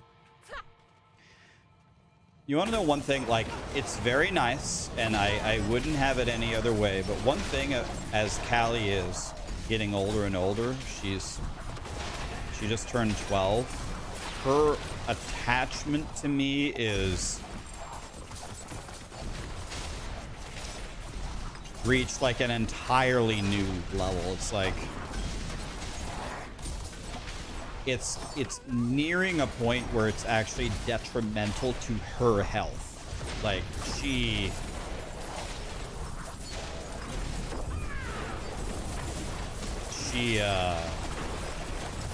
actually gets such terrible anxiety at even the slightest separation that it's actually not, it's almost borderline unhealthy for her. She didn't used to be like this, but I think as she gets older, I think she's more like unsure of herself. And since she's unsure of herself, it's not even like she needs me to protect her. It's also that her ability to protect me is diminished in her eyes. So she needs to keep tabs on me because Callie thinks that if there is an intruder that she would protect me. Like that's, you can tell that that's how she thinks. She doesn't realize that she's a 30-pound dog and we could throw her across the house easily. She thinks she is very strong and mighty. Reminds me of my ex.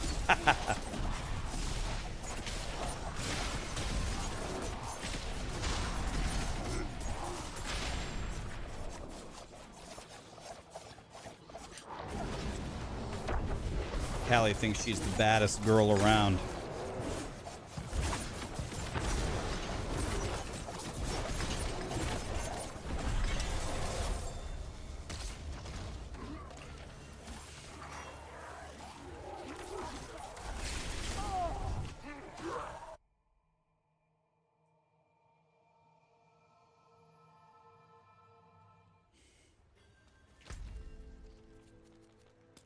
I do think it would help Callie a little bit to ease up on the I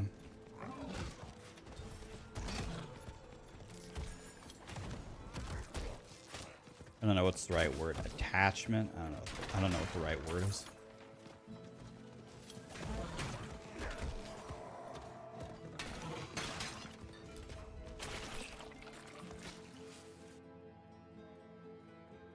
Yeah, it could be because we work from home. Why don't we see the dog more often?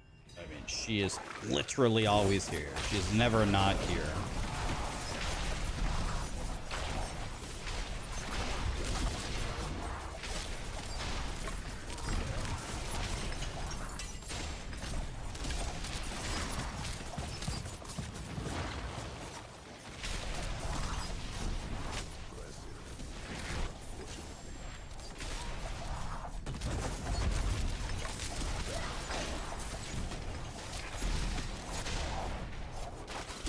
Where is the Callie cam? I have the Callie cam. It is actually installed. The problem is she never actually goes anywhere where the camera is actually looking. She like every time I set it up somewhere and we try it out, she just lays somewhere else.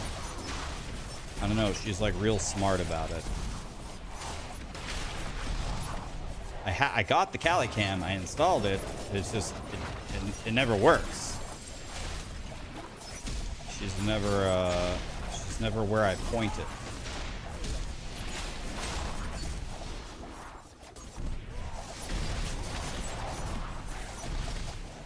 So I haven't found a solution to that, but we have it. It's just kind of useless.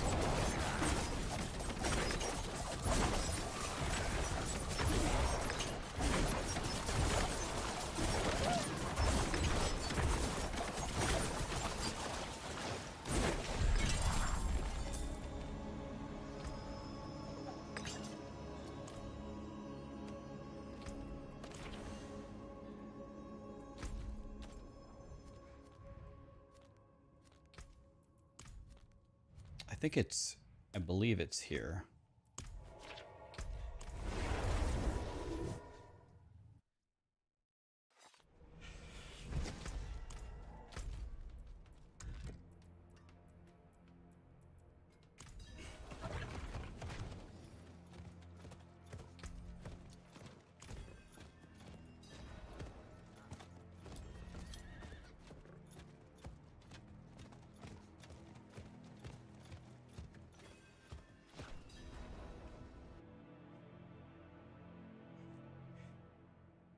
So I can already tell you the XP is slower.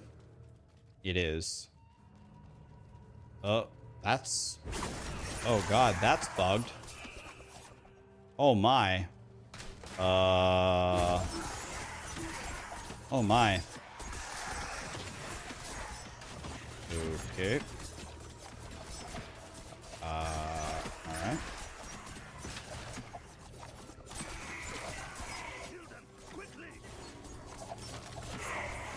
I'm not tracking the right quest, by the way. I am Siak, council member. Trust.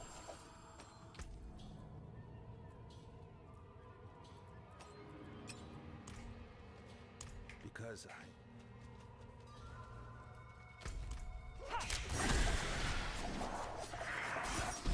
dregs were human once.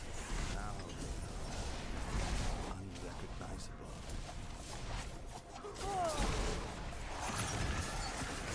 I misunderstood their emotion. I believed the cure would be simple. I was wrong.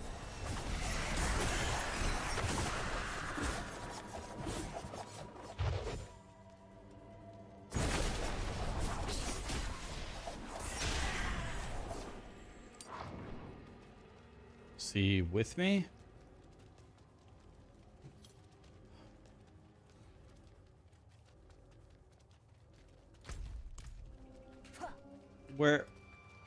Where is he?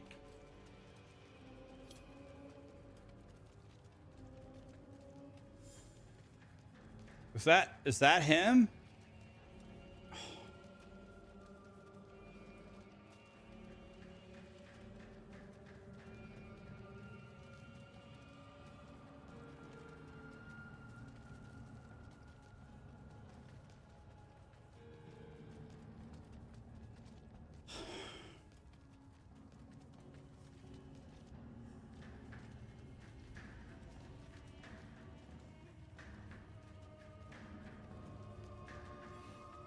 You've helped me, and I must ask you to help me again. But first, you should know something. Stand back.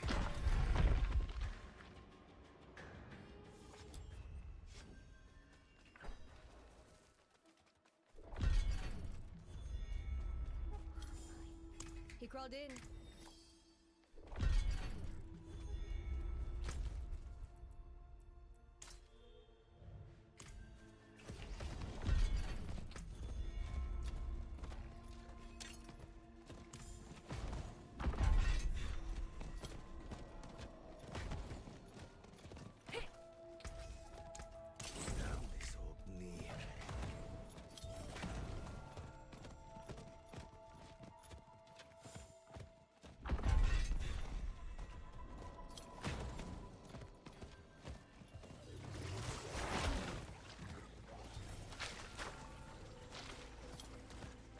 You know, I've noticed that POE1, POE2, and I believe also last Epoch have a much different approach to the campaign than Blizzard does. So Blizzard is much more about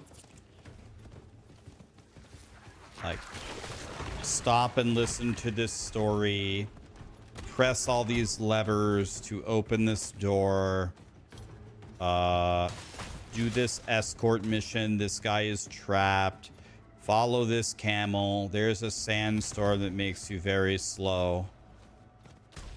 And last Epoch and PoE are just blast forward. You can skip all dialogue instantly, you can skip all cutscenes instantly.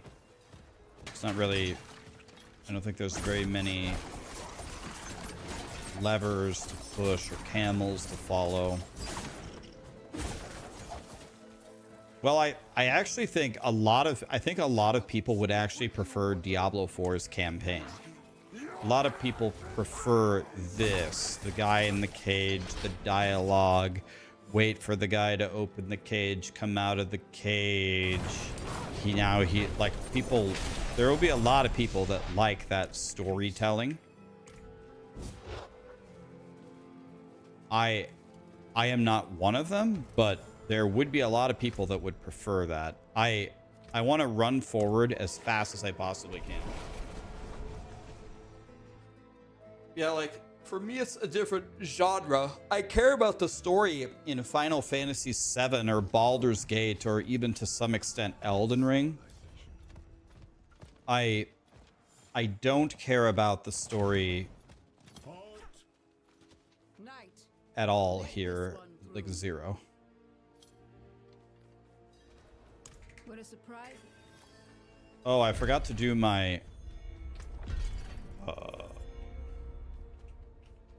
Can I open...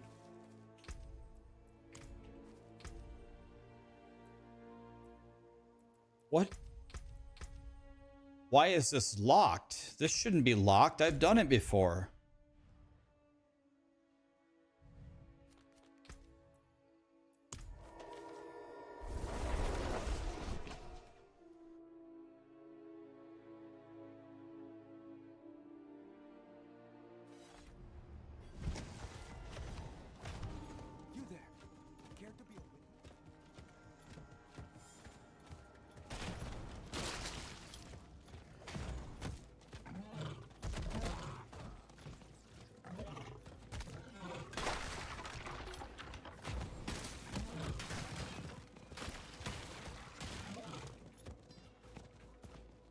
The pacing is off.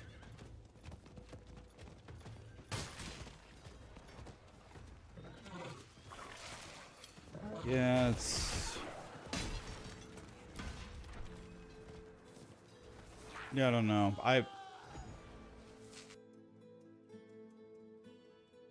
Ugh. NyQuil makes you groggy. I really haven't had much NyQuil ever in my life. I don't really know how it makes me feel. Tell you one medicine that I think is very effective at making me sleep is it's that allergy medicine, the pink one.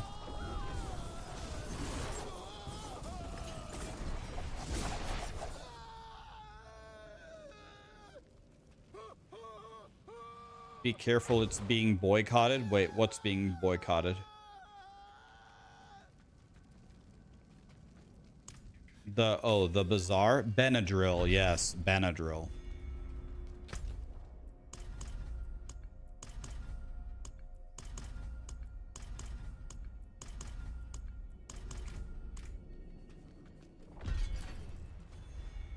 Benadryl makes me tired. They promised no pay-to-win monetization, and then the game came out and released new pay-to-win monetization.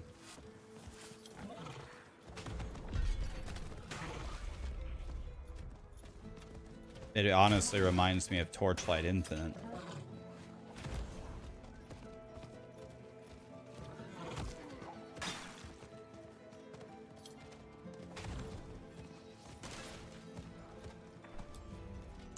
is that Karov doesn't suffer fools.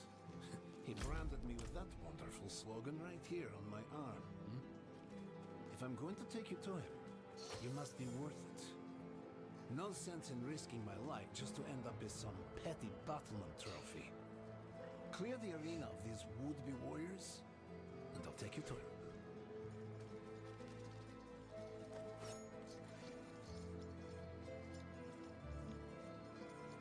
Man. You bastard rabble! This one seeks an audience with Karov. See that they don't. Good luck, friend.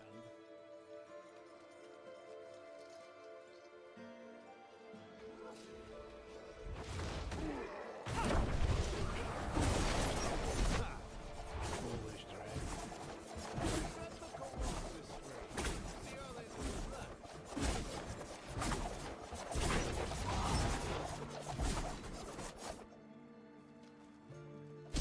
Oh, isn't this a surprise? Slay the demon, and we can leave this place. He is quite formidable. Well, let us palaver.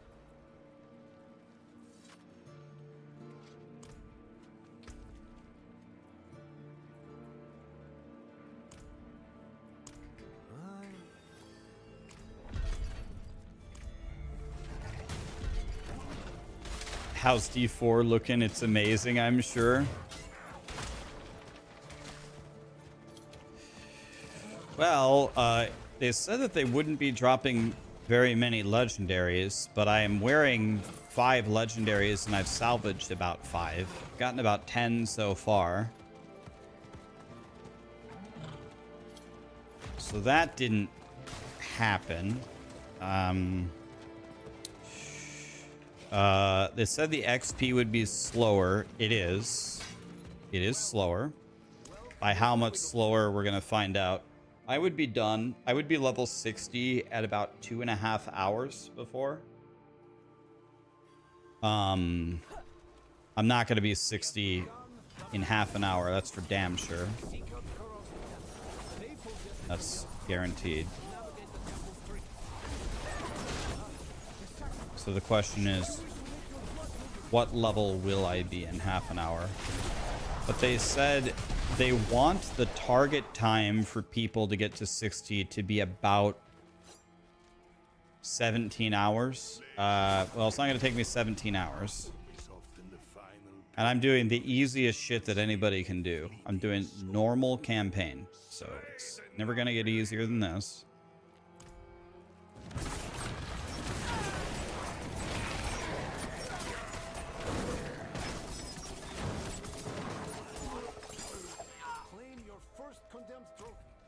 Many will try and stop your progress in the Chamber of Slaughter.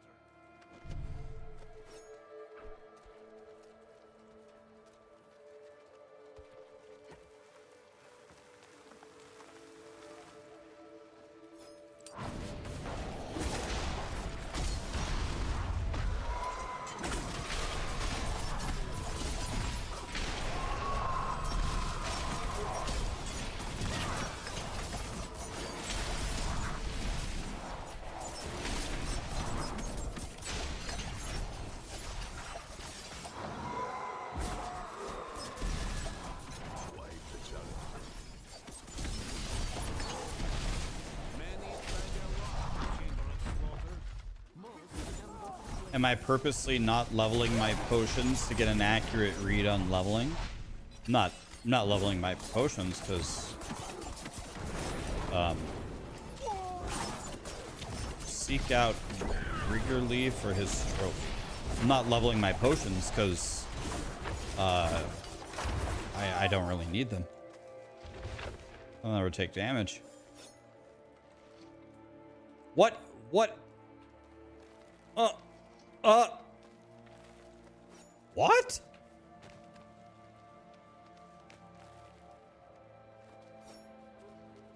Oh my god. There's a lot of bugs on this PTR.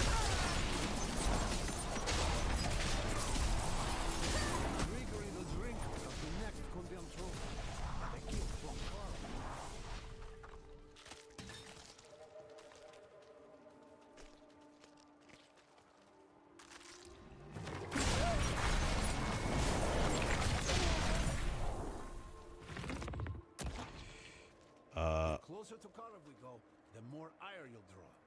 The Chamber of Carnage fells the best warriors, but I believe. What's the skill menu? I thought it was A. Does anybody know the button to open up your skills? I thought it was A. S? S doesn't work either. P? I think they changed my key bindings. S, S, S. S is like WASD for me, but I don't play it. It's G as default. G. G doesn't do it either. None of those buttons work. A doesn't work, S doesn't work, G doesn't work. Okay.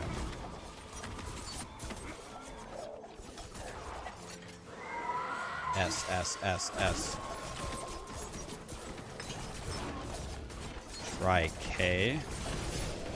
Okay, we're just gonna press every button at this point.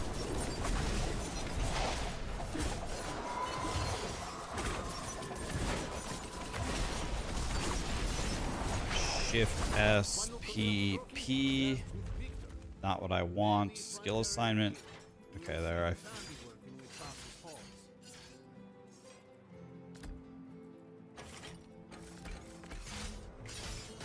That's not what I wanted.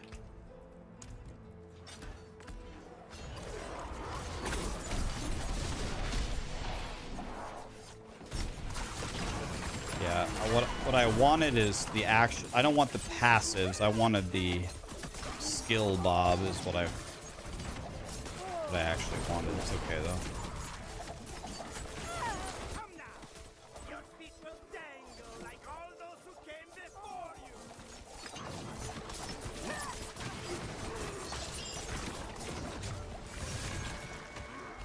What in the fuck is happening? God, I hate getting crowd controlled.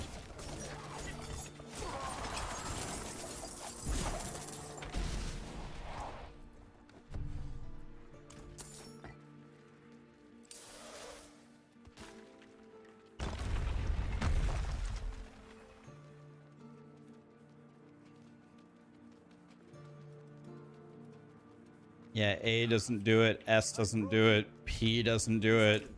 Shift S. We've seen such horrors, you and I. Don't know. Hey, Wanderer. There was no greater horror than when heaven stood silent as Inarius was butchered. God, please just spawn the fucking boss, Blizzard. Why is it every single boss has a dialogue?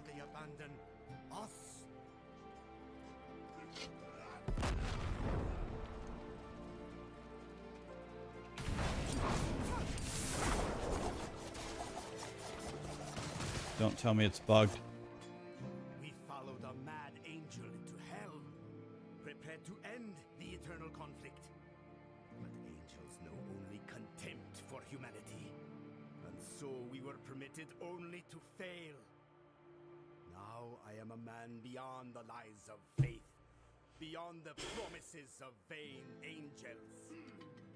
When you triumph here, burn it all down. See, nothing is left. Swear it. I swear.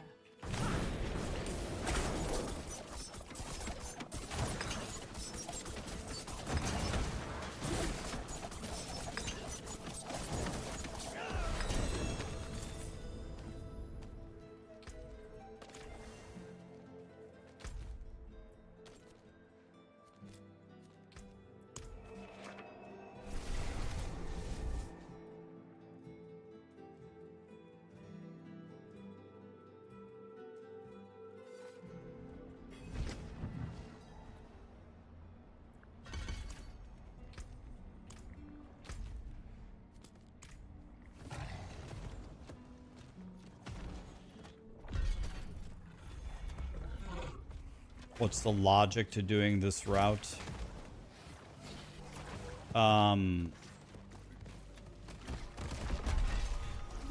It probably looks like my XP is crawling, but the way that you get massive XP in this game is by...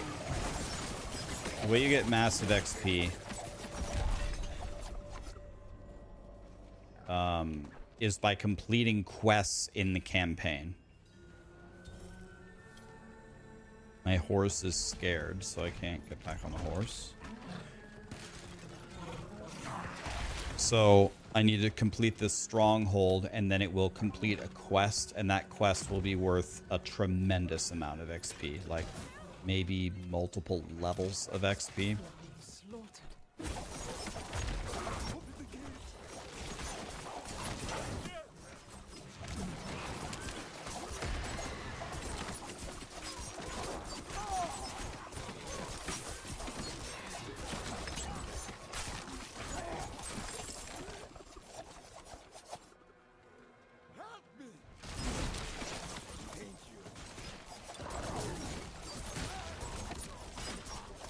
Everybody out of the cages.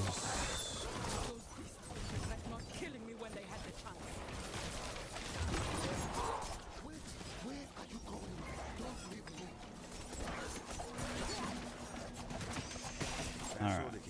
The cages are freed.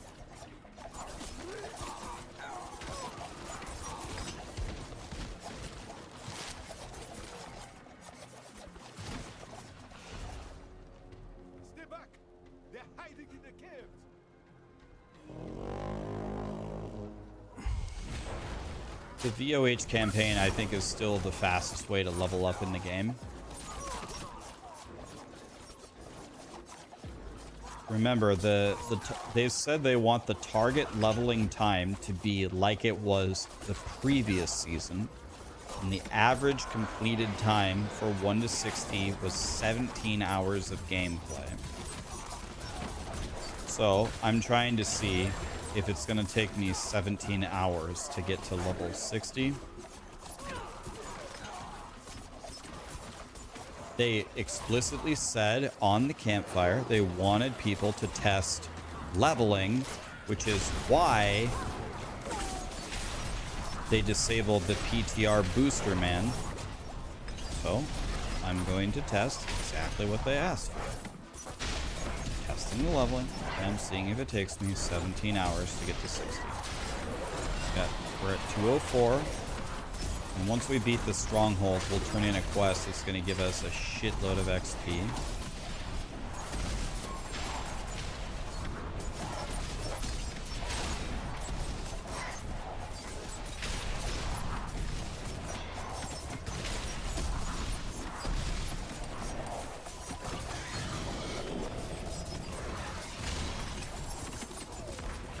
They might have left the campaign out of the XP nerf. Maybe that's what we're testing, but this is how people should level. This is the fastest way to level, so. It looks like they did nerf the XP, actually, from what I'm seeing here. It actually looks like they did nerf it. They definitely nerfed it. So the remaining question is,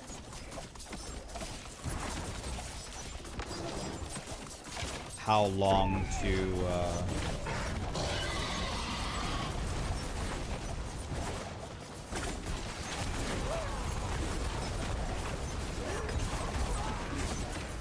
how long to 60 because of it.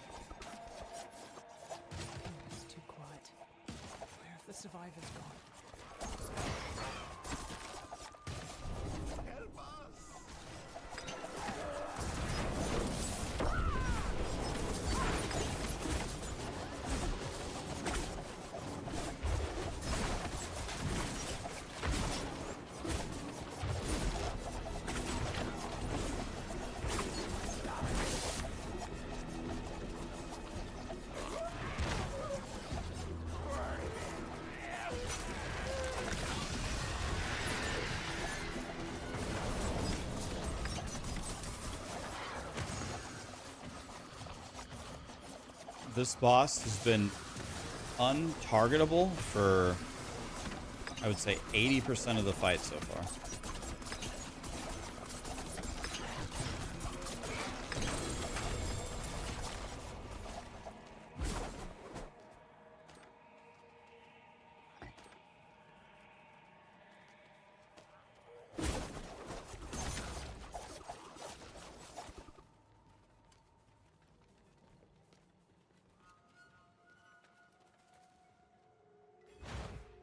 I downloaded the PTR but didn't try it. How are we feeling? Well, Blizzard seems to have delivered what they said they would. I haven't tried the bot. I haven't tried the new stuff on purpose.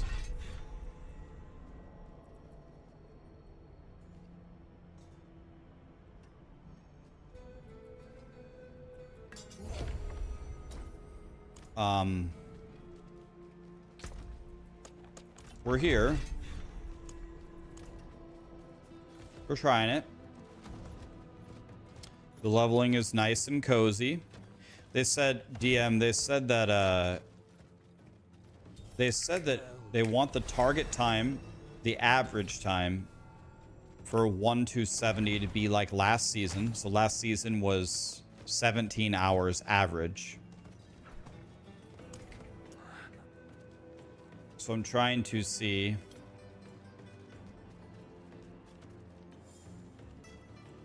I'm trying to see if I can do it faster than 17 hours. So we're at 47. I got 13 levels to go. These 13 are by far the hardest part of the leveling journey. So it is harder because last time I could do it in 2 hours and 30 minutes. So they have definitely slowed me down. What's happening here? They did slow me down.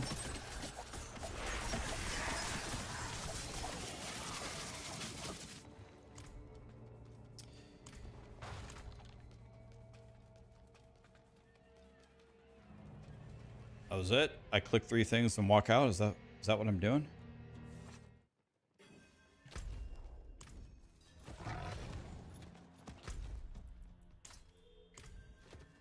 Okay. I guess I'm going in here now.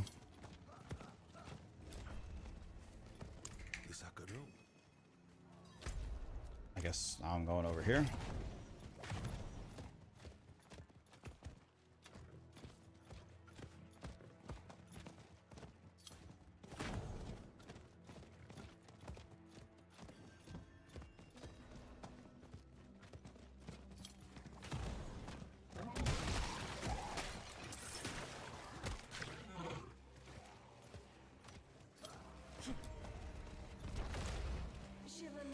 Well, I'm not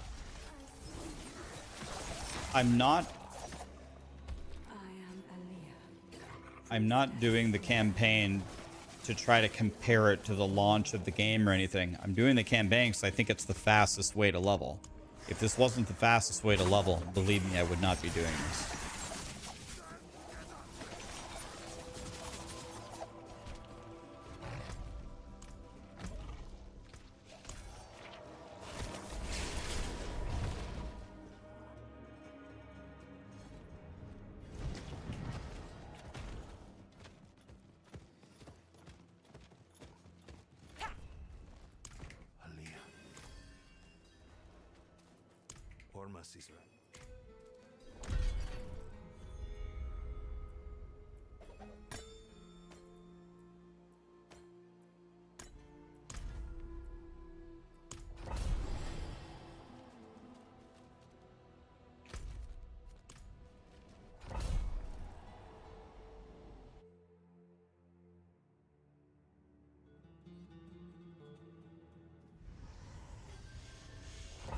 Okay, here we go.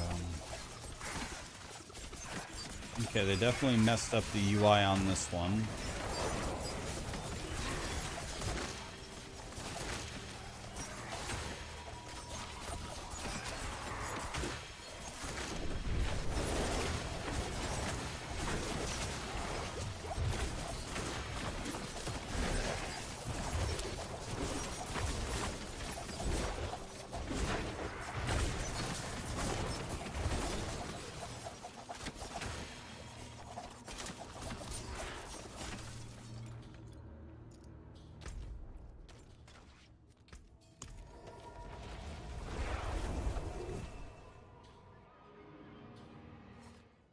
Did I activate my pet? I did, I think. I activated the little cub in the beginning. Is he not out? Yeah, it's supposed to be there. Almost. Okay, I'm 50 now. Making progress. 50 and a half at 213. 9.5 levels to go. That's good, that's good. The spirit.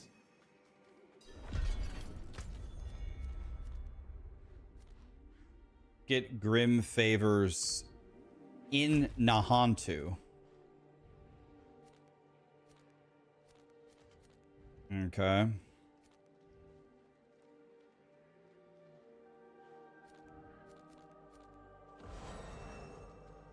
Where are the dungeon favors for 5 points?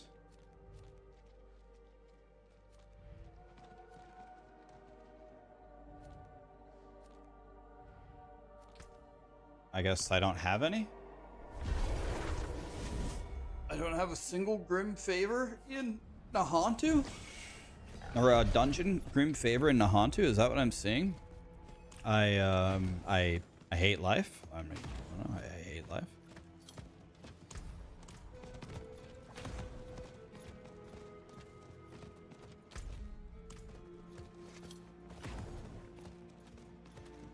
All right, well.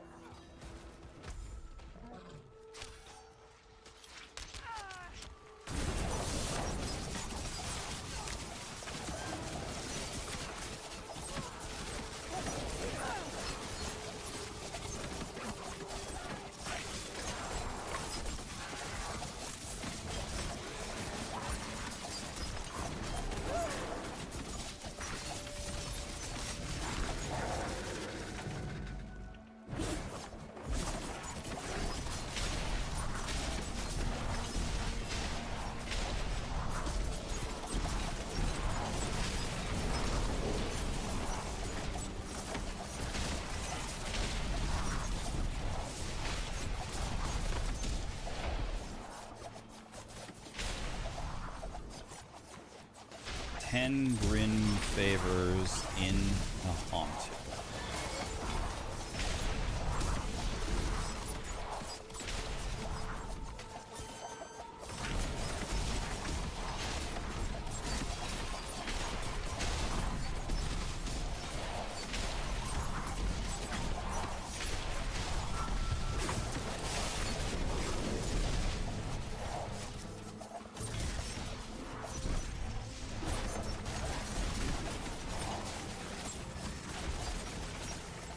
I don't know exactly what to do here.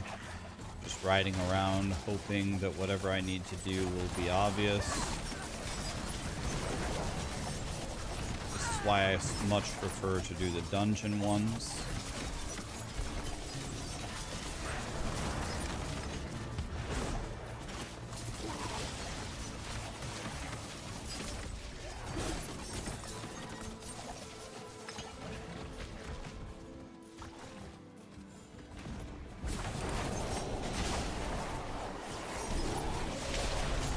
Got a big old Jim Bob here.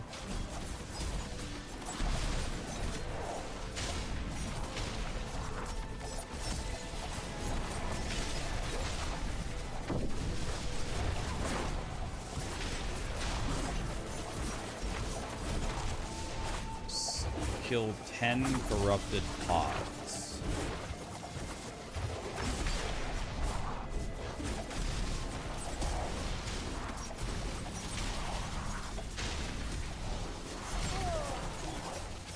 Can we get some more pods here going, boys?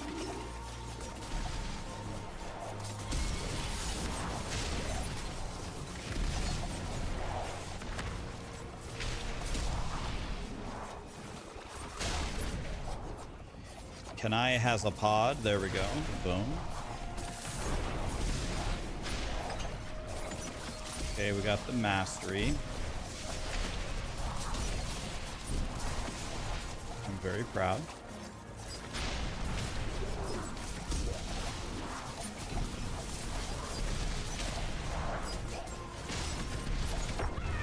Been waiting to fight this guy for a while.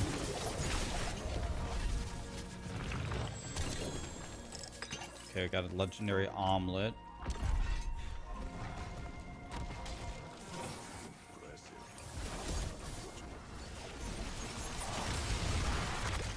Might be dead here. That was a lot of crowd control.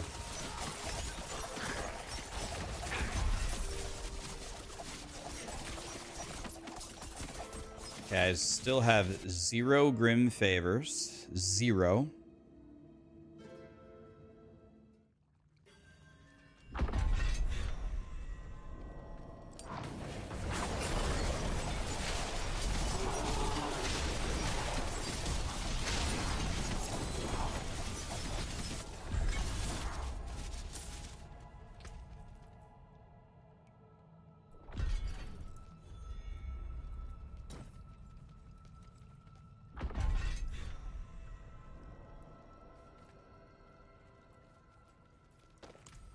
This one.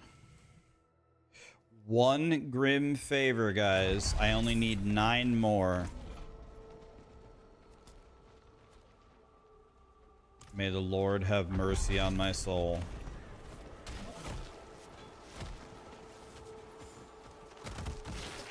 I don't understand why. I don't understand why there isn't a dungeon one.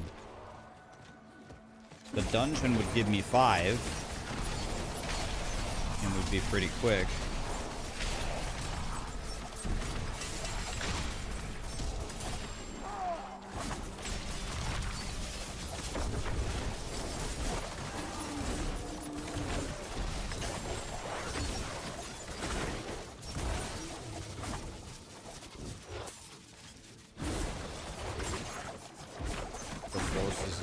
Have been alerted to my presence.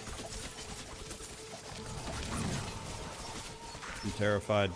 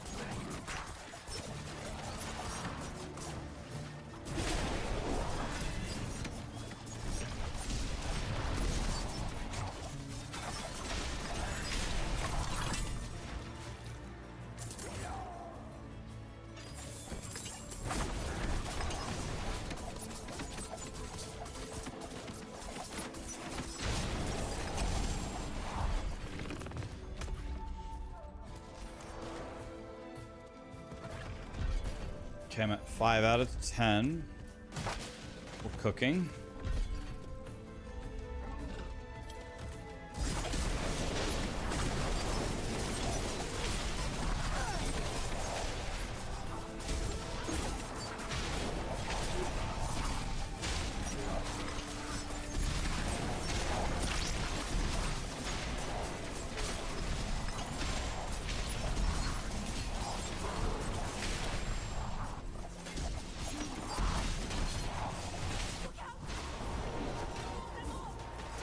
Did I just lose on purpose? I'll be back to that event in a second.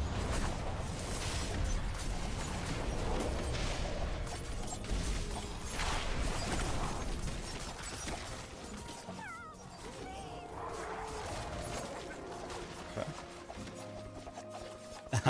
Hey Mikuna, how are ya? Yeah, I'm testing the new leveling. They said they wanted it to be about 17 hours.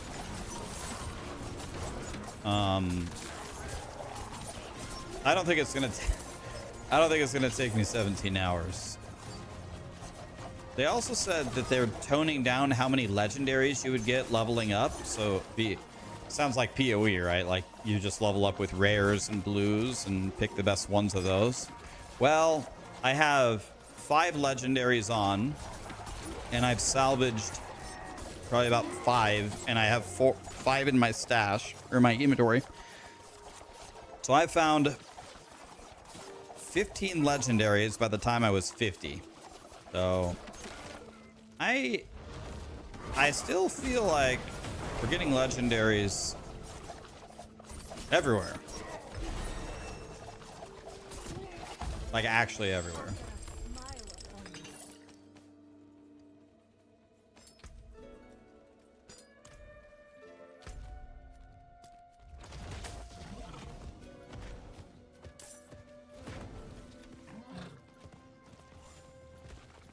They're needed for leveling. I would argue you don't need legendaries for leveling. I don't know if I agree with you on that one, my friend. You need legendaries to level in Diablo 4? I don't know if I agree with that one, my friend. You need legendaries for what?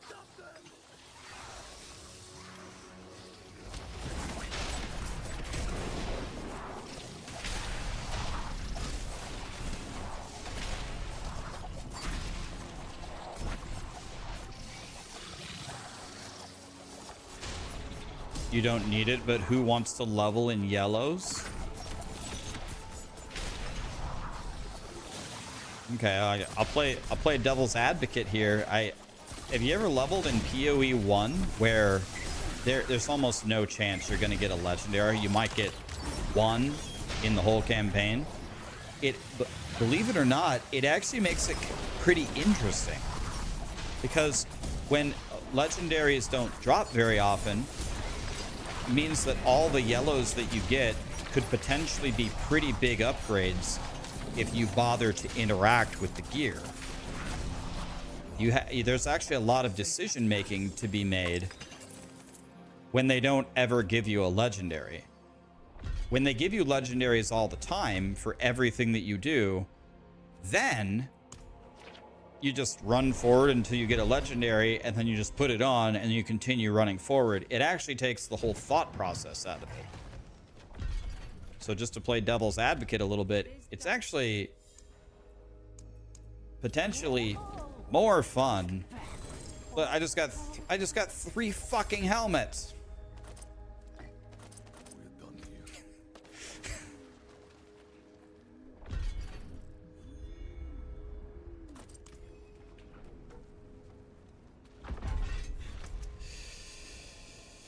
I mean, Helmet Lord. Who's laughing now? I got my hat. You guys ever seen that on Family Guy when he smashes his head with the logs? Who's laughing now? I got my hat. Boy, did I ever get my hat. That's for damn sure. Okay, 53, by the way. 53. Absolutely cooking.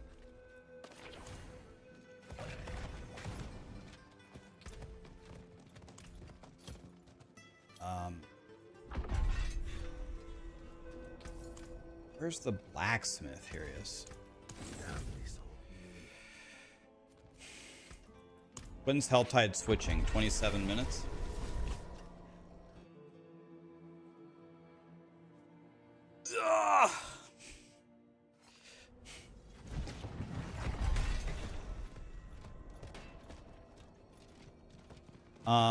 Let's make one more change, actually. Let's go to Kmart here.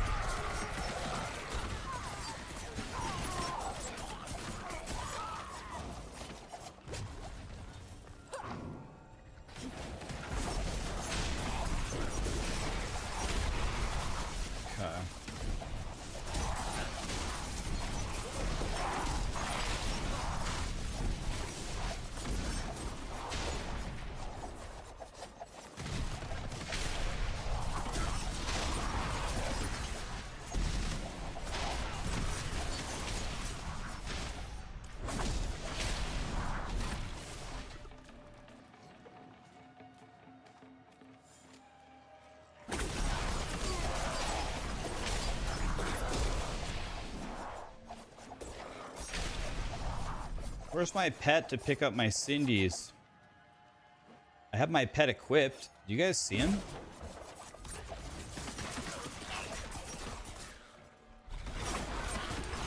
Where's my pet? I have him equipped.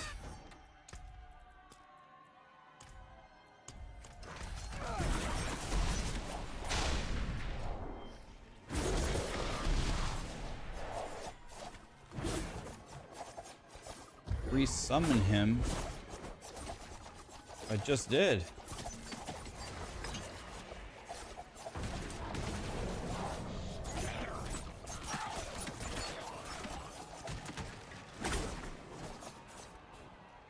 I don't understand. I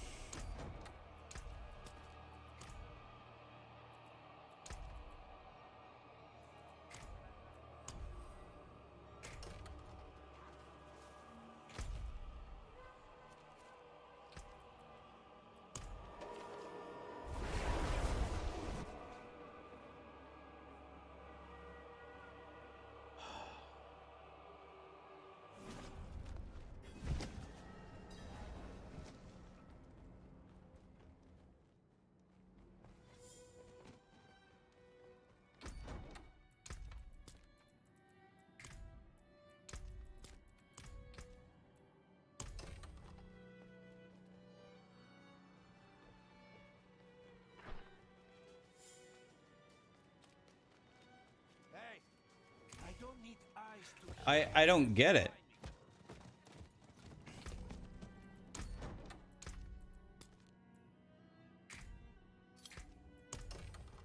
I actually need my pet to pick up the damn Cindy's so I can finish the run.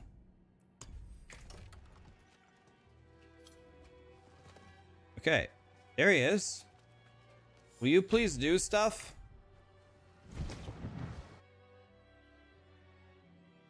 Okay, there he is. He's there. Oh. Oh. Oh.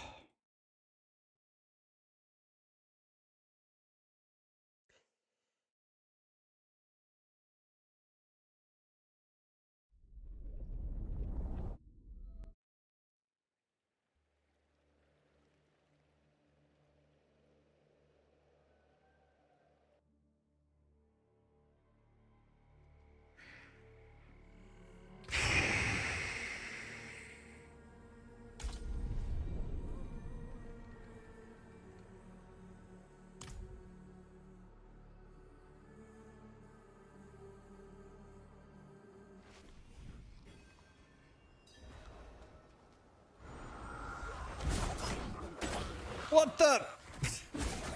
Oh my god.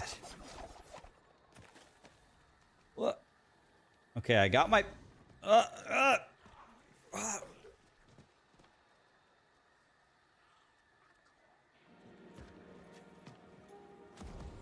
What the fuck is going on? Oh my... I can't do anything!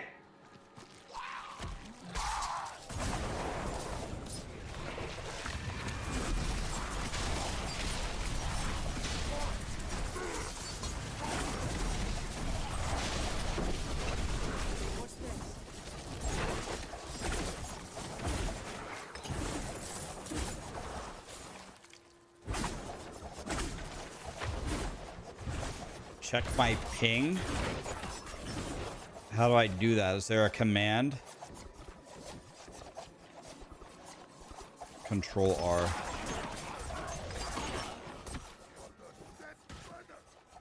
It doesn't work on the PTR. Control R doesn't do anything.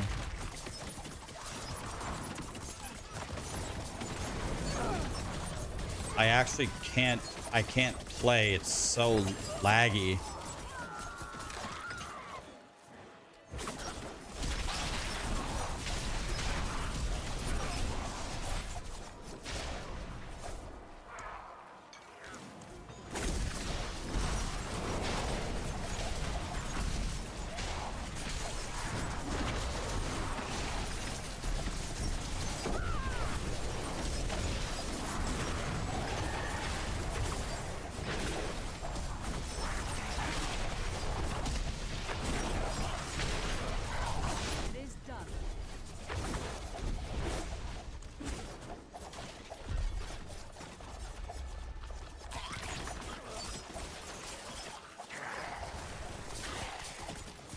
Tony, thank you so much for the raid, man, and the 2-year resub. Risk, Balmar, Apache.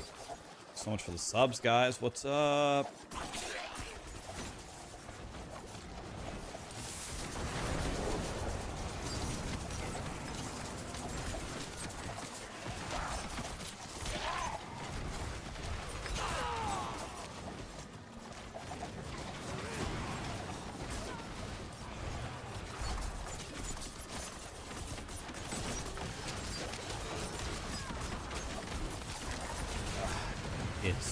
Maybe it's just the PTR, but it's so laggy, man.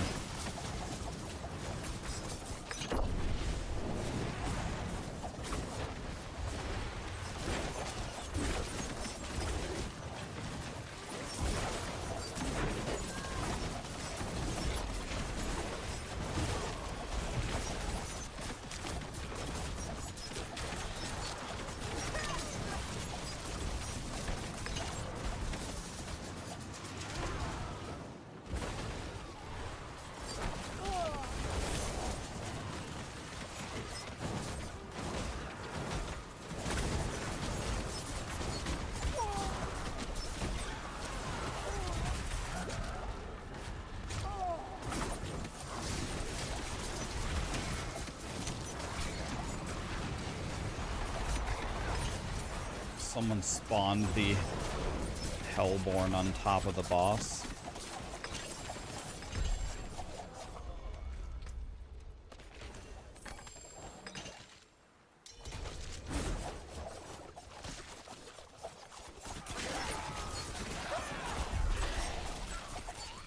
Can't party up, that's cheating.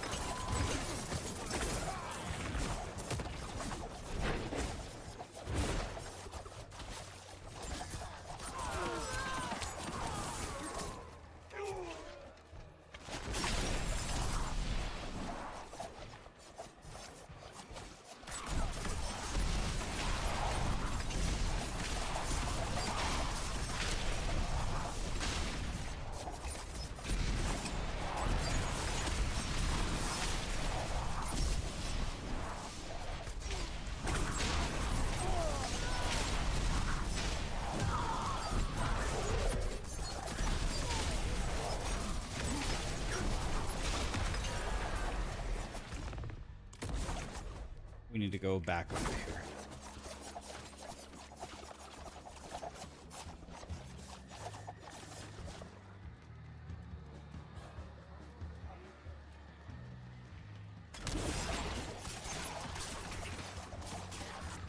Oh my.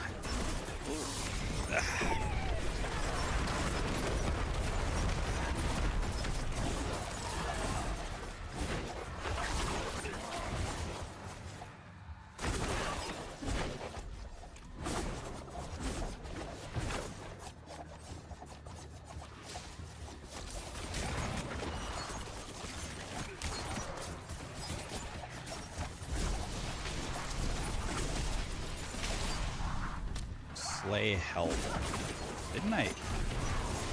Didn't I just slay a Hellborn? I slayed one on the boss. Someone spawned the hell. I already. Excuse me, Blizzard. I already slayed a Hellborn. Okay. Why does Blizzard hate me?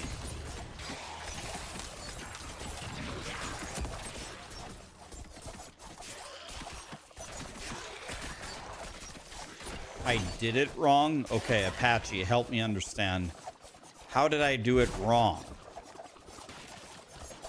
What should I have done instead? I spun around and killed him. Where was the error?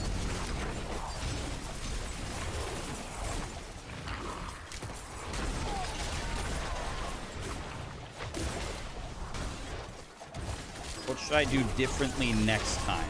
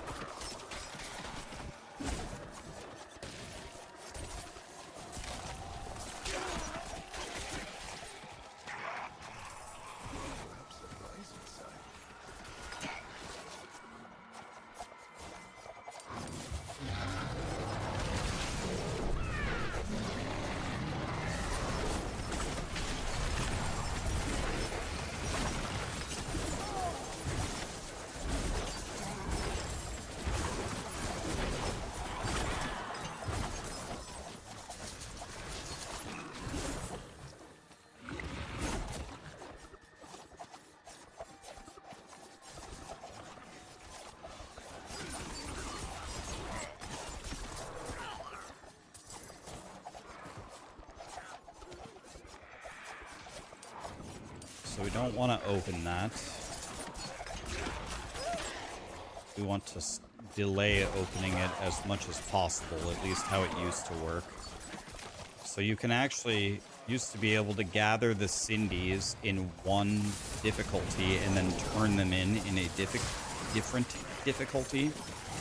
So I need to turn them in a difficulty where I won't die, because if I die, I lose half my Cindies, but I'm going to risk it. So I think I'm going to turn them in on Expert. Should get more XP. Rax, you better not highlight the weaknesses of Diablo or I'm gonna unfollow. If you unfollowed me, that would be devastating. So I will make sure not to complain about a single thing or undermine Diablo for. Thank you for the warning. That's very kind of you.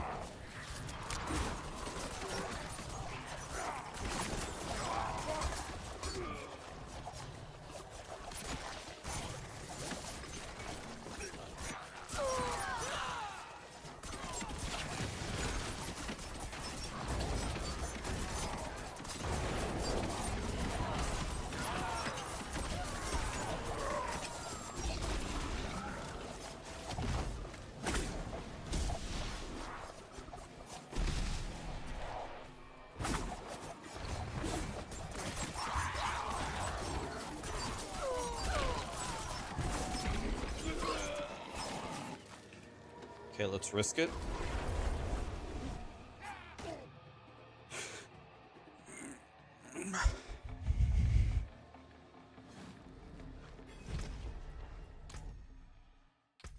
So now let's change the difficulty to, let's try Expert.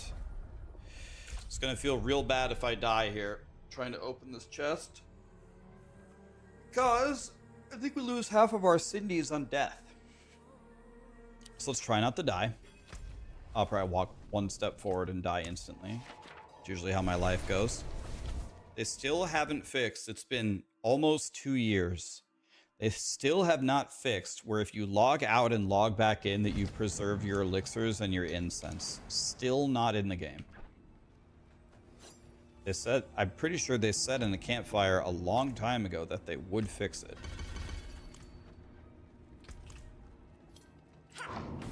100% not in the game.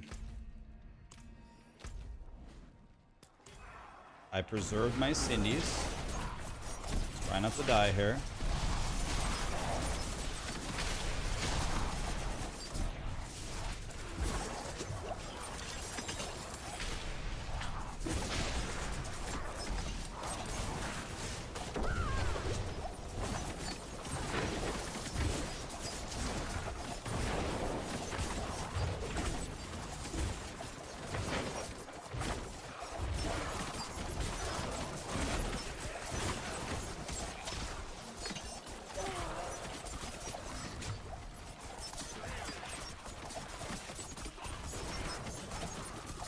These guys are hard to kill on Expert with absolutely nothing.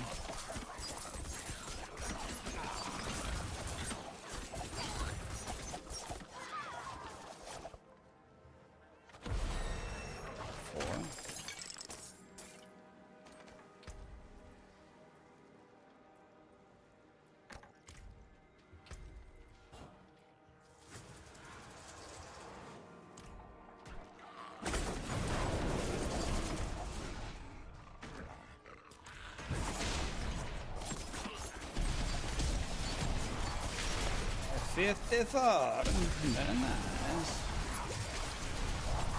Okay.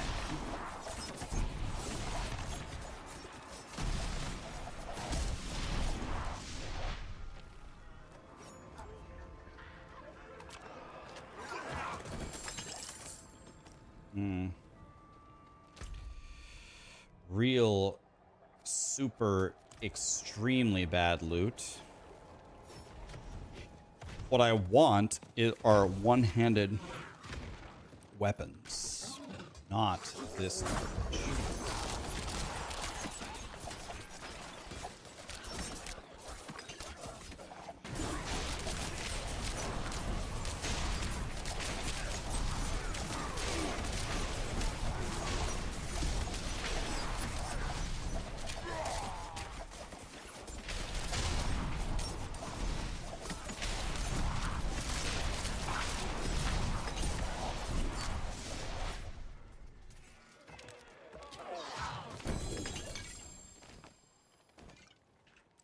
Okay, the $1 million question is, can I get...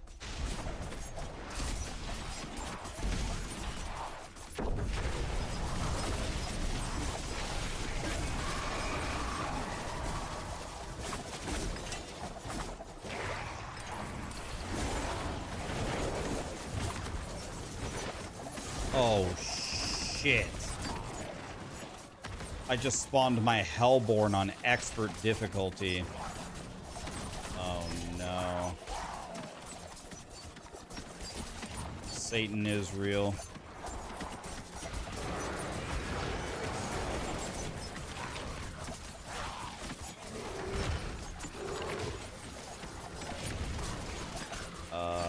Well...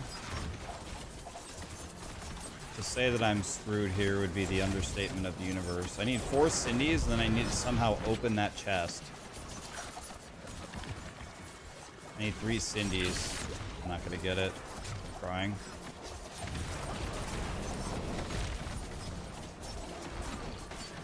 You wanna know what's funny also? The fact that since another big problem here is since I spawned the Hellborn and didn't kill him till after the timer, that means that I also didn't get the Grim Favors for it.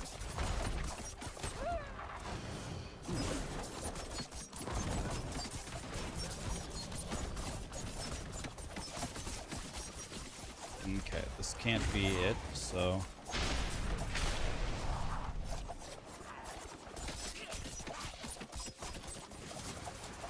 Move away here.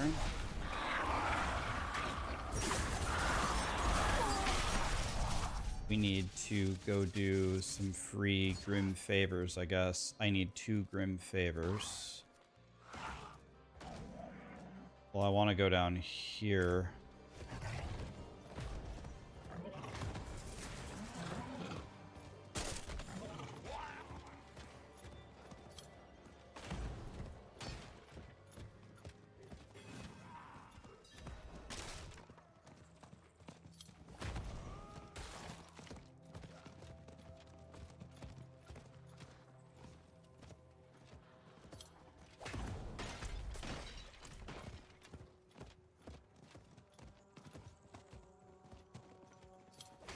Unfortunately, this just cost me quite a bit of time, actually. 73 Grim Favors that I couldn't turn in. Feels bad.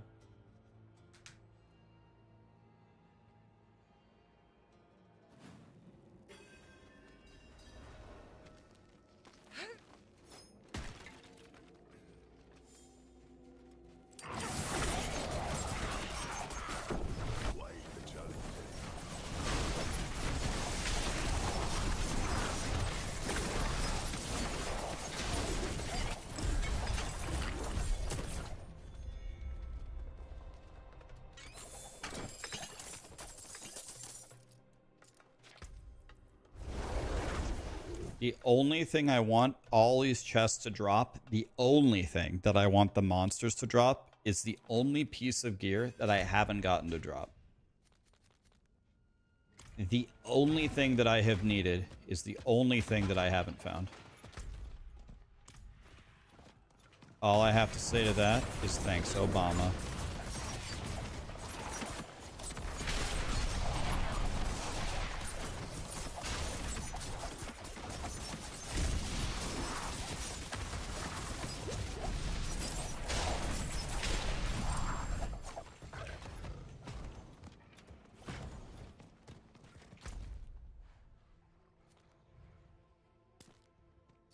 Nice. The other Grim Favor seller available to me, the one that I can do, is the furthest thing from a waypoint I've ever seen ever in 5,000 hours of Diablo 4. Completely unusable.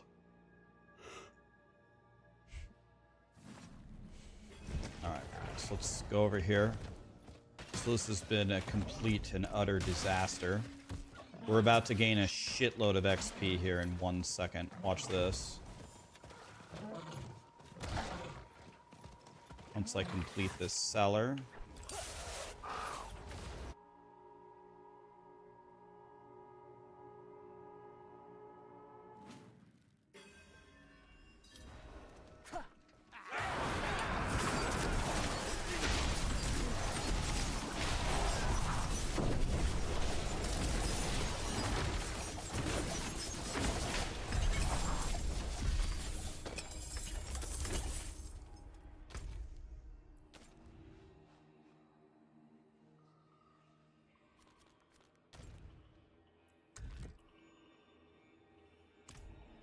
Okay, I have to open a tortured gift. So now we need to go to Kmart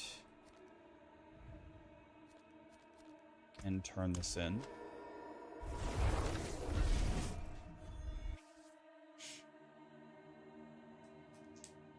Actually, before we do that, let's just turn this in. I was gonna save it, but let's turn it in now, because when I do the second Hell Tide, I'll do the full Grim Favor again, turn in the quest, and then that should be about it. We should be about 60. It is done. None of those. Don't want any of those. Take the legendary ring, I guess.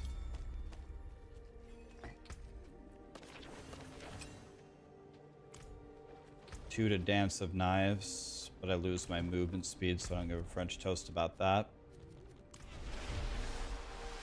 So I turn in one.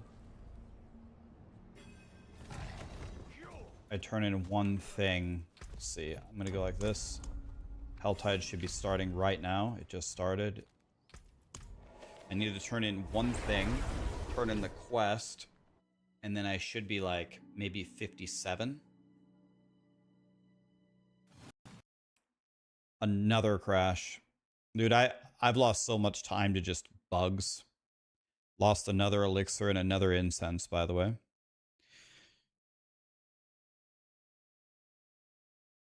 I've lost so much time to bugs and lag, and I guess the PTR just must run on different servers because it's just so bad. I has cookies.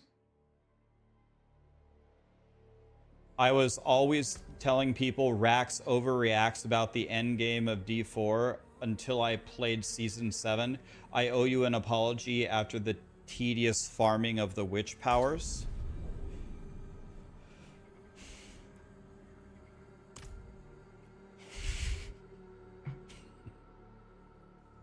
Apology accepted. Thank you, sir. Oh my god.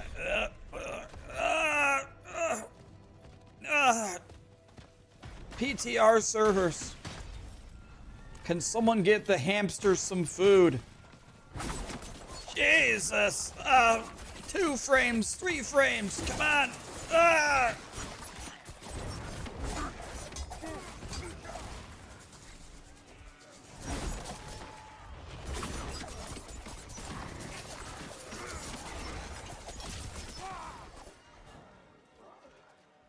Bro, I can't fucking... God. Help me, Blizzard.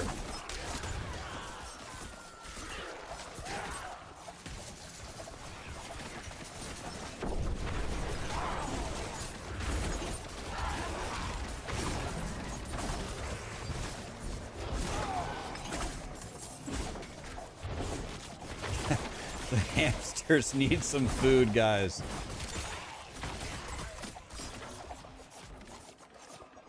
Where's the tab for the powers? I am leveling without the powers, just because then everyone would just say, oh, you only leveled fast because you used the powers. So I said, okay, I'll use them absolutely nothing. I think I actually have a power. I have one, I just didn't put it on. It's fine.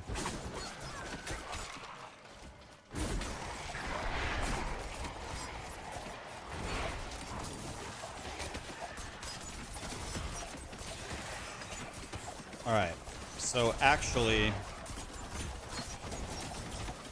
Okay, so I'm trying to calculate this here. I think I'm going to be about 57 right now. If I did the Tree of Whisper turn-in, that would be like 57.5. So I'm like 2.5 levels from 60 right now. So the question is, can I get 2.5 levels from this Helltide? And the answer, I believe, is no.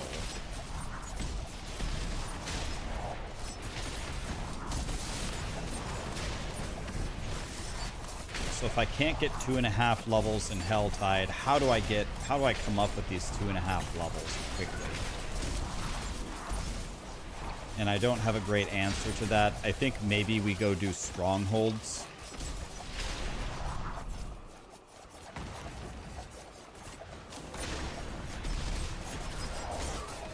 I think maybe we go do strongholds is the answer.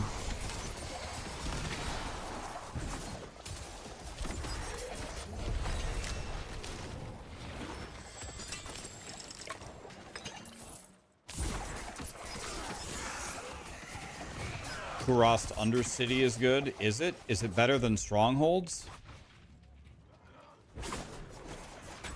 Strongholds are really good. Is Kurast Undercity better than strongholds?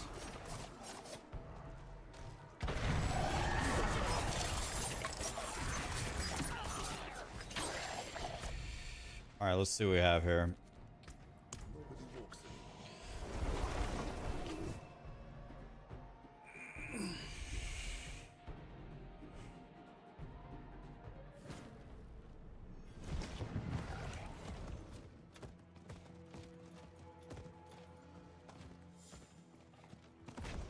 I'm out of quests now. I believe this is the last quest. Let's see how juicy this quest turn in is. I'm 55. Almost. Yeah, now I'm 57. Okay, I'll try Kurast Undercity.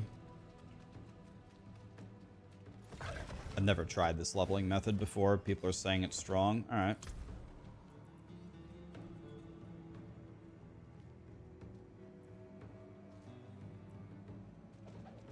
Ow.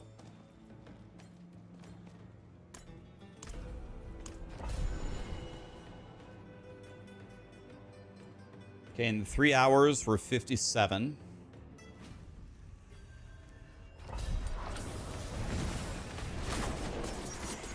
Do you just rush to the end? What's the strategy? You just go to the end or what?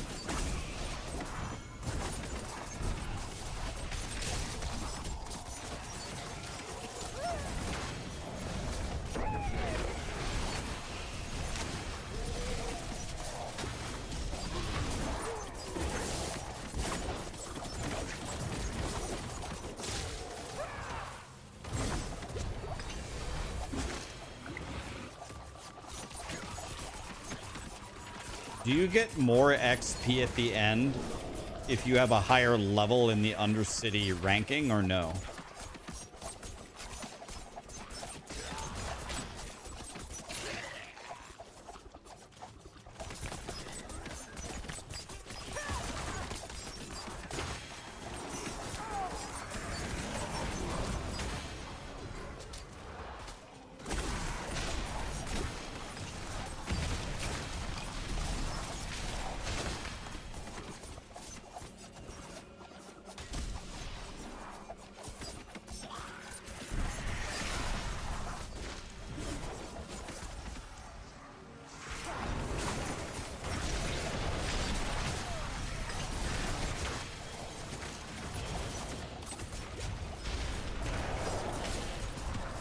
This seems a lot worse than strongholds. I guess let me don't judge a book by its cover. Let's finish the run. But I have a feeling strongholds is way faster than this.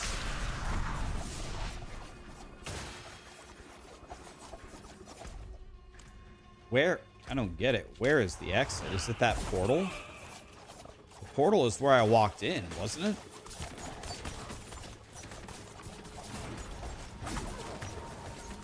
Is this the next floor?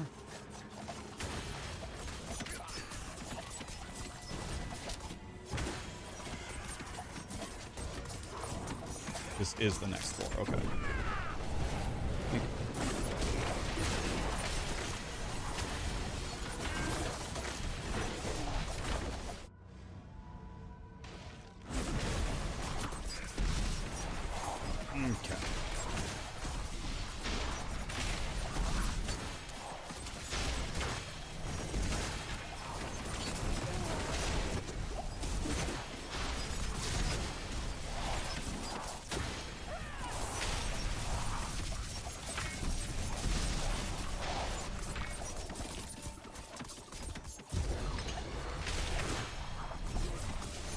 Yeah, I know that we need to do the events to fill the blue bar, but I don't care about anything. I don't care about any rewards. I don't want anything. All I want is XP.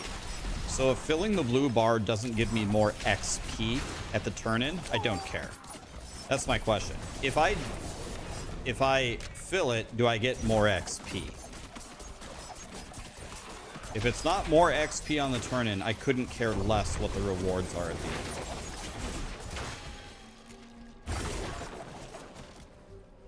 I do not think so. It does, though. The reward is XP because you use an XP tribute. Does that mean that the reward for XP will be magnified on an XP tribute if you get a higher level?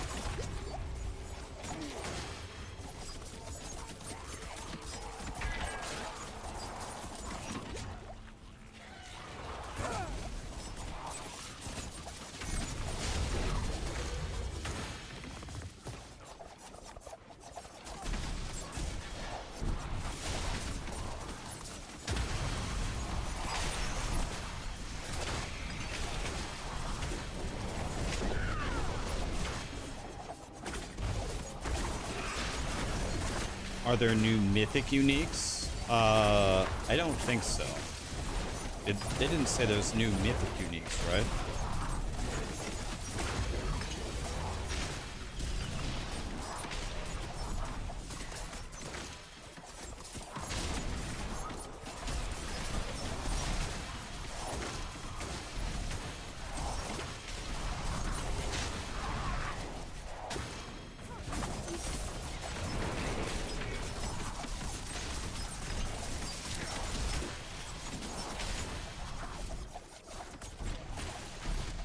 This is going to have to give me a colossal amount of XP on the turn-in to beat strongholds, unless they nerf the living shit out of strongholds.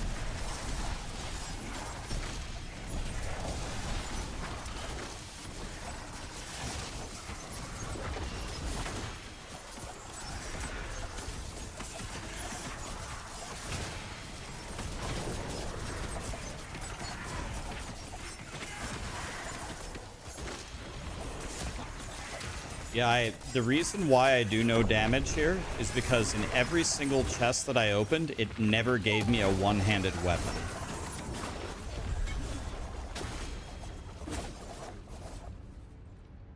Oh, my run failed? Oh, that's not good, but I did get a one-handed sword. That's good.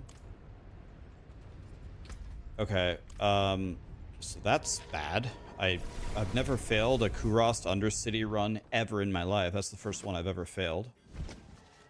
I actually didn't even realize it was possible to fail. Okay, so what we're gonna do here, I will try it again. Let's put it on normal difficulty. Now that, of course, now I have the weapon, now I'll do a million times more damage, but I think I lost the tribute that I wanted. So since I'm not getting the XP reward,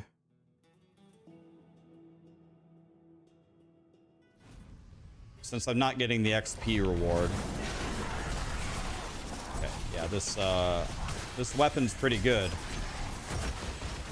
This looks completely different now. Oh yeah, okay. Yeah. I'm pretty strong now. This is what happens when you do an entire Helltide and don't get one yellow weapon. Yeah, Diablo 4 is too hard now. Season 8's too hard. No one will be able to clear it. It's way too hard.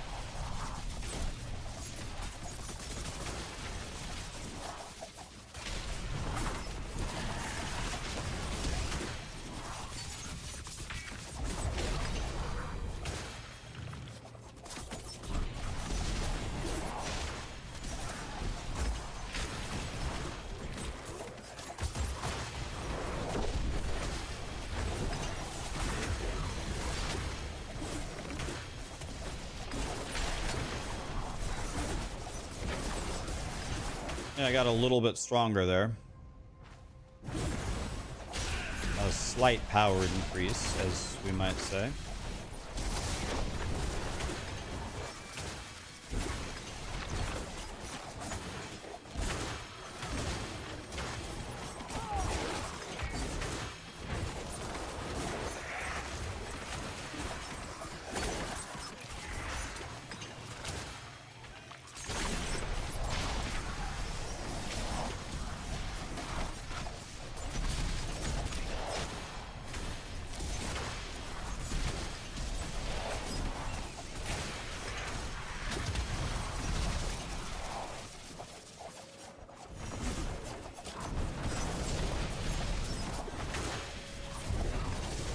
Okay, obliterated.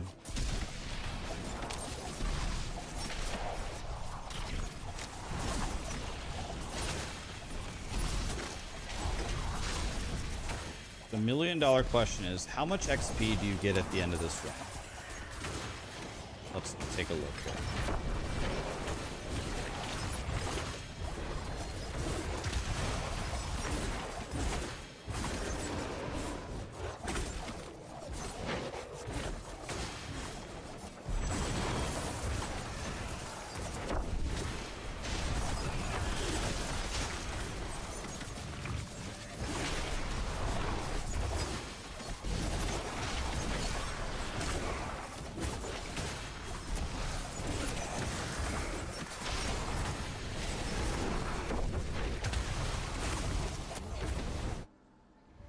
Okay, we have level 3.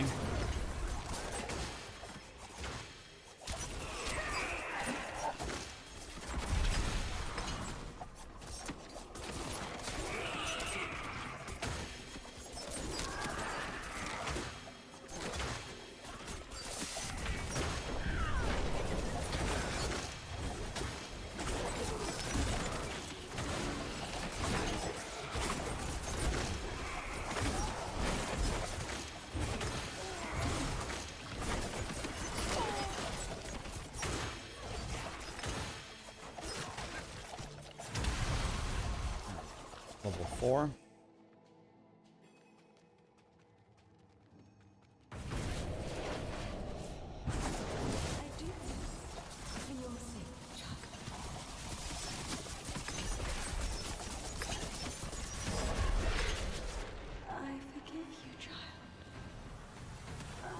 Did I see that right? Did it actually give me 0? Or no? There. Like, yeah, maybe if, probably if your, your XP is, or your reward is experience, then it's probably worth it. But I think we have to do strongholds here.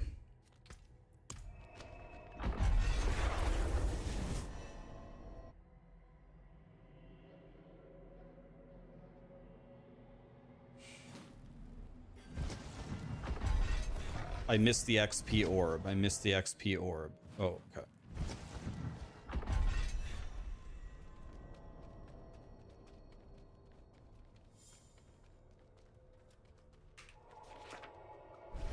I picked him up, right? I picked him up.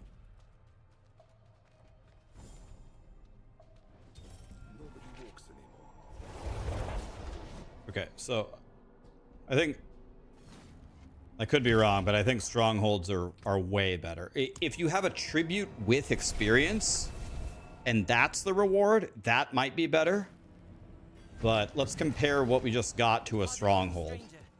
And I'm pretty sure you can do a stronghold depending on the stronghold. Fuck!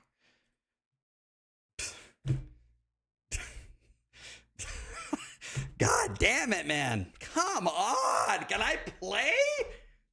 This time is so bad because I keep crashing, lagging.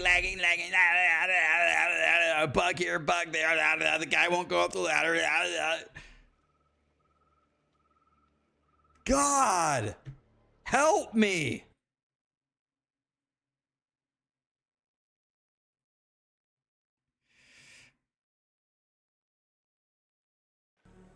I can't even log in!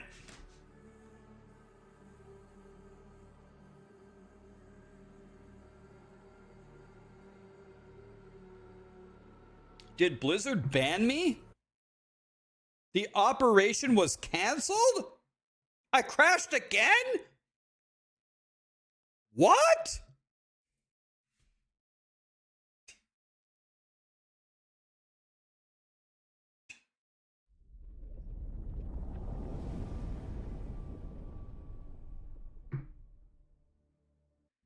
You haven't crashed once in 3.5 hours?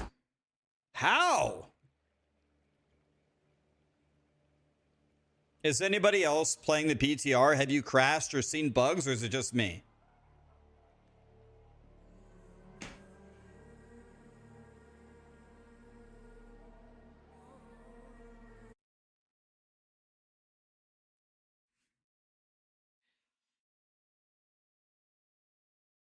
You've crashed all the time. You've crashed once. You crashed a bunch. You're stuck at login. You always crash in D4. You have one crash. Do I have the newest drivers? Guys, I never crash in any other game. I didn't crash once in POE1. Didn't crash once in POE2. Didn't crash at all in Fortnite.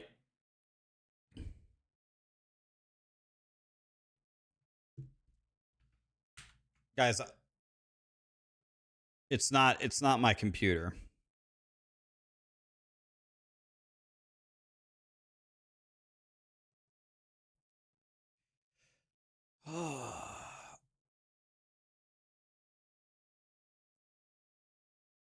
Yeah, I got banned.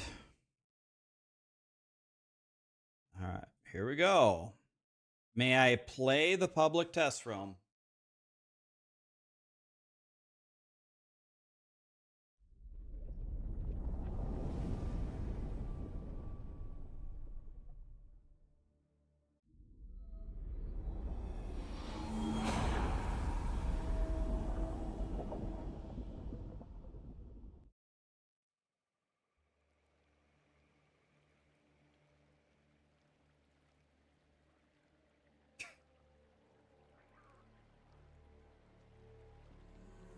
Woody is already in Torment 4, but did Woody start fresh, or did he use one of his characters?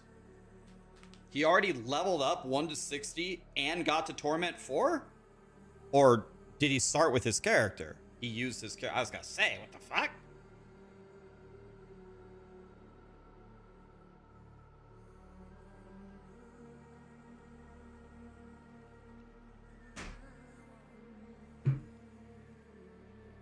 I actually can't play. I'm not even kidding. I can't log in. What? I was just playing.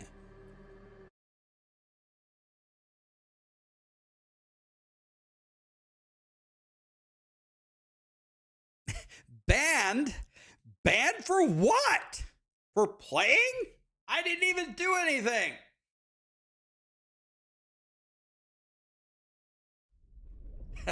Banned for playing PoE? What? Everybody played PoE. Everyone would be banned then.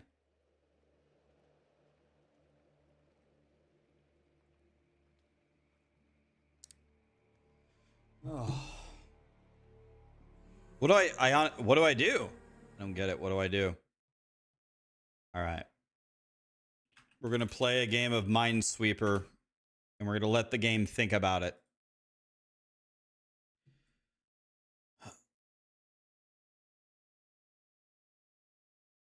Okay. We're going to play a game of Minesweeper while Blizzard thinks about letting me back in.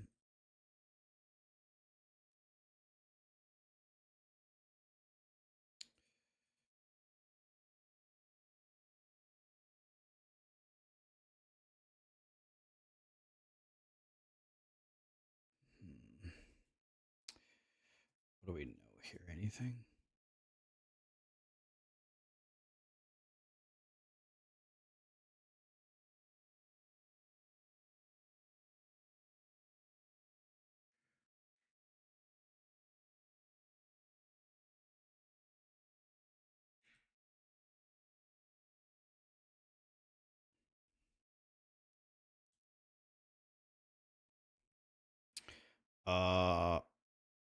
This so it has to be bomb, right? Okay. This is gonna get the brain thinking again. This has to be a bomb, right? So this is open.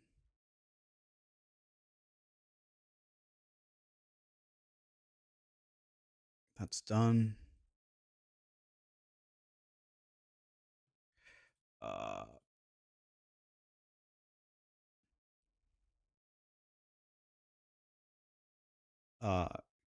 This, right? Open. Bomb, right? I think.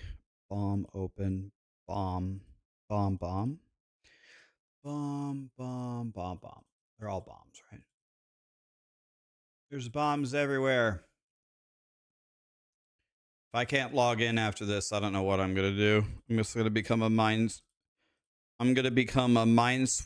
titty streamer.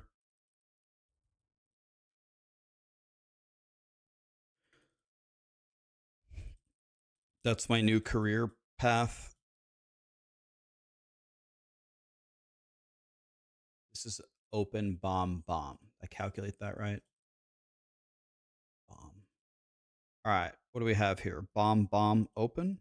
6. All of them are bombs then. Okay. Both of those are bombs. Another 6. Let me make sure. Okay. Bomb, open, bomb. Bomb, I think. This is open, bomb. Okay. Let's see if we can not mess this up here. Bomb, right? We have bomb here.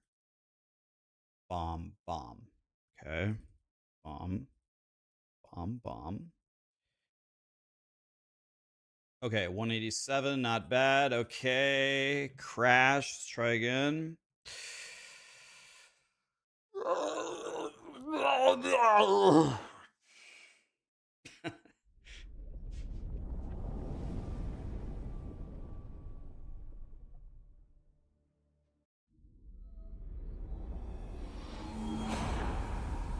I restart my launcher. I did restart my launcher.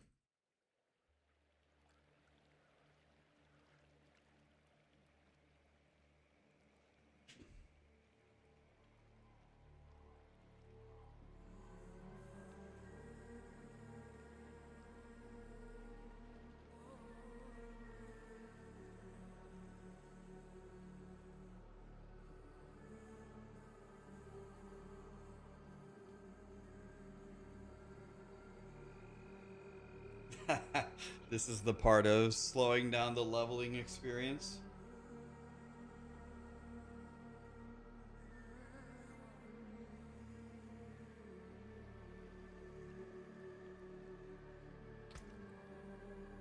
Download more RAM to solve the issue. Download RAM.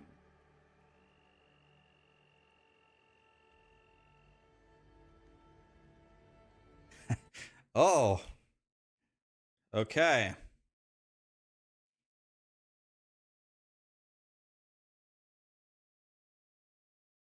That I don't even know what I'm hearing, but okay. All right, I don't know. Let me try logging out and let me re-log in.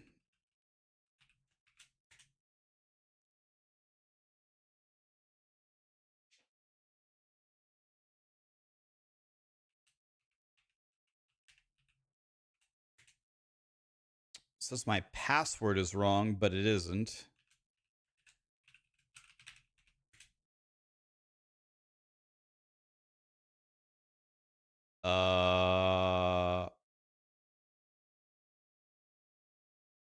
It says my password is wrong, but it isn't.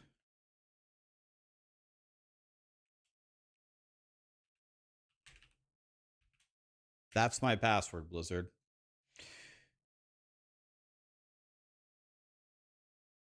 I guess I have to forgot my password.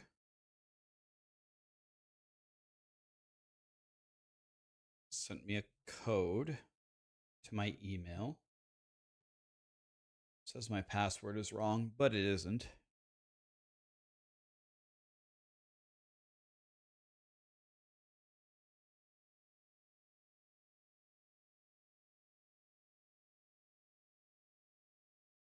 One moment, please.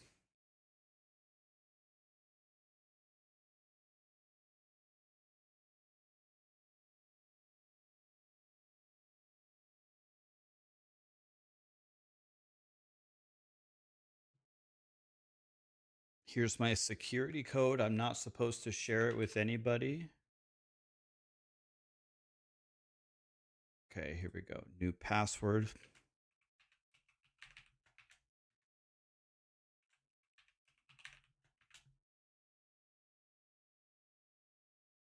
Password has been updated.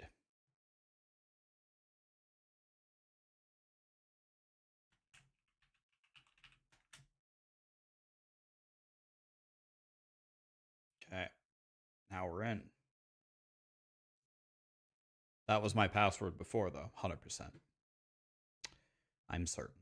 100% sure. So I don't know what's going on there. Logged back in. Let's try again.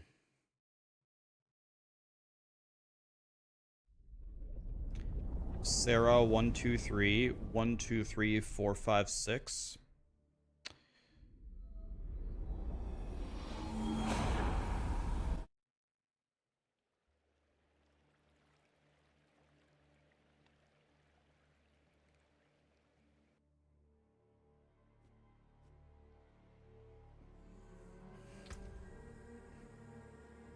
Hey, it worked.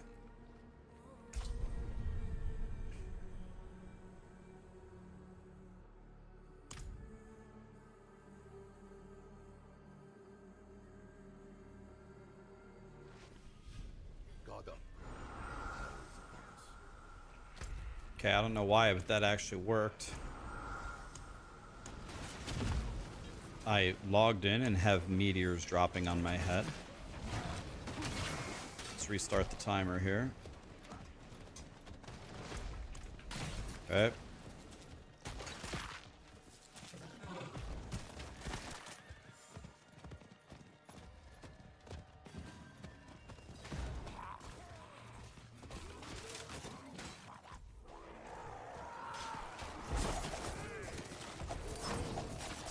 Investigate the ruins.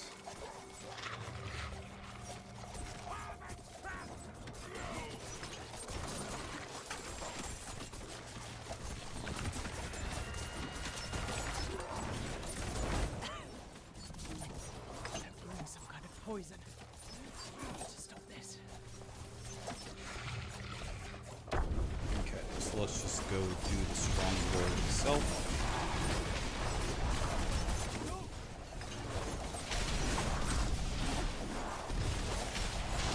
Destroy the cauldrons, we can do that.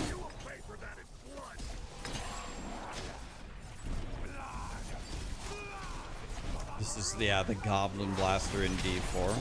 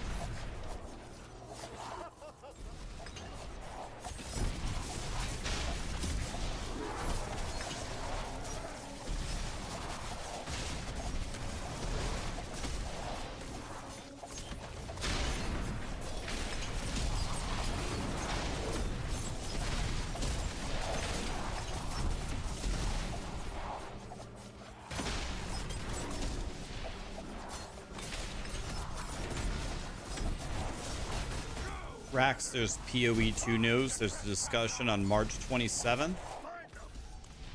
Excellent. 27th. Okay, it's 2 weeks away.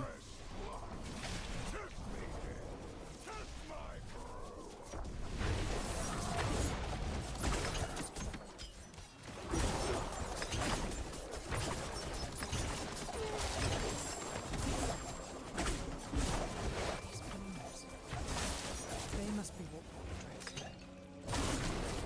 flowers enhance their poisons.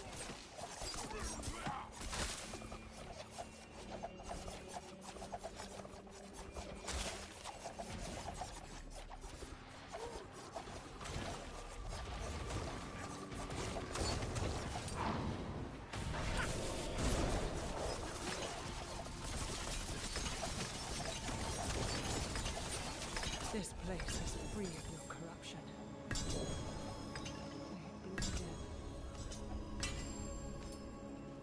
That's... What? That's not what I clicked.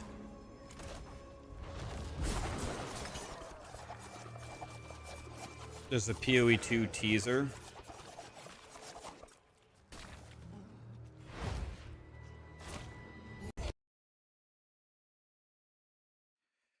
All right. I don't think I don't think I can play this anymore. It's just crashed on me way too many times. Eternal Struggle crashed would be again. I don't know. I just don't want to play anymore. I needed to do another level and a half. Would have taken me probably another 15 minutes. Say about 3:30, between 3:30 and 3:45. Which is slower, but not by much. Let's watch this POE2 trailer. Like, I don't know, man. I can't even play the PTR. I just keep chain crashing. All right, let's see this.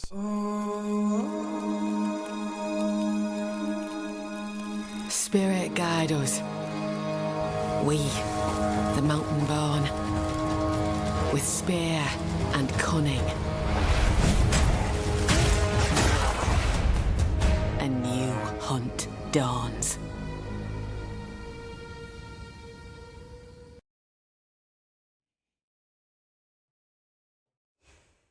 April 4th. Oh. Oh, man.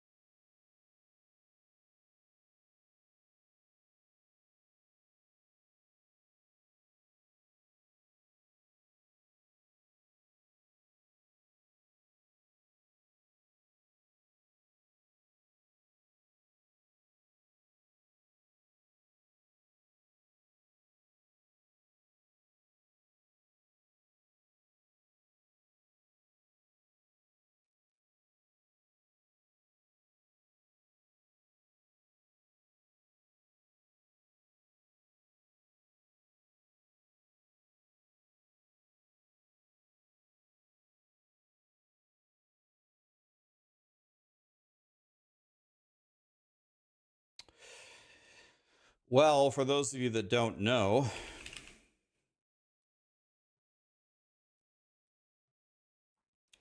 I think this, let's see here.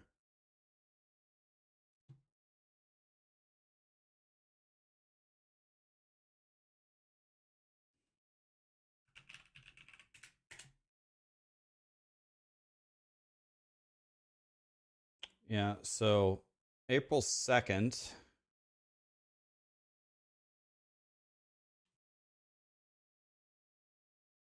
is a Wednesday. And April 4th is a Friday. This is when last Epoch releases, and this is when POE2 releases. Why?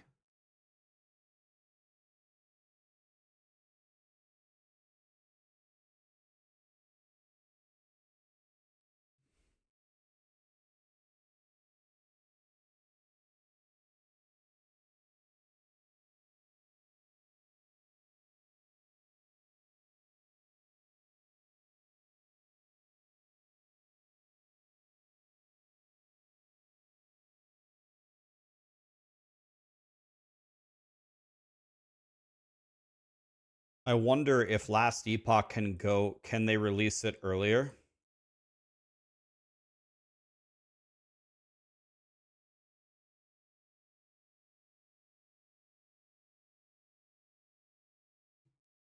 I'll ask him.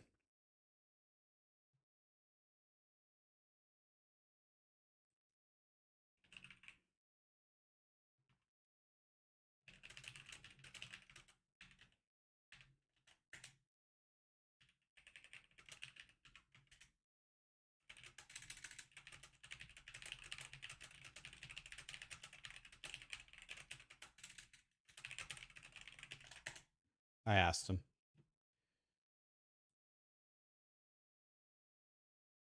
That you want to know what's sad is these are two of my favorite things to play. I want to play Last Epoch for more than 2 days. And I also want to play POE2's update.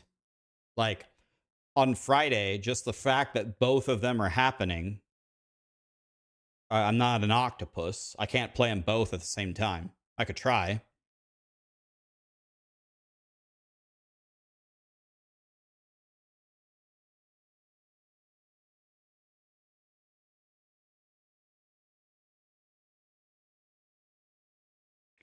Why ARPG gaming company competition? You want to know what every single game, every single fan and game has the same thing in common. Diablo 4, POE1, POE2, and Last Epoch all have one thing in common, which is almost never going to be different ever in the history of the universe. Every single one of them, without exception, has a 99% of their players gone in 1 month after a release. All 4 of them, no exceptions. No matter how good of a release they have, no one stays longer than 30 days. So it genuinely makes no sense to release on top of each other. It doesn't even make any sense.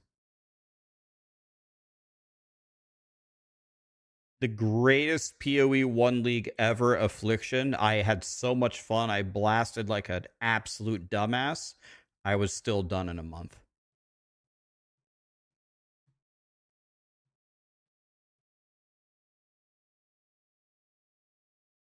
I kind of understand. I could understand why these guys would want to release on top of D4. That would make sense to me. D4 has like this many players compared to like the other people have like this many players. So I understand trying to cannibalize D4, but when Tencent is an investor, I think it's just straight up owner of Grinding Your Games and a partial investor in Last Epoch, why are they cannibalizing each other?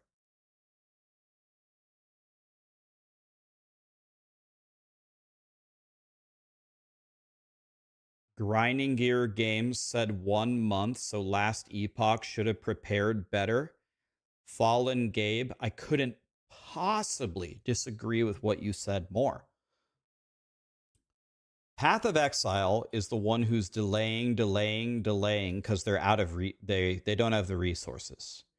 Last Epoch has been waiting a year for their major release. So they announce it at the end of February for a certain date. Why would Path of Exile specifically target 2 days after?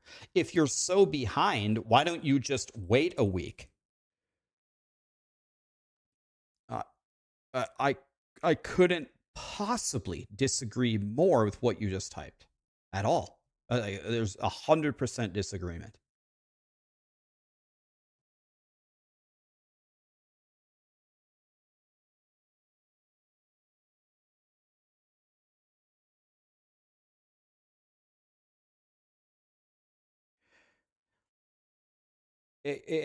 GGG is scared.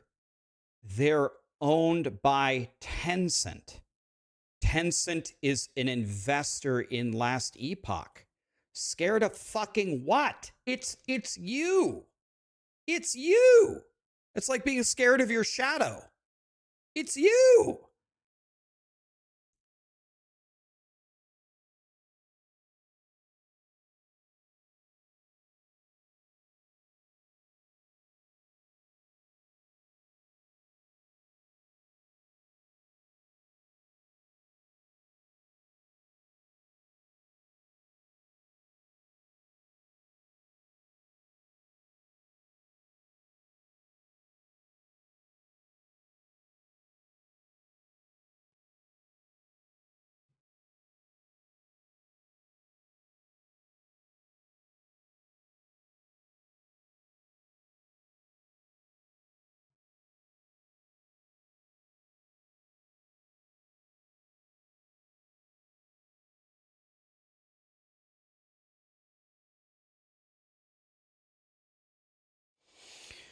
All right, well, I'm open to ideas, guys, but I guess here's my idea right now. I guess I might change it.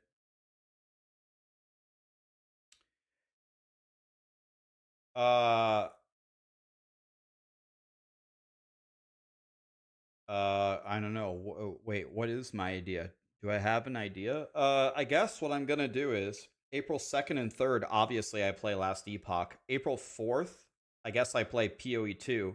And then 5th, 6th, 7th, 8th, 9th, and 10th. How mad would you guys be if I did half and half?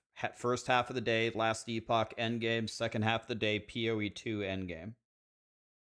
How mad would you be if I did that? I know, it's fucking stupid. I could do every other day switch.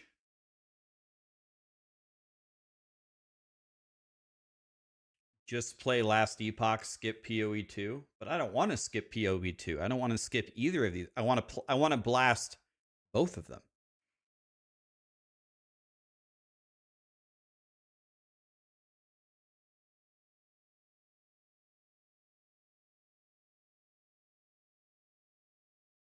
I'm going to make a video. Can you guys help me? Can you guys help me? I'm going to make a video. I'm going to release it today. I'm going to release it tonight. I'm going to ask nicely. I'm going to ask Last Epoch and Grinding Gear Games, can you not fucking release your games 2 days apart? Can we come to some kind of resolution? Can we get like at least a week, if not 2, for the love of God? You guys are owned by the same company. Stop.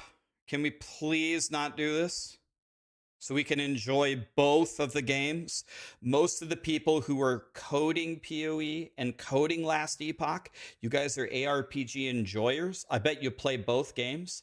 You're owned by the same damn company, Tencent. If you're watching, I need you to go bitch slap both of them. How the fuck did this happen? And I need you guys to like it. I need you guys to comment about how pissed off you are.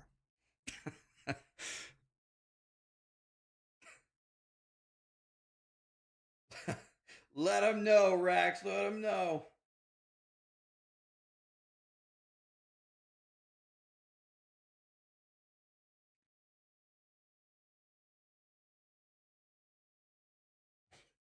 Yes, yes. I'm calling for a ceasefire. That's a great way to explain it. You don't care?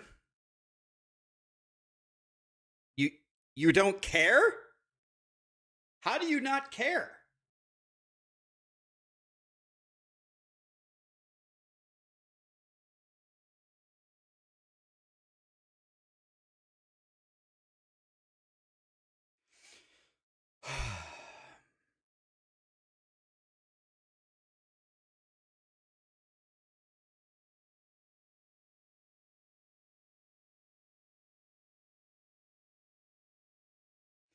Is Last Epoch still a thing? They just, I don't know if you've seen it. They just had a big announcement. The next season looks amazing. They updated everything. They have side content, they have new end game, they have a new Uber boss, they have new crafting, they have new legendaries, set items are different. Dungeons are different. They added WASD movement. It's a huge... They added champion monsters, champion affixes. They added a new faction. They added a lot of shit.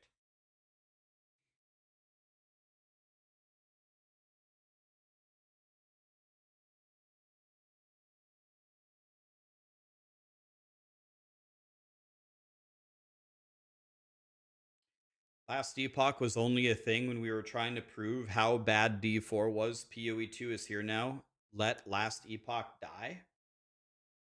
I think you guys are really underestimating Last Epoch, man. That game's fun. I don't know what you guys are talking about.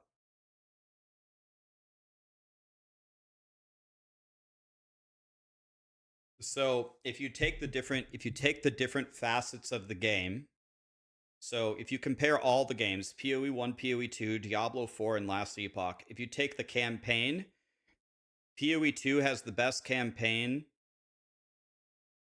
I don't know. Honestly, maybe Diablo 4 has the second best one. I don't know. PoE2, I think, has the best one, and then all the other ones suck. So that doesn't matter. For endgame, PoE1 giga stomps on the other three by a lot. With this Last Epoch update, maybe Last Epoch's number 2. PoE1 shits on everything. For crafting, there's only 2 choices. It's either PoE1 or it's Last Epoch. Those are the only 2 in the running for best crafting. I mean, I don't know. Last Epoch is up there in all the categories, honestly. There are a lot of people who would tell you that Last Epoch has by far the best crafting because it's easy to use and it is very complicated to do it perfectly, but new people don't have to read an encyclopedia to figure it out. PoE is definitely more expansive and there's more you can do and there's crazier things you can do. But the amount of knowledge and game experience needed to do that is so overwhelming for most people that they don't like it. So there are a lot of people that would say Last Epoch has the best crafting system of all 4 games, which is very important. The slamming, the endgame slamming of Last Epoch is about as fun as in any ARPG ever. When you go take your legendary potential and slam it in at the dungeons, it's fun as shit.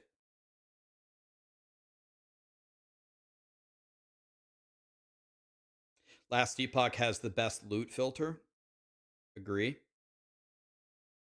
Yep. Their loot filter is god tier. I forgot about that one. They give you 200 stash tabs for free. They have an auto sort button, so you don't have to play Tetris. The crafting materials now auto go to your bag. They don't even go to your inventory anymore. They auto go to your bag. So Last Epoch is definitely number 1 in quality of life by far. 200 tabs for free, auto sort, no Tetrising because of that. Mats automatically go to your mat tab in the new update. Number 1 for quality of life. So saying Last Epoch was just there because Diablo 4 is bad, no.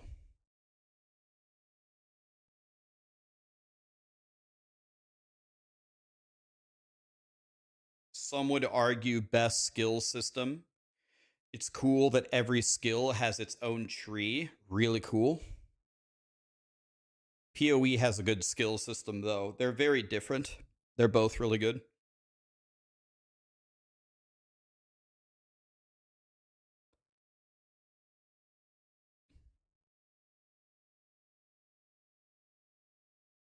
What happened with No Rest for the Wicked? The update for No Rest for the Wicked this morning was...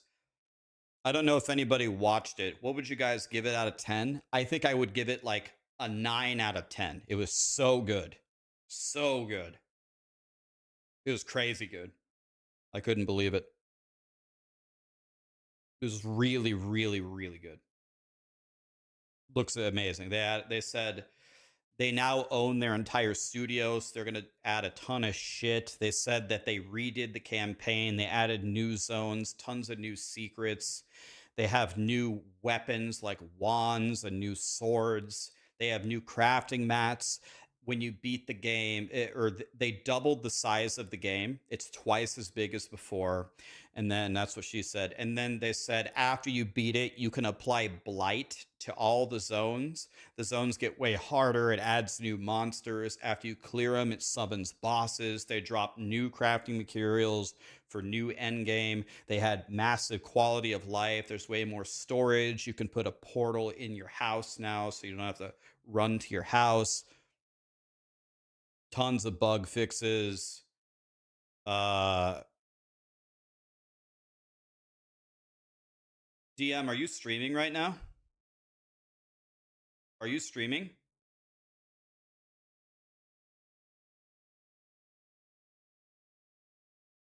No, you ended. You did a very short stream. Do you want to chat for 10 minutes about the state of ARPGs? Or nah?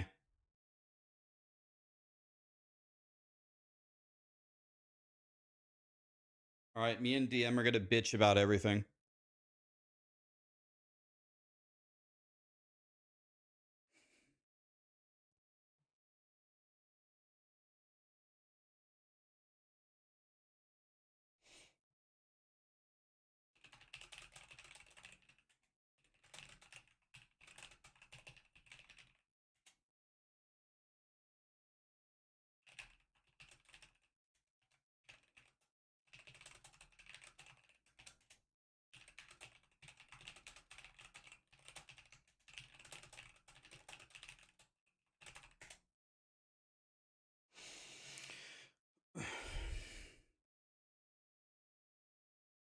Here, okay, hold on. Let's make a. This is going to be good, guys. I have an idea. Let's make a graph. This is going to be good. Hold on, help me. All right, let's go last epoch. Let's go POE2. Let's go D4.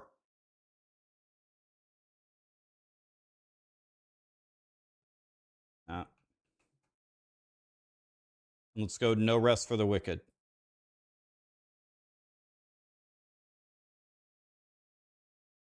Let's start with last epoch. What are we getting in the next patch? We're getting a class rework. We're getting crafting. We're getting a faction. Getting a dungeon rework, a set rework. We'll call it dung rework because I'm a 5-year-old. We're getting a set rework. What else are we getting? Oh yeah, we get new bosses. We got new champions. What else do we get? Yeah, uniques. They said 30. I think they said 30 uniques. We got WASD. What else do we get? Idol crafting. Yeah. Idols you can now craft. Yeah. Oh, yeah. We got new end game. Yeah, with the monoliths. All right. That's what we got on last epoch's patch. Now, let's be fair here. This was July. What's July to April? May, June, July. So this is 9 months, a 9-month patch. POE2 had, when was our last POE2 patch? Is it December? December or what? We didn't have a major patch, right? So that's 4, maybe? Diablo 4 is normally 3, but they delayed. So this is 4. And No Rest for the Wicked was, I don't know, let's just guess 9. Not going to look it up. Let's say it's 9. Okay. POE 2, we're getting a class. We're getting new endgame. What else are we getting? Yeah, I have the class rework right here.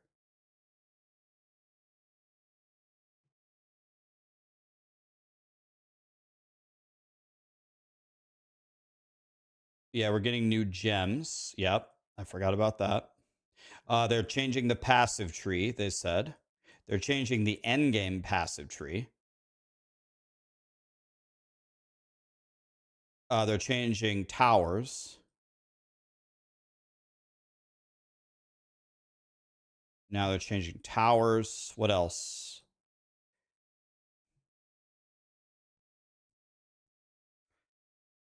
We already have yeah, we have WASD in last epoch. We already have it in POE2. Yeah, the ascendancy is, I'll put that here with the classes.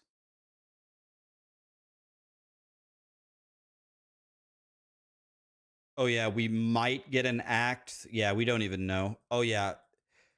We got the new weapon swap tech.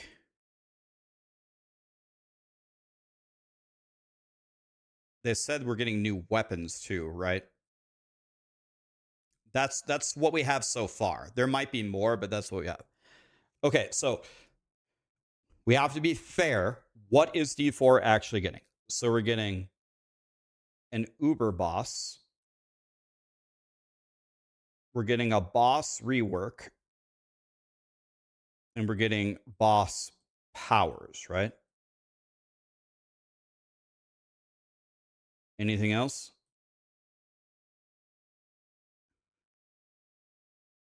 I think that's everything, right? A new difficulty. Gazzy is here. Gazzy, DM and I were going to chat in a moment. You want to join us or you got to go? Thank you so much for the raid, buddy.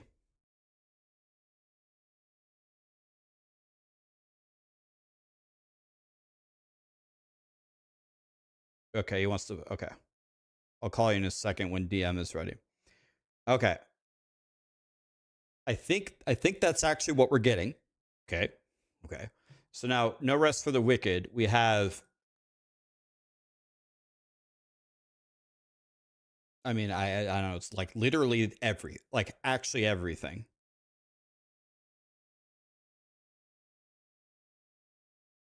Like everything in the game got better. So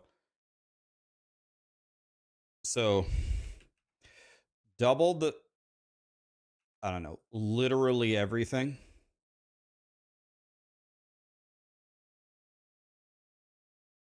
I mean, actually everything got better. It's a 2 times bigger game, new weapons, new end game with the what do they call it? The blight. New end game, new bosses, new monsters, new secrets.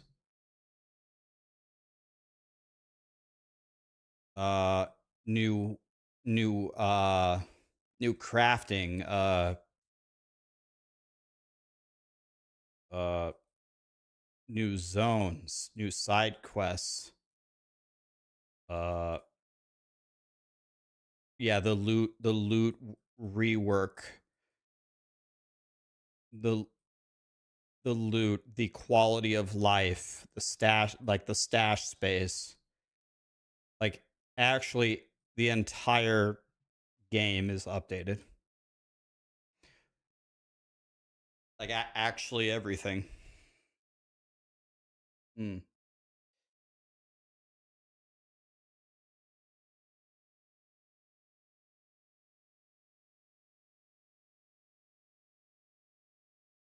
Doesn't mention the leveling reworking. Okay. I mean, but okay. So wait, there are new items in D4? We could put the leveling reworking, but it took me like the same time to. Oh, I see what you guys mean. You mean the 5 new uniques? Oh, okay. Okay, that's true. They got 5 new uniques. So we can put the leveling here. I got practically the same time as last time. The leveling didn't really change.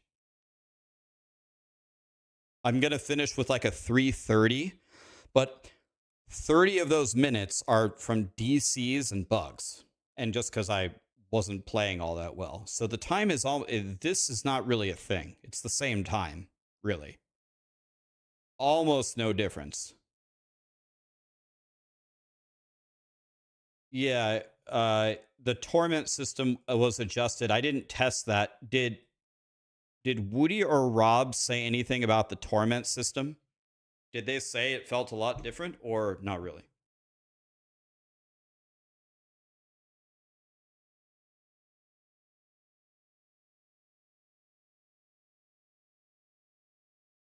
Yeah, I guess I didn't put it for Did I put it here? I guess POE got new uniques. Those uniques looked pretty garbage, but I'll put it here anyway.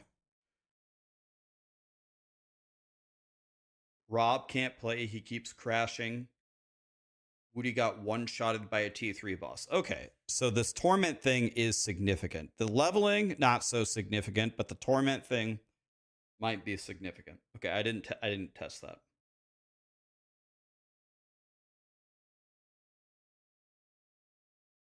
Okay, so this is significantly harder. Okay. Okay, fair. Yeah, fair. Again, I'm trying to be fair. Let's be fair.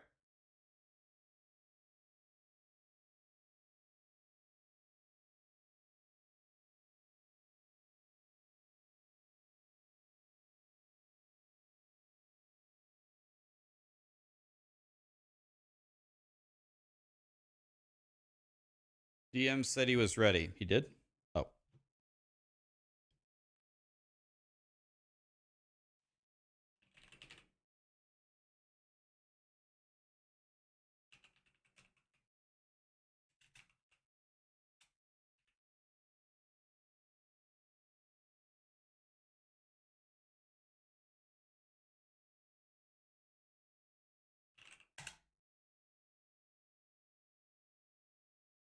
Okay, let's call him, guys.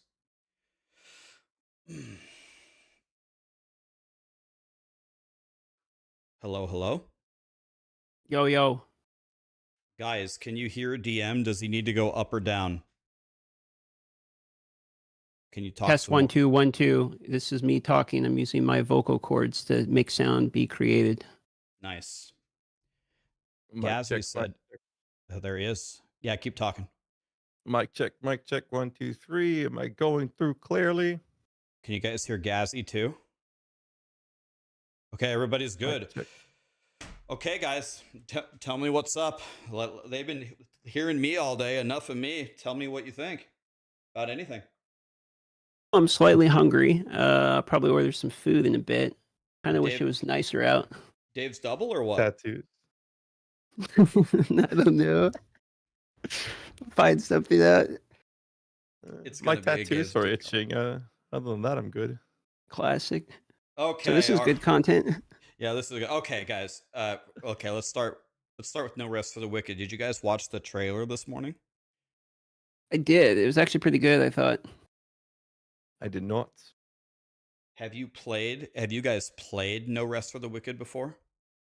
Yeah, played it on launch. Play a little bit of, what was it, the Crucible. Mm-hmm. But, not too much after that. I mean, it's pretty much like everyone just played it on launch and then kind of been twiddling thumbs waiting for them to drop something. I did not try it. Oh, you haven't played it? Yeah. No, I never had time. Woody wants to talk? Okay. DM is too bring loud. him in. But he has that sweet mellifluous voice. DM is too okay, everyone. Okay. Dude, Gazzy, you're in for it. You've never played No Rest for the Wicked?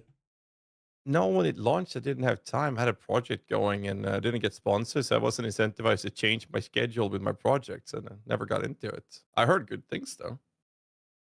In general, do you like Souls games? Do you like Elden Ring, Dark Souls? My first Souls game was Elden Ring and that was a fantastic experience.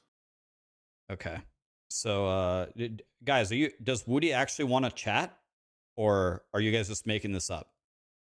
Should we end the call and add him? You can just drag him in. It would drag him in instantly. All right. Let's just add friends. I'm pretty sure I'm friends with Woody. Yep. Add.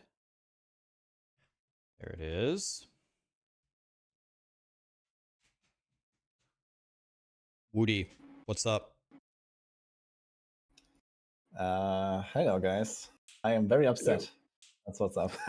Okay. Yeah. Tell me why you're angry. This is a rare occurrence. Woody's never mad. I was born angry. No. No, I mean, because of the POE news, I guess, which is probably the reason why we're here. And I suppose everyone is of the same opinion, but it's fucking bullshit. That's what it is. Yeah, I'm actually, whenever we're done here, I'm gonna make a video, as someone in my chat beautifully put it, calling for a ceasefire. Like come on, really? 2 days apart? This can't be real life. We gotta do something, guys. I mean, Yeah. Tencent owns 100% of Granny Gear games. They also own 20 or 25% of 11th Hour games. My only question is why? Yeah, I don't understand why they're cannibalizing each other. I could understand why they would want to cannibalize Diablo 4. Diablo 4 has such a big slice of the pie, and they're not owned by Tencent, as far as I know, and da da da da da. So like, it makes sense for them to try to target D4, and it's like happened in the past, but they're fighting with each other. That feels bad. I mean, it also feels bad when they do it to D4, if I'm being honest, but. Yeah, it's kind of weird because it kind of keeps happening, I feel. This happened like exactly like, they dropped the big update, when D4 did and so on. And even though they always know the dates in advance, right? They're just kind of like waiting until the very end to announce their own date when everyone is already out of theirs. And then it just seems like so obviously targeted to me, It's kind of weird that they're doing this. So let's say nothing changes. Let's say that PoE launches right next to Last Epoch. So obviously, probably the first 2 days you play Last Epoch, and I'm guessing on Friday you guys play PoE2. But then what do you guys do on Saturday? What would be your plans? PoE2. I mean, a POE2 master race, bro. I don't know what to say. Like, I'm logging into POE2 the fucking second that shit drops. I don't care. I cancel everything for it. Okay. Yeah, I'm in the same boat. Yeah, I mean, I'm kind of maining PoE2 right now, which makes me think maybe I was gonna like finish my, I don't know, like week blast of Last Epoch, and then I'll do PoE anyway, because I'm gonna be doing PoE for like months at a time, and Last Epoch will be basically just the start. So maybe I'll just do like more Last Epoch for the launch week, and then PoE after like a week or something. So see, I think hard to say. I think the launch of a big thing is way too fun to skip. So even if I'm having so much fun in Last Epoch, 2 days later, if PoE2 is coming out, like I have to play PoE2 on Friday. Like it's way too fun to skip it. But I don't know. Like I agree with you guys that like PoE2 is definitely the main game. You're gonna play it for months at a time. But I would like to play Last Epoch for more than 2 days. That's actually going to be a big feels bad for me. Yeah, exactly. So I think it's going to be a lot of people kind of in the same boat. They've been waiting for months for the very much delayed PoE2 update, right? And now it's finally coming. And in the meantime, we're like, okay, maybe we can also do some Last Epoch or something. And now it's like, yeah, okay, that is skipped. So we got nothing. The people just got nothing all the way to April. Yeah, it doesn't just suck for like a streamer. I think it sucks for everyone. Yeah, it's unlucky. Kind of unlucky date, but is that what it is? Is it luck? I think if you want my take, I think the PoE2 couldn't delay any longer because like they've been delayed for so long, and if it's in April already, that's already delayed beyond when their mid-March Yeah, release date PoE was. cannot So delay, but I mean, last Epoch Yeah. has been delayed forever, so they might actually be able to come out earlier. So this is probably what I would suggest to them. In fact, I will do that. Okay, So okay, so wait a minute. Maybe I'm crazy, but I actually have the complete opposite take. So what? POE2 has already they've publicly announced, they've like taken the shame and said that they don't have the right resources. Their customer service is a month behind. They already delayed POE2. We already delayed POE1. We got a completely different event, which I actually thought was really fun. So I'm fine. I'm chilling. I'm already mentally preparing for POE2, the next update in early access, to be delayed. And I have a set date for April 2nd for Last Epoch that they've announced at the end of February that, okay, I'll play Last Epoch for a while until POE2 comes out. I don't think POE2, I think that announcement, I would say, puts less pressure on Grinding Gear Games to release POE2's next update, because there's something for people to gnaw on, to forget about.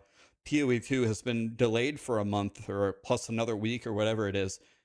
I mean, why do they have to release right then? I think there are way too many POE2 mains these days that don't really care about Last Epoch. You know, there's obviously like a lot of like the ARPG community that wants to play Last Epoch, but there are too many POE2 mains. You know, POE2 is a big thing now, and everyone is waiting for the update, so they can't really delay. But there's another issue that we can't forget about as well, and it is the background stuff that they're going through as a company, which we content creators engage with a lot. So Last Epoch launches on 2nd of April, and they've already collaborated with Twitch to do Twitch drops and give support streamer stuff. And those things takes quite some time and is really messy to schedule. I'm not sure if you guys have seen the background of how that's actually handled. It is a complete mess to do that with Twitch. Yeah. So once they've nailed that, there is no way they're going to have an easy time changing those dates for those things. So I think Last Epoch is just hard locked right now. Yeah, I honestly, I think it would be much more important for Last Epoch to just, you know, have an extra week. You know, instead of 2 days, make it 9 days, which is okay for a lot of people, I think. I think that would, you know, despite a lot of friction, that would probably be better for them. It's like just my opinion here. You know, this gives people some time to blast, enjoy the start, and, you know, maybe support the company and, you know, buy some stuff, whatever. Where in 2 days, most people will barely get started. They will probably not even start at all because they know, okay, like, you know, 2 days later, I'm going to blast PoE, so I'm going to take my day off there, and then I'm going to blast the weekend, you know? So I think there's going to be a lot of people that will just not do an Last Epoch at all, as long as it remains so close. So it's going to be like an absolute fiasco. It's bad for Last Epoch. Like it's very it's bad much for worse for Last Last Epoch than it is sure. for PoE. Yeah, Oh, I don't think POE2. I think POE2 is kind of in the situation where they're just gonna, hey, this is what we got to do. Like they're not really gonna consider competitors. To be honest, they're kind of under fire already. Like all my comments are like, oh, this game is shit now. Like a POE2 people were salty because there's no content update. Yes, they could have delayed, but they're probably looking at it like, we actually delay like when we're already fucking behind to give another game like a leg up for a week or something? Like I don't see them doing that. The question is, why did the question is, did they have to come out that late, or maybe POE2, you know, they pushed it back because of that?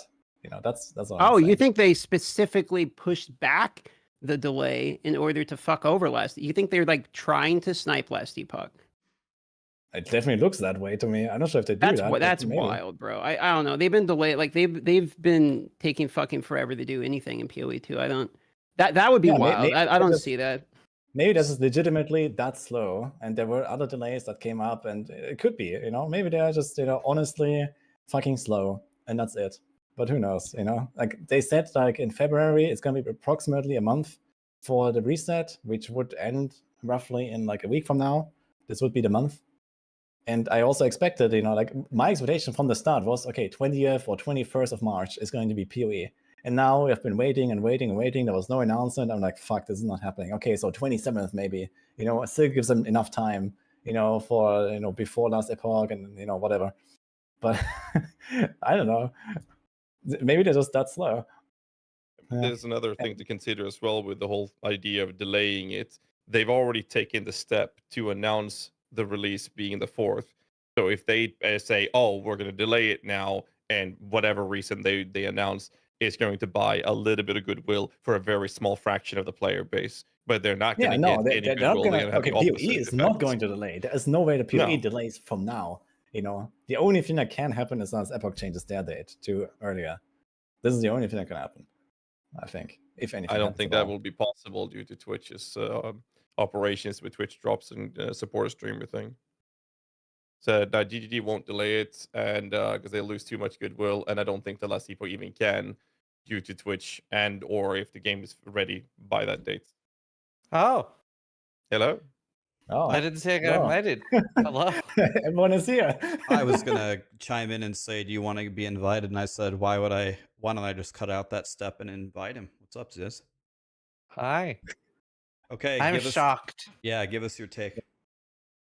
I'm okay. The frustrating part for me is that like we've had like a bit of a draw with nothing happening in ARPGs, and then everything's happening at the same time. Like that's frustrating to me. Yeah, I guess. Yeah. I think like there's a very strong sentiment here, and I agree like that there are a lot of like PoE mains, right? They're mains, so everything else is secondary. Whatever else happens, it's whatever. But so I would say I'm kind of in that boat. I'd say like I've converted to being a PoE main, but I really like ARPGs. I would really like to see Last Epoch succeed. I really love this patch and their update that they're having. The fact that they get 2 days before the big dragon PoE comes to barbecue them. I don't know, man. that I can't be the only person that really likes both games. Like I think Last Epoch is a much better game than people give it credit for. I think it kind of feels bad, to be honest. Yeah, it's fucked up. And I think a lot of people would actually like log in. Like, I mean, Last Epoch, when it came out last year, it was large, it was massive, right? Like at least for like non-Diablo related ARPGs, right? Like it was insanely large to launch, and then it was kind of like slumbering now with like no one really playing it and covering it and anything. And now they actually come out with like a really pork-looking update, and then POE2 just comes in and says nope. Yeah, pretty much. I mean, this is insane. This is actually insane. Like It's not Last bad Epoch's timing. biggest issue has been the consistent flow of like people get to the monolith's end game system and then there's very little to do. It's boring, it's slogging, it's monotone. And the delay fixing some of the stuffs in the engine and this content release that they're having for the second season is basically fixing their biggest issue and giving them the opportunity to put the game back on the map of ARPG cycled content. And it's getting completely demolished by the scheduling of this. That's how I feel. Yeah, I wonder if like GG reacts to this, what you're talking about now, and they're actually saying anything in relation to Last Epoch or so, but I don't really expect them to. So I don't know if we're gonna have like another let's talk moment or something. I feel you know how athletes are coached like when they go into the NBA or the NFL on how to handle the media. Like no matter what questions they get asked, they thank their teammates, and it's not about their individual accolades. They just want to win as a team, and that's like every generic bullshit answer that every athlete gives.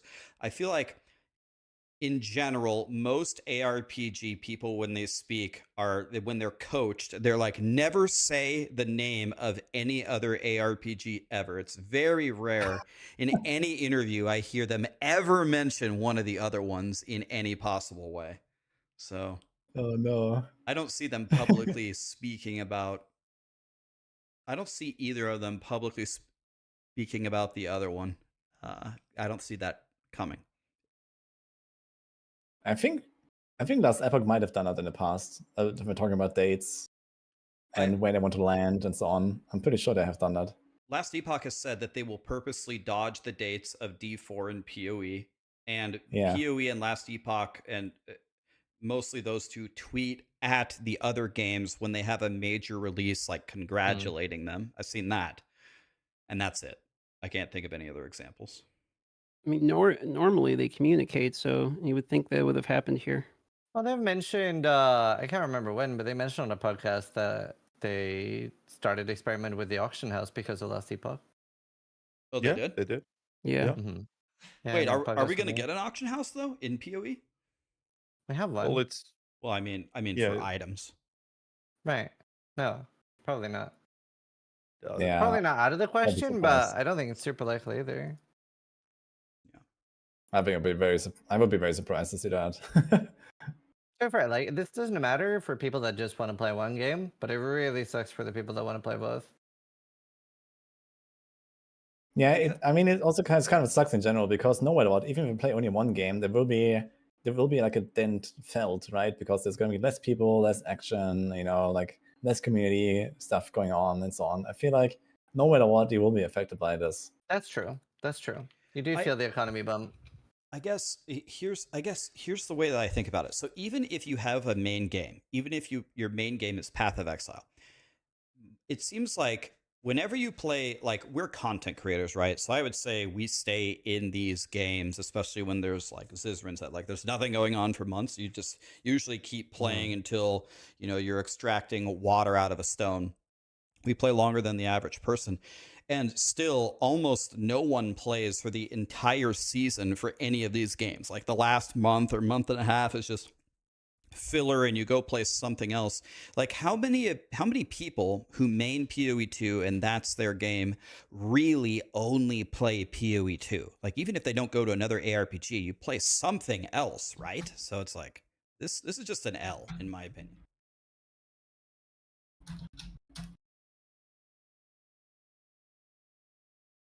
I don't know what the solution is, because I don't think I think the Twitch related stuff is preventing or causing issues for Last Epoch to be able to change their scheduling. And for it to be good, they have to do it sooner, which I don't think will be possible because they have a fourth interview happening at the end of March, which is just a few days before the launch. And I mean, don't okay, think that interview is like the smallest thing here, I believe. Yeah. That is not a but I'm problem. just saying. Yeah, I guess that could be postponed or adjusted schedule wise. But I mean, the other part of it is the whole collaboration they do with Twitch, and I know I'm pretty Yeah, sure that you is a know problem. this. I agree.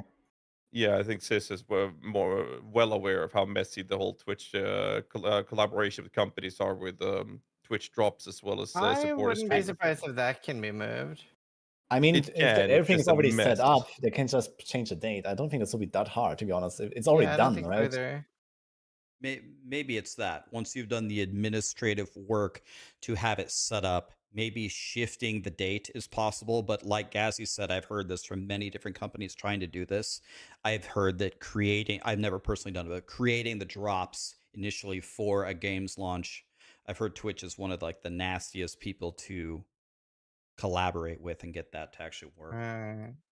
No. Well, so like think about it, right? GGG postponed due to Cyberpunk, of all things. Yeah. God, don't remind me. Like it would be crazy and not WoW to Classic like as well, no? Didn't they do something with WoW Classic back then?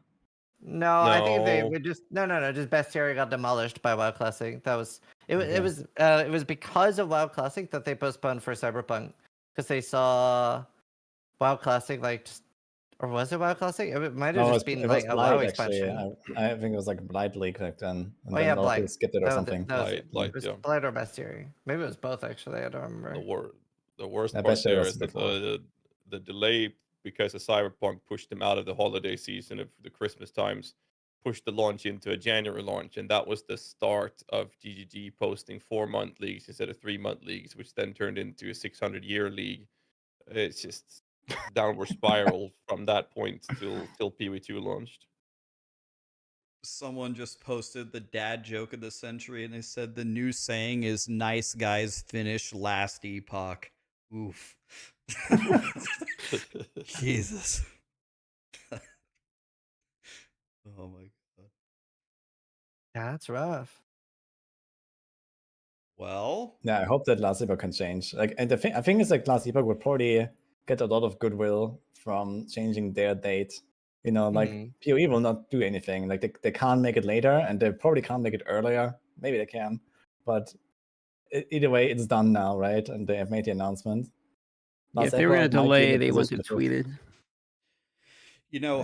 This also actually puts, I would say, mounting pressure on Last Epoch. They'll probably be fine, but if you have two days to make a good impression on your audience, What if you have server trouble? What if there's something wrong with your patch? What if you get DDoSed? If you lose even a single day here on this Wednesday release, oof. Uh-oh. Yeah, true. I mean, every game launch has some sort of issues. Some fixes it faster than others, depending on the launch, but it's inevitable there will be something. Hopefully, it'll be as small as possible. But I mean, or at least me, I'm like extra biased as a content creator, right? Like I want to play all of them. Like the more evenly spaced out these games are, the better for me. you know, I mean, I said this before. Like, I want to play POE1 for a month, POE2 for a month, Last Depot for a month, Diablo 4 for 24 hours, and then repeat. Jesus. That's a bit long, don't you think?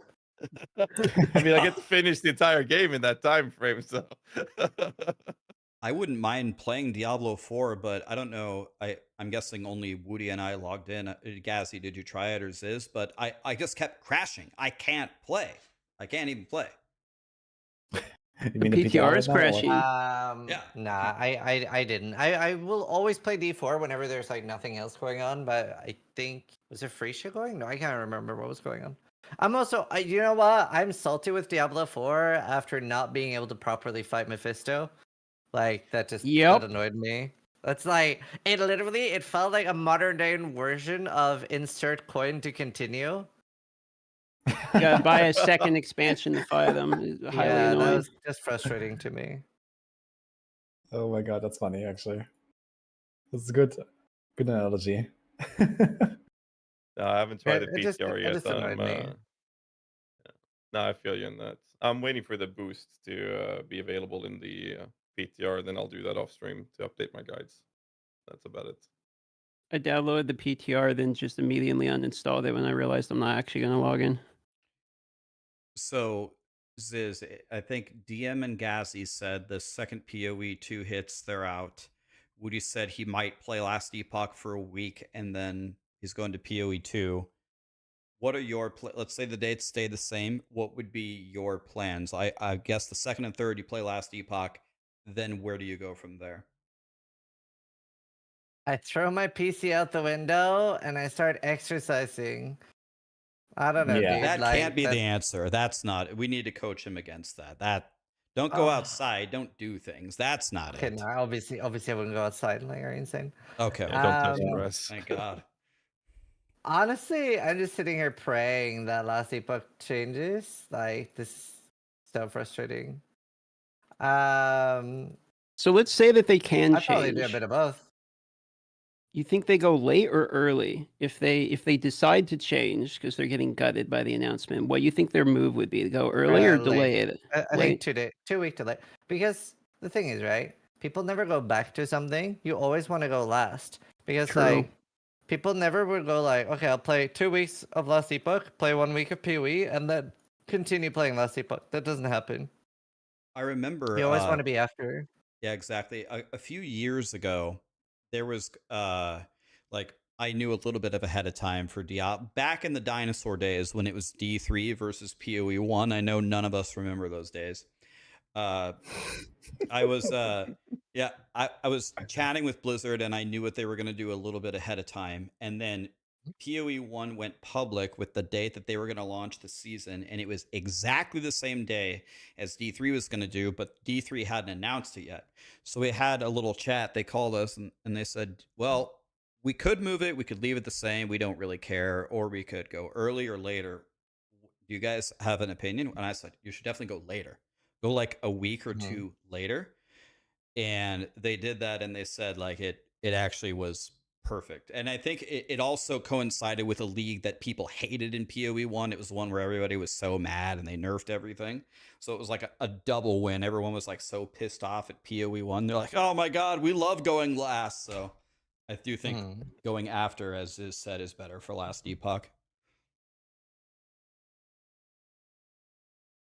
We actually also don't know the scope of the 0.2 patch, because the expectation is that it's going to be massive. At least one class has been teased. Maybe we'll get more, and we don't know exactly how much content we're getting. Like, are we getting one more act? Are we getting the remaining campaign acts? Or like, what is happening? Are we looking at a month worth of content? We're looking at 2-3 months worth of content or less. Like, There's no talent. I mean, obviously, to be honest, maybe I'm not the same as other people, but I could just play the current patch for another half year if I had to. So I'm kind of good with anything. I just don't blast Huntress, and anything else is a bonus for me, to be honest. So I'm having a blast in PoE anyway. I have the same feeling as Woody. I'm not playing PoE2 right now, but when I left PoE2 to go play PoE1, I actually wasn't sick of PoE2. There were a lot of like PoE1 like Giga Chads are like, this is way slower, it's worse, the end game's worse, the crafting is all RNG, PoE2 blows. Pox is our new leader of the rebellion. He's making a server where I was like, guys, why are you guys fighting with each other? I mean, okay, like it's the same company. PoE2 will get there, but I agree with Woody. Like, I didn't like hate I wasn't sick of PoE2. I could play more as is. Yeah, I think it probably comes down to like a lot of people just kind of being underwhelmed by the mapping right now and the crafting. Yeah. And then they just play like the same like 2-3 meta builds that everyone is playing, and that's it, right? And then it's like, no there's no other build I can make because everything sucks. And yeah, you know, Woody hurt me when he was like, Diablo 4 is better crafting than PoE2 right now, and I was like, he's right. It's true, man. It's That sad, hurt. but it's true. You want to know what really surprised me? And grinding your games, I think historically is pretty good at this. Like the historians here, like Gazzy or any DM or Zizrink and whoever knows about grinding your games can correct me if I'm wrong. But when they had their blog posts about the future of PoE2 and things that they need to work on, everything they were naming like the end game, da da da da da. It's like, yeah. And then they didn't mention crafting. I was like, I think that's your guys' biggest problem. I didn't hear them say anything about crafting. I'm like, wow, coming from the company that made PoE1 with like one of the best crafting systems, I was like, why didn't they talk about that? I think the reason for that is because they're planning, like they already have this in their head that they're gonna make leagues that focus on crafting and introduce mechanics over time, just like how it works in PoE1. Yeah. But the thing is that this is so far down the line, right? We're talking about like earliest a year from now, where we can expect something big in that regard, right? And it's way too late, right? They have to do something before that, I feel. So See, yeah, you go, sis. yeah, crafting aside, the most important thing for me personally, like if I had to like pick the number one thing that's bothering me about PoE2, is just for many hours, like once you're looking at like above 1,000 hours and stuff, the main thing that's missing for me is like mapping, feeling like nice and repetitive. Like I don't know. I feel like I'm at odds with mapping for how I like to play the game personally. It's like it's just not enjoyable for like very, very long-term play. Whereas like PoE1 is set up for like enjoying long-term play. PoE2 seems to focus a lot more on like play for like 300 hours or something. I agree with the mapping. I feel like if you're going to do the Atlas system and you do this whole exploration of the Atlas, then you need to reward exploration beyond just citadels, because citadels are basically just fragments with extra steps now. So you need more shit like the moment is in on the map. Like you need to have a reason to continue to go out into the gray, or else it just feels like mapping but worse. Yep. I I think really like Yeah. the PoE1 map. I kind of agree I think with all the of that will mapping come, and right? All of that will happen. You know, it's just that the timeline for that is like, yeah, a year from now, maybe. You know, they begin that, right? So it's like, oof. But I mean, at the same time, like I agree with you guys, mapping exploration. The crafting topic is, you know, if you compare it to the start of Path of Exile 1, we had Augment, Trance, Regal, Exalted, Divines, and Eternal Orbs, essentially. That was your crafting methods. And it was super bare bone to the point of basically what we have in PoE2, except that we could just reroll items. That's the only difference from the start of PoE1 versus PoE2. And every league mechanic we got introduced more crafting, like the Forsaken Masters patch for the bench craft. We had the essences, bestiary, delving, you know, all of these different mechanics added on top of it to create the crafting methods and systems that we have in PoE1 right now. But that's, you know, a decade plus of content. And my understanding is that GGG wants to introduce these things in incremental steps, similar to how they did with PoE1. Yeah, so when I'm trying to think about like being a designer, so PoE2 is supposed to be like their new take on PoE1. How do they make it better? I could understand why, if they're sitting around and talking about the end game, when they say, hey, you want to know what people do in POE1? They sit in their hideout and they just plug the map and then they just go into the map, right? We can make this way better. Why don't we make this a big, huge world that you explore and you interact with? Wouldn't that be way better than just sitting in a hideout, plugging the map, and then everyone around the table goes, yeah, yeah, yeah, let's do that. And it's like, okay, but then you play both. And it's like, oh my God, I wish I could just like, when it's time to fight Maven, you want to know what I do? I just open Maven's Dealy Bob and I go fight Maven. You want to know how I fight Maven in POE2? I have to navigate around a lake and this way and this tower and this fragment, and then I can fight Maven. It's like, okay, it sounds good when we're talking about it at the table, but then when I play the game, it feels a lot worse to me. Yeah, that's also true. Like I guess like just the pathing on the Atlas. I guess they could introduce stuff where maybe could make connections or maybe can like jump or whatever, right? So and even then like you still have like some other problems with like quality of life, like not finding the stuff that you actually wanted to do. Like for example, I have like my hardcore character right now is like not ready for Arbiter and not like kind of like just leveling and stuff. So I have like 15 citadels unlocked that at some point I have to go and find again, because I'm not ready to do the citadels yet. And it's like, ugh, yeah. Yeah, like there's like stuff like that as well. Along those same lines, like same exact concept explained in a different way. You want to know what I just did in the Thracia event? I set Jungle Valley as all of my favorite maps except one, for the little trick. And then I ran maps for an hour, and then I checked my map tab, and I had like 60 jungled valleys. I sat there with my chisels and my alks, and I corrupted them all. And then I ran it through my regular expression. I had 30 jungle valleys to run. I'm so happy, and I'm just there, Jungle Valley, da da da da da. You want to know how you do that in POE2? You don't do that at all. What you do is you're just navigating toward the citadels, and if you gotta go through like an augury or this or that to get there, I mean, so be it. There's no such thing as, constructing it in a way where you can do your favorite maps over and over and over. I feel like your choices there are actually very limited. I mean, how many players do something other than run toward the citadel and just pray that you get some good maps along the way? Yeah, I mean, there's like plenty of stuff they could do, like allowing us to change maps, allowing us to skip maps, allowing us to make connections, whatever, right? I don't think this is really such a problem. Like we have stuff like Orb of Horizon in POE1, and they could do something similar in POE2 or whatever, right? Even though it doesn't really make that much sense, like lore-wise, I guess. You could introduce mechanics that would do something like that. Not a problem. If I encounter an augury map with my minions, I'm tucking tail and running the opposite direction. Yeah, the doorways. Doorways, no. tight corner, mire and augury, to some degree crypt. I'm like, I ain't going that way. I will do those 3 extra maps to avoid that one. This might be a hot take. I think mire is worse than augury.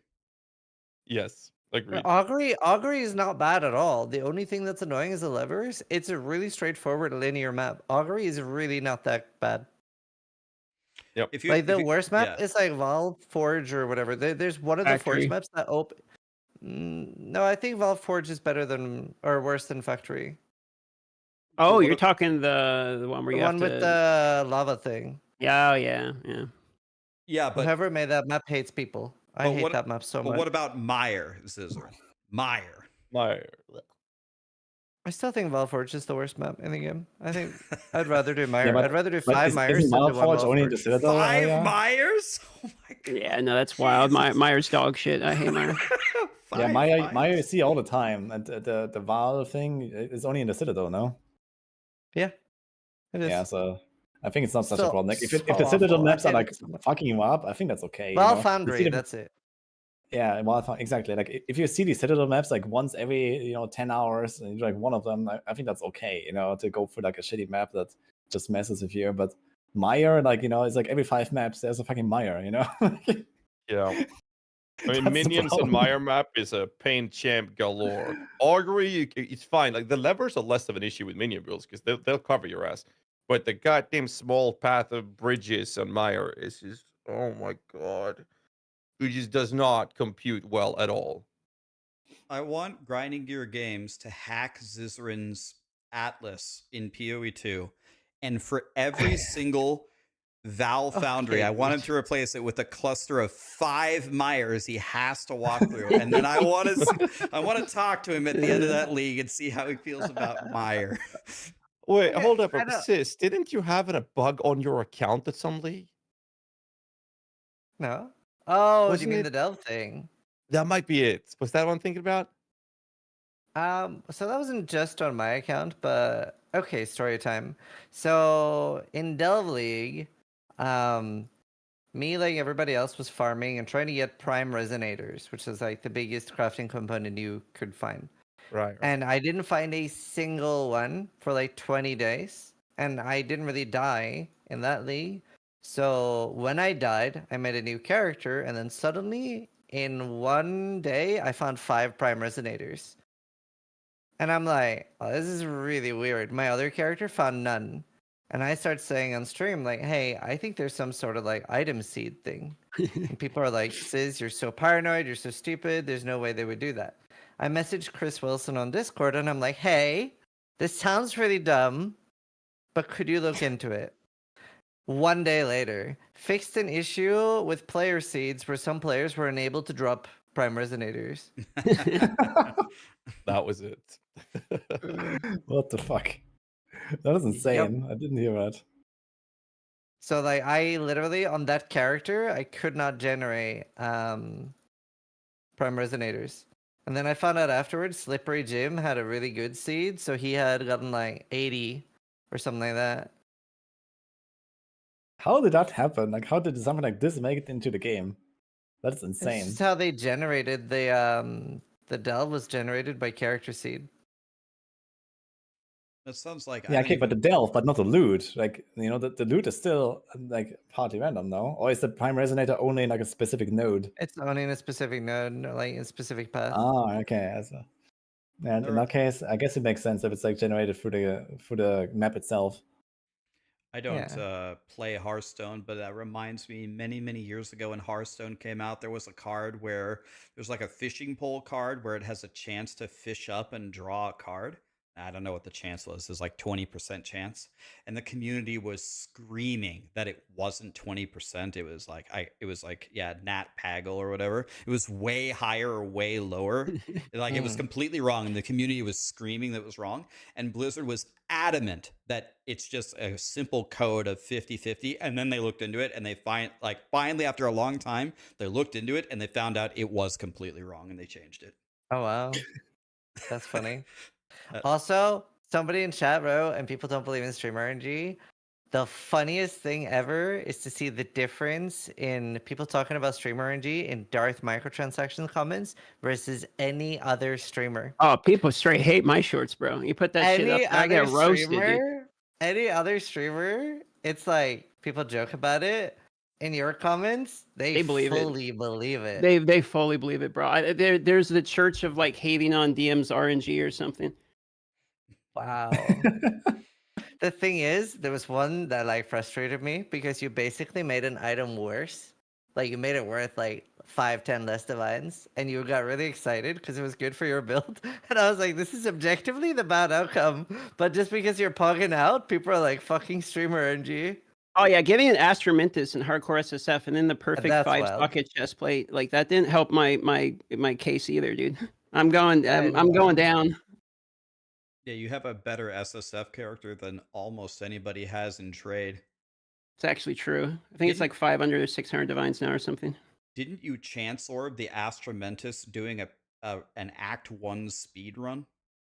Well, I was not a speed run. I was fucking around on a new run on Titan in Act 2, and then the funny part about it is it was back-to-back stellar amulets, and the first time I got the other amulet with the Chancer, I'm like, oh, now I go, that's the wrong one. Now here I go and get an Astromintus, like as a meme for the second one, and then it hit. So I got both of them in 2, so it looked fucking sus, dude. Yeah, that's streamer client confirmed. Basically. I killed Uber Maven for the first time 2 days ago, and she it's a girl, right? She dropped Pro Genesis. I was like, oh, this is the next thing I was gonna buy. Lit. Chat Have did you not guys like that. have you guys realized, like, when I played PoE1 before PoE2 came out, everyone was talking about how fast it was, and I was like, it's not that fast. It's not that fast. And then we played PoE2 for a while, and then we come back for Fresia, and I just realized how super zoomy PoE1 actually is. Oh, yeah. I didn't really feel that till after I played PoE2. It is so fast. Yeah, I think the only one that's faster is Torchlight Infinite. Torchlight Infinite is, yeah, that game. Yeah. You're really zooming in that one if you have a top end game build. Quote from EHG, Mike Chronix is here. He said, I have no idea if we want to or are able to move the date. Yeah. I've talked to them a bit about it too. Yeah, so did Yeah. I, and I got the same answer. Well, I'm sure they want to, and I think they should. So I hope they will. You want to know? You want to know what would be a decent result, which might not be so bad, is if they were able to back up the date. Well, first of all, the ideal situation is what Zizrin said: move it after, right? Mhm. It's always best to go after. But if they can't do that, they should back up the date to like that Friday. Because if you have Friday, Saturday, Sunday, you have an entire week. That will let people, really kind of blast for at least a week. So that could be a thing.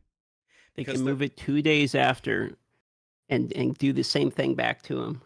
They could move it 2 days after, and then they should go on Twitter and go your moo with a picture of a chess piece and at grinding game. Be actually hilarious. Oh my god.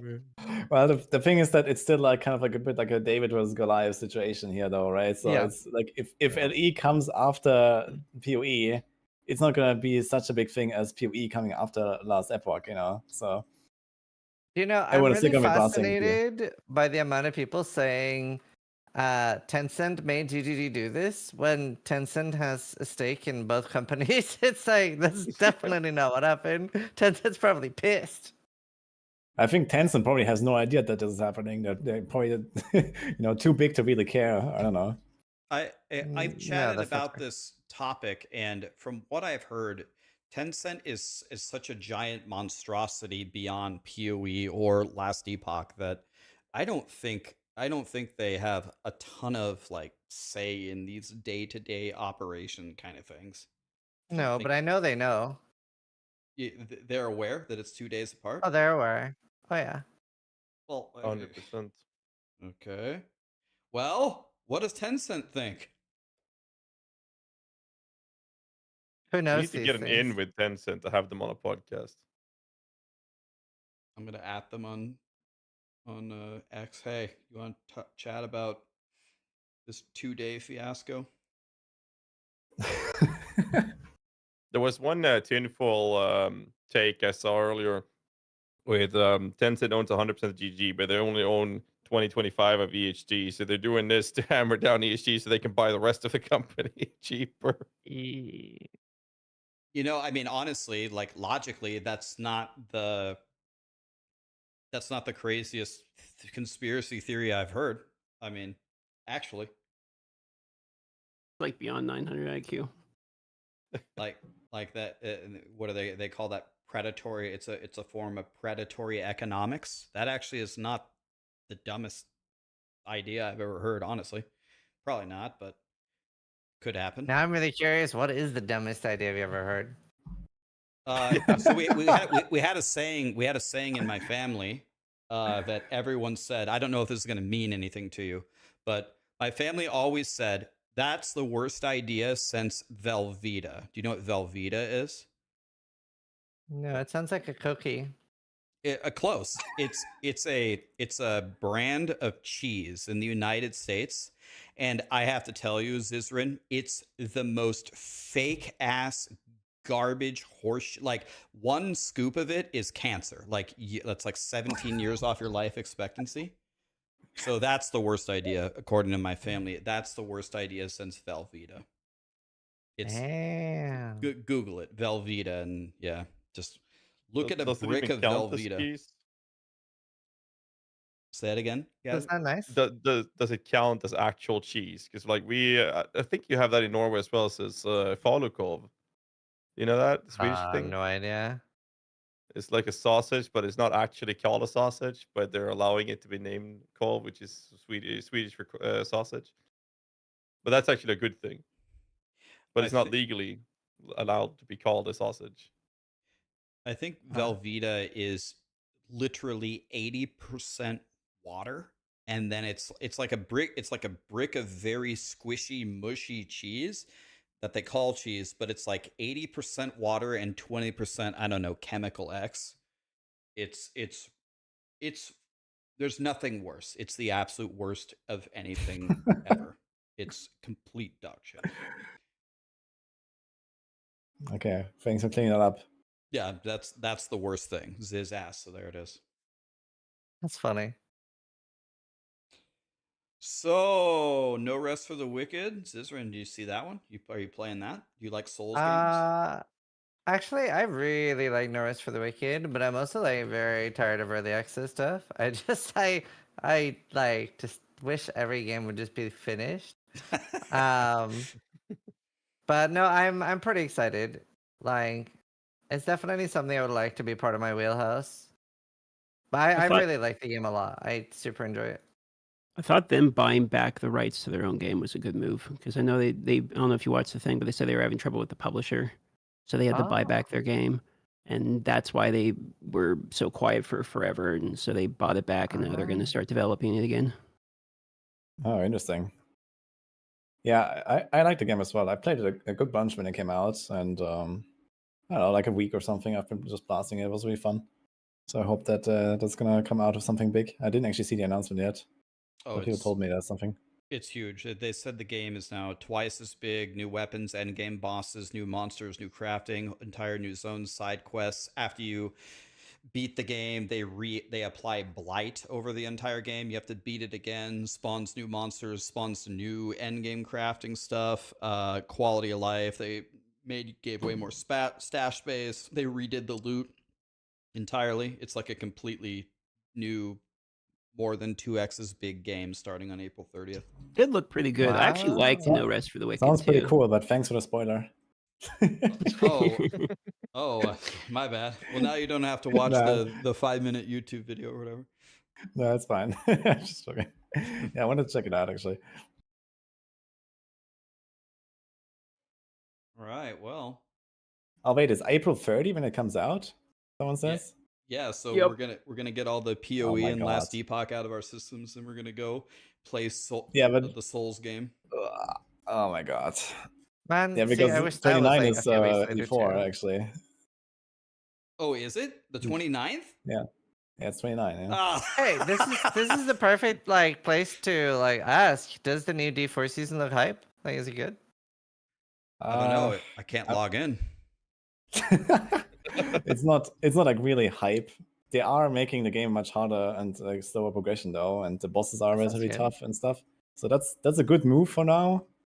But also a lot of fundamental stuff is not touched. So that's another like what they did is good.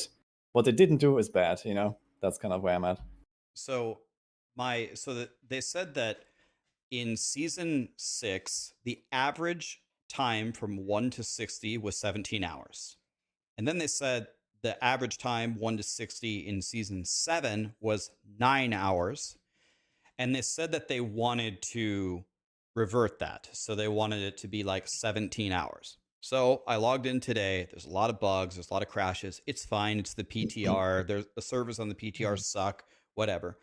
But with all the crashes, at like 58 and a half, I couldn't play anymore. So I just gave up. But I was at 3 hours and 19 minutes at 58 and a half with the crashes, with the bugs. So, and I did 2.5 hours last season. So it's definitely not twice as hard. And it's 1,000% a sub 4 hour run. Probably still a sub 3 hour run. Well, you're looking at completely wrong data though, Rax. You know, the reason why it was like 16 hours in season 6 is because it was an expansion where millions of noobs logged in that had no idea about anything. And now it was season 7 where many of them did not log in again. So mostly the more experienced players stuck around and they actually also kind of know what to do. So naturally, it was way faster. Well, that's on the average. That's part of it, and the other part of it is the witch powers, which everyone usually goes to do right away, were insane for XP, right? You just stood there and there's billions of monsters everywhere, just nonstop penta killing zones. And could the witch powers overlap with a hell tide as well?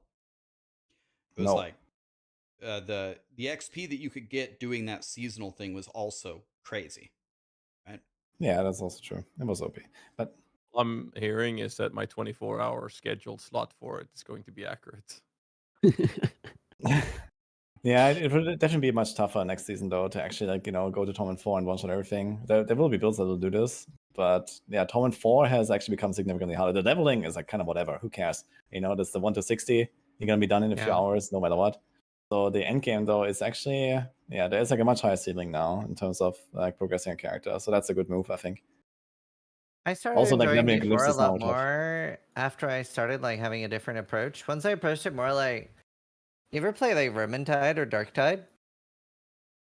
I haven't. Nope. Okay, well it's like a game where you just kill like heaps and heaps of monsters. Once I started approaching it more like that and not so much about like, making builds and like that type of progression that I get out of PoE, then I enjoyed it a lot more. So I actually had like, I think I played 6 to 8 days last time. It's quite a lot. Yeah, I'm sure the slower progression is probably better, but the part that throws me off is like we're 8 seasons into the game and they're still trying to figure out what pace they want, what the power structure is supposed to be. It's like it's 8 seasons in. Shouldn't it just be like here's new content, here's new in-game, etc.? Like you'd think it would already be locked in. We're 8 seasons later. It's like if we still don't know what the game should be, like I don't know. It's hard for me to want to log in at all. That's fair. I think one of the biggest pain points that just keeps getting exacerbated, just keeps growing and growing and growing. Every season what we hear is the end game is top of mind. The end game is top of mind. But what it feels like is Blizzard has their schedule mapped out for what they're doing for this year and the expansion and like maybe even the next year after that. And so they just stick to that no matter what. Like, here's our schedule. This is what we're doing. We're doing bosses here and this there, da da da da da. And they just stick to it no matter what. So if Endgame doesn't happen to hit on any of those seasons, then they just say, well, we hear ya, but let me check our internal document. Yeah, Endgame's actually not for another 6 months, but we'll just keep saying that we hear ya, but people can only level in the campaign and kill the same bosses so many times. Like, as Woody said, I think the game is definitely better. And as DM said, the game is better for this structure, but you're still doing the exact same thing with one new boss at the end, Belial, who we've already fought in the previous game. So it's like, okay.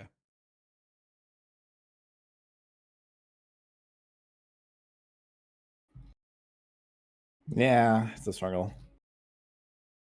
I think that, when the next big expansion comes out, maybe they're gonna fix a lot of this, like, oh, there's no endgame kind of shenanigans. But until then, I don't really expect much, to be honest, on the seasons. Like the season, like every single season is kind of like a similar, okay, here's like some new event or some new zone, go there, kill these monsters kind of deal. The seasonal powers are the same, literally the same every single season. So there's like, just like little to no innovation coming right now, and I don't really expect that to happen when they actually want to sell like 5 more expansions down the line. Like all of the innovation will come in those expansions, and there's no reason for them to do it between, right? Like why would they? So if nothing else though, what it does is it's like it does a really good job of onboarding people into the RPG genre. Yes. Lots of new RPG blasters that can get recruited by GG later. Exactly. Like I say, the end game of Diablo 4 is to play a different game. Honestly, kind of true. I just wish they would fix like fundamental things like you mentioned, Woody, as well. Like they talked about CDR being a big problem, right? And then they fixed bugs, and then they're adding balance patches and fixes. So if you look at the Necromancer class, that entire class has since the beta been or is completely oriented around the Abhorrent Decrepify CDR triggering, which is still bugged since the very beginning of the game. Still hasn't been fixed, and they can't fix it now. because that will kill the entire class. I'm like, can you just fix the fundamental pieces so that the balance changes they do actually mean something? Because it's just weird at this point. Yeah, the thing is, every class has exactly these problems, that there's like year-old bugs that have been reported like 1,000 times, and then eventually they get fixed. Apparently, there are some bug fixes in this patch that, you know, someone mentioned like the other day in a Maxor meeting. Like, yeah, I reported that thing like, you know, in season 2, and now they fixed it. You know, pork. Like, it's like, you know, things are moving forward, but the problem is they keep introducing new stuff all the time. So the new stuff is also bugged, and then that new stuff that, you know, is getting fixed like 4 seasons later as well, when no one cares about it anymore. You know, it's like they just like way too slow at fixing all the bugs. And first of all, they introduce way too many bugs as well. Like, you know, all like, you know, they introduce new items that do like one thing supposedly. Like if you look at the tooltip, it says, you know, it does that thing, right? But then he put it on without any extra, like, you know, any effects or any kind of weird, you know, edge scenarios, you know, just the item, and it just doesn't work, you know. Like, it's not like there's some weird interaction going on or whatever that might be like a niche scenario that breaks it. It just doesn't work, you know. And this thing happens like more often than not, you know. Like, you know, half the items basically. Last season was similar as well. I mean, everybody reported the issues with minions and rigging men down, and then after a week, the majority of the players had stopped playing the game, and then several weeks after that, then they fixed it. But they fixed it and fix it, so they had to fix it again a few days later. That's like, Yeah, it's just so awkward. Yeah, no, there's also exactly like sometimes they fix stuff supposedly, and then you just don't know if you can trust the tooltips until you actually log in, or like trust the patch notes, right? Because you log in and it's still not fixed. And this actually happened in some cases where it's like they did like 3 or 4 fixes for the same thing, and it's still broken to this day. You know, like there's like an aspect that says it does a thing and it does not do that thing. And then there's, I think, at least 2 or 3 patches after that said they fixed that thing and it's not fixed. So it's like, it's insane, man. That's actually crazy. Yeah.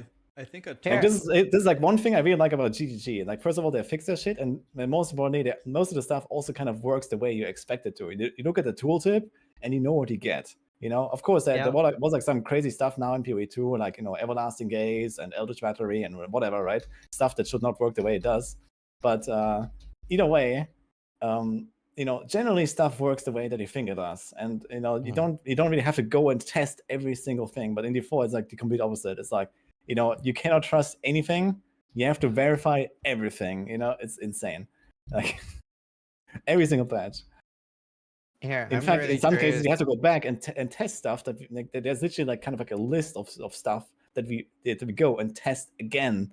You know, every single patch just to see if there's a regression. You know, it's like literally regression testing. You know, that people do in a QA that we have to do sometimes just to figure out if they actually broke something that they didn't even touch. Right. So. I think for all ARPGs we are just QA. Yeah, but in D4 is like so bad, man. It's like by far the worst. I think. Oh, sorry. Go ahead, Cezanne.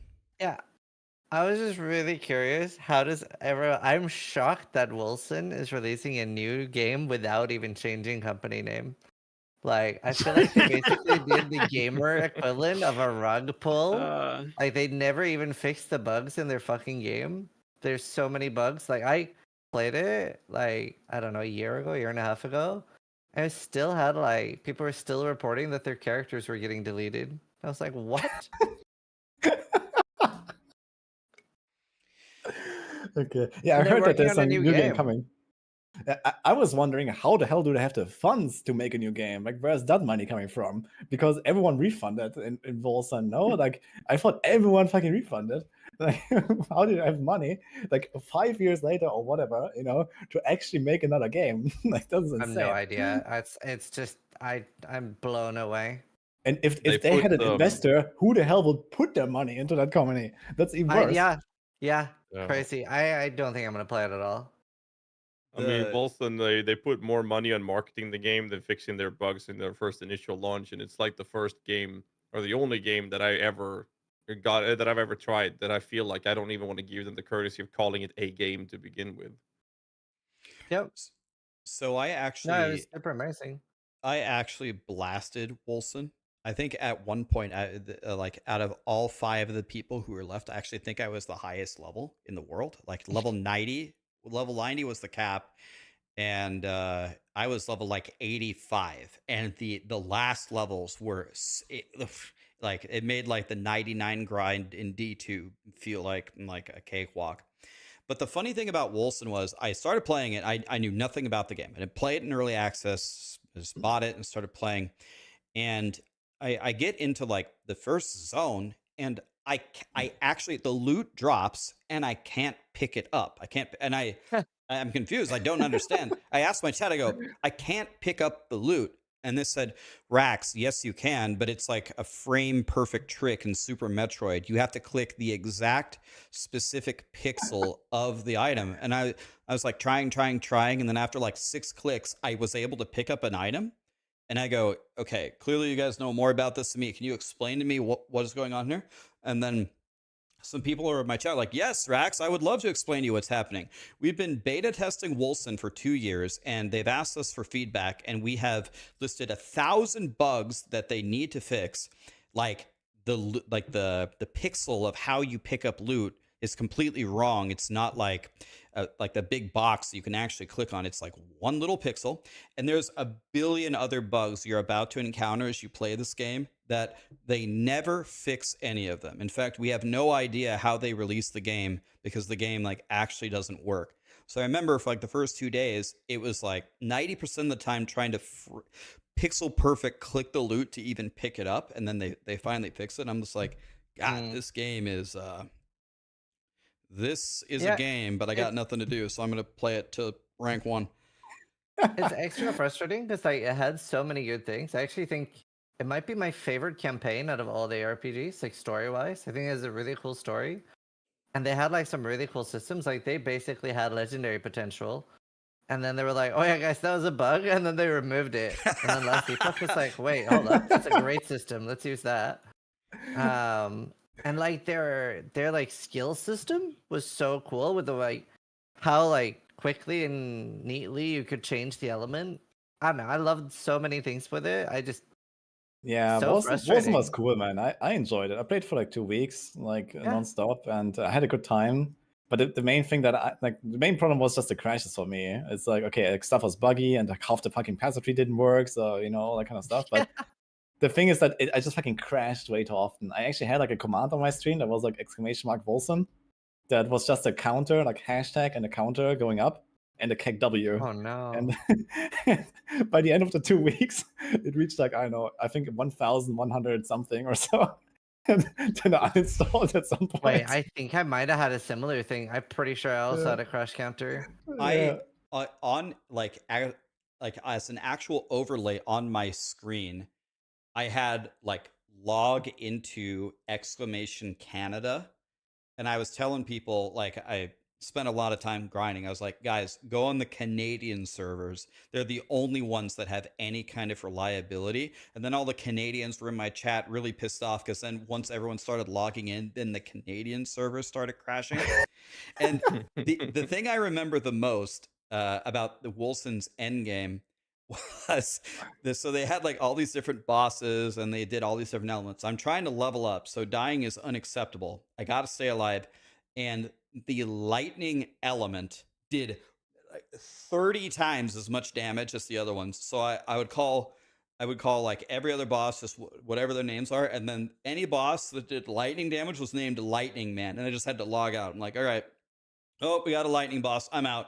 And I was like, sometimes there were like Wolcen devs in my stream. I was like, have you guys looked at lightning damage? Are you ever going to nerf it? And then only when I was like level 85, then they nerfed it. It's like, oh, okay, now I can fight the lightning bosses. And I was like, I'm done. I don't want to play anymore. I actually had while I was playing it at the start, I had 2 or 3 characters get deleted by the time I like got to Act 2. So I had to, and the devs were like, "You just gotta go again." I was like, "What the fuck?" Just imagine it's hardcore, so it's fine. Oh my god. What happened to me with last Epoch? You could delete one character and it would actually delete a different character entirely. So my main character got deleted. You make like a level 1 mule for some reason. You delete it. It deletes your 99 hardcore. Yeah, Oh, it straight up no. deleted my best character, and so that patch so got funny. fixed, or that bug got fixed because your boy sacrificed. You're welcome. Thank you, DM. Thank you. Appreciate that. Thank you, ARPG Jesus. If you guys ever get Wolson again and get to the end game, when Lightning Man doesn't one-shot you, you're welcome. Actually, wait a minute. Wilson was on Steam, right? Yeah. So, I'm gonna check my Steam like Wilson. I want to see how much I actually played that game. Oh I shit, might now I'm want to- curious too. Yeah, I never played that Yeah, one. it's in my library actually. Wait a Let me minute. see. I have 178 hours in Wilson. Holy fuck! 77. I made it that far. 274. Holy shit! fuck. I told you I guys. have 48 hours. Rex was actually last man standing, man. I think I'm. This is not a joke. I think I might have been the last person playing Wolson. Level 85. Finally got my 1 kill on Lightning Man after the patch, and I'm out. I played 48 hours. Half of that was spent in the queue of day one. Should I press install now and then log into my character and see what happened? Oh man. Grim Dawn's got an expansion coming, right? The Things of whatever. Titan Quest. Isn't that 2 already comes as out? well. I thought You there was know, one coming later on. I don't know if it's out I'm already. so sad that I don't like Grimdawn. You don't like Grim Dawn, really? Yeah, I want to like it. I think it's like, do you know what? It feels like every attack is the ARPG equivalent of like a balloon blow up version of that attack. What? I don't Yeah, know, it's- like game less feel is really impactful. important for me. So like, you know, like occultist explosions or Herald of Ice, like that kind of like nice crunch, like a good combo of like audio and visuals feels so good to me. And I think they have a lot of cool systems and stuff, but I just feel like the game feel isn't really there for me. I feel like they I did have played it like 100 hours, but like I don't know. I'm never able to let it grip me to the point where I do like 1,000 hours in it. Yeah, fair enough. The part I liked most about it was like proportionality. I feel like in these games, your character is always about as big as a house for some reason, or like taller than a tree. Like sometimes the proportions are always fucked up. But in Grim Dawn, like the buildings are actually big, the trees are big. Like I feel like the proportions were pretty cool. Well done. I've never played Grim Dawn, but I'm gonna like before their big update or whatever. I was gonna play through it once. Yeah. I know Al Kaiser loves that game, but guys, I have to brag here for a second. You're never gonna believe this. I have the achievement in Wolson to defeat 20,000 special tier enemies, and only 0.4% of players have it. I'm actually a god. I'm proud of So you. a quick question then: Are you the only player making up for those 0.4%? Yeah, Rax has it. There were 50 players. That's 0.4. Hey, I have a follow up to that. Rax, are you okay? Yeah, I've had a couple years of therapy. I'm feeling just fine right now. A couple of years. Now, my only problem with Grim Dawn was the endgame replayability. I've been told there's some community made or hosted or supported seasonal content to it, but replayability Grim Dawn was that never clicked to me. But going through the campaign or beating the game one playthrough every expansion was always a very genuine pleasure to do. See, this is POE1's fault. Because compared to like POE1, no other game has an end game. It kind of sucks. It ruined everything. Yep. Raise the bar. Yeah, maybe POE2 is gonna spectacularly fail, just like every other RPG, and even 10 years from now, we're gonna still be blasting POE1, and it's gonna be like the biggest thing out there. How about I'm that? literally blasting POE1 right now off stream. You guys remember how people said D4 was going to be the PoE killer, and then it flipped, and people said PoE was going to be the D4 killer, and then when everything came, when the fog settled, everyone said that the only thing that can compete with PoE is PoE, and now we have PoE2 competing with PoE. Yep. So there you have it. I hate that people are so obsessed over like games killing games. As much as I love like the D4 memes, I still want D4 to do really well because it's like Yeah. very different types of people that play it. 100%. That is at the heart of what is so disheartening about this April 2nd, April 4th releases. It's like, can we just play some ARPGs for the love of God? Yeah. It's weird. It was dry for like a while, then all of a sudden we have this weird problem where they're both literally at the same time. And then apparently No Rest for the Wicked is the day after Diablo 4. It's like, okay. Yeah, that sucks, man. Like, I mean that's fine. You can like do like 99% Diablo 4 in a day, so it'll be fine. True. True. You get a strap in with my schedule there, Rex. I guess you can level 1 to 60 in 3 hours. So if the Torment 4 progression is tougher, okay, you spend 21 hours on that. Take a 4-hour power nap, and then it's No Rest for the Wicked. Send it. There you go. I'll just do like 30-hour stream, do like 50-50, finish D4, then log in and no rest. Let's go. I might do that. We'll see.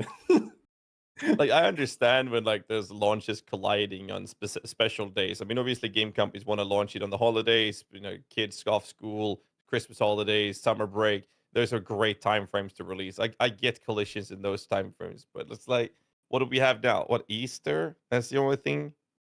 Or am I missing something? Nah, it's April Fool's When Day to is count Easter? that. Yeah, I This don't isn't think out of date April Fool's joke. Sorry?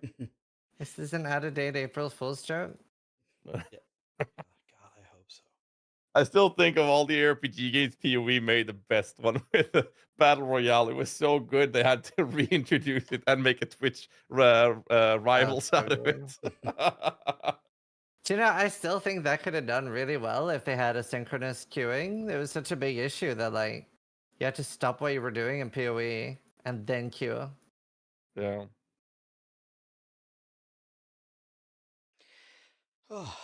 Well, we should bring that back. It's been a day, right. boys. I know the EU people are probably getting ready to go to bed and stuff, but yeah, I don't know if anybody has any final words, but appreciate you guys. You guys are the gods of ARPGs. I do. Okay, I do. what's up, Ziz? Okay. Everybody, please remember to use your Twitch Prime subscription on Rax. Subscribe for 6 months at least, and give him a lot of love. He's a great dude. Oh my god. Peace. Oh my Bye. god.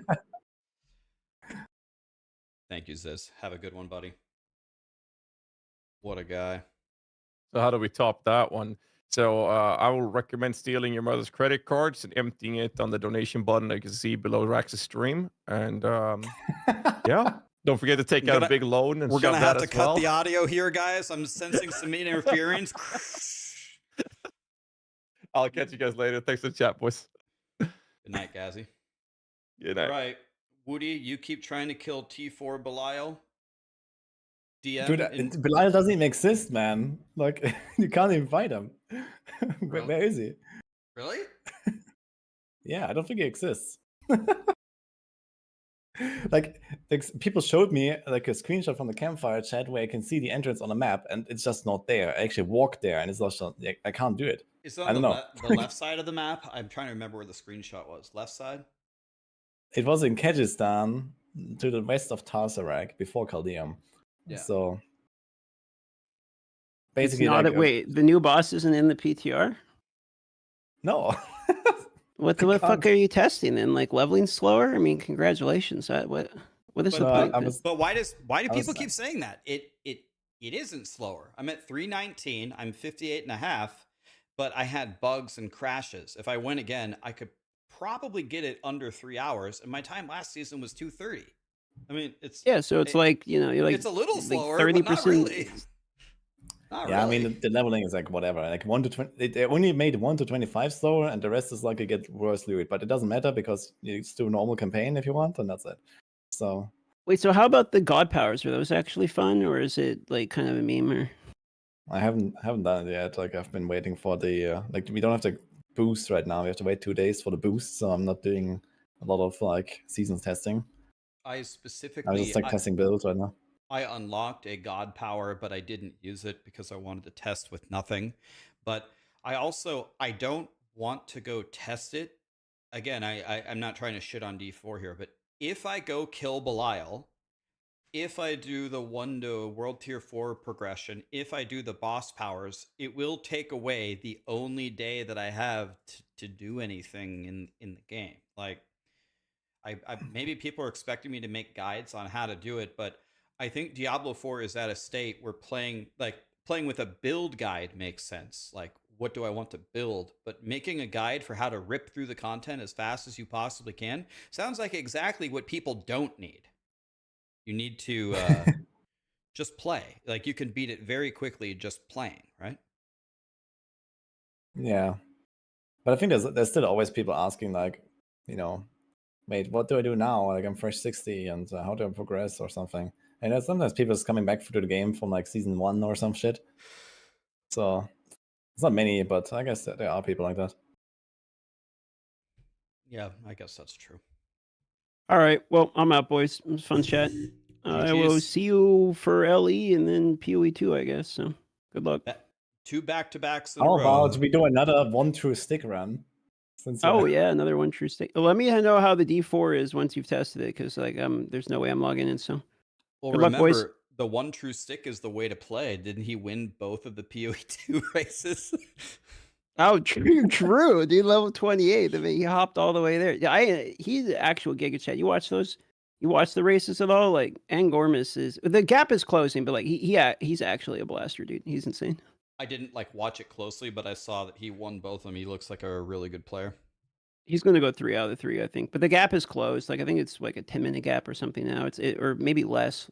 Might have been even less than that. But he's insane.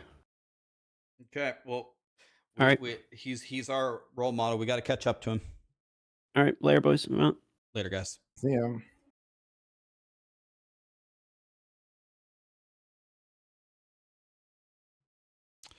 All right, well, what did you guys think of that one?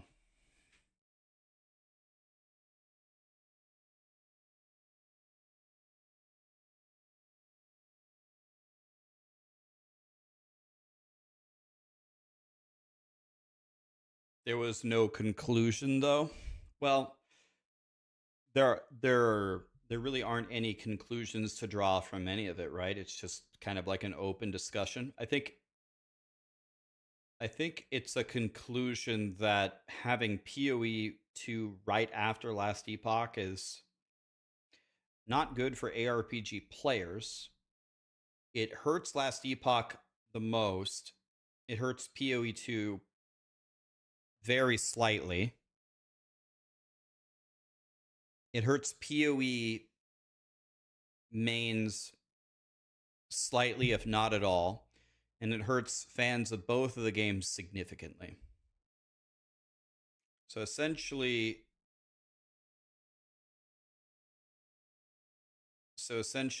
anybody who's a fan of Last Epoch, it's not great news.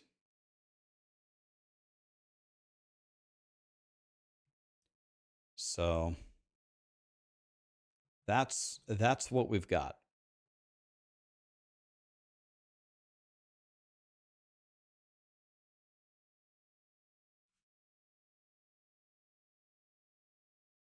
What happened? You just arrived. Last Epoch has announced since February that their new season launches April 2nd.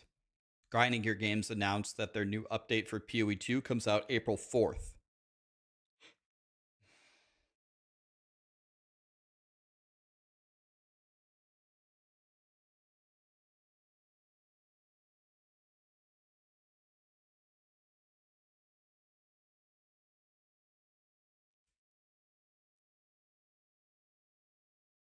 Did I tweet? No, I'm not going to tweet, but I'll make a video about it, sharing my opinions.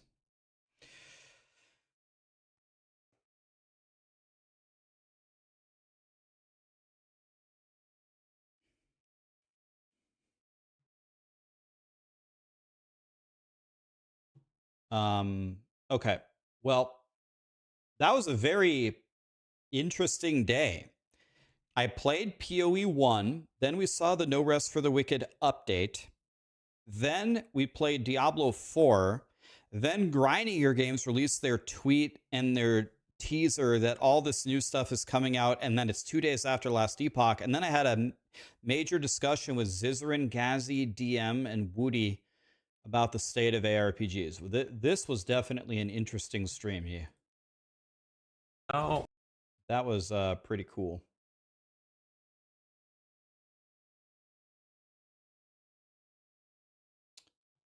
Appreciate all of you being here for that. That was a stream to remember.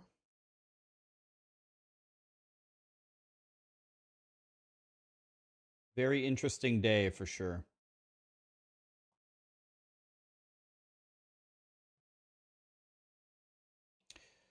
Sergeant Beardman, thank you so much for the gifted sub. Lady Leche, Zelgarth, Dorio, Big McLarge Huge, Pac-Man Gates, Sukaza, Diabloon, Turd Ferguson. Thank you so much for the primes and the subs, guys.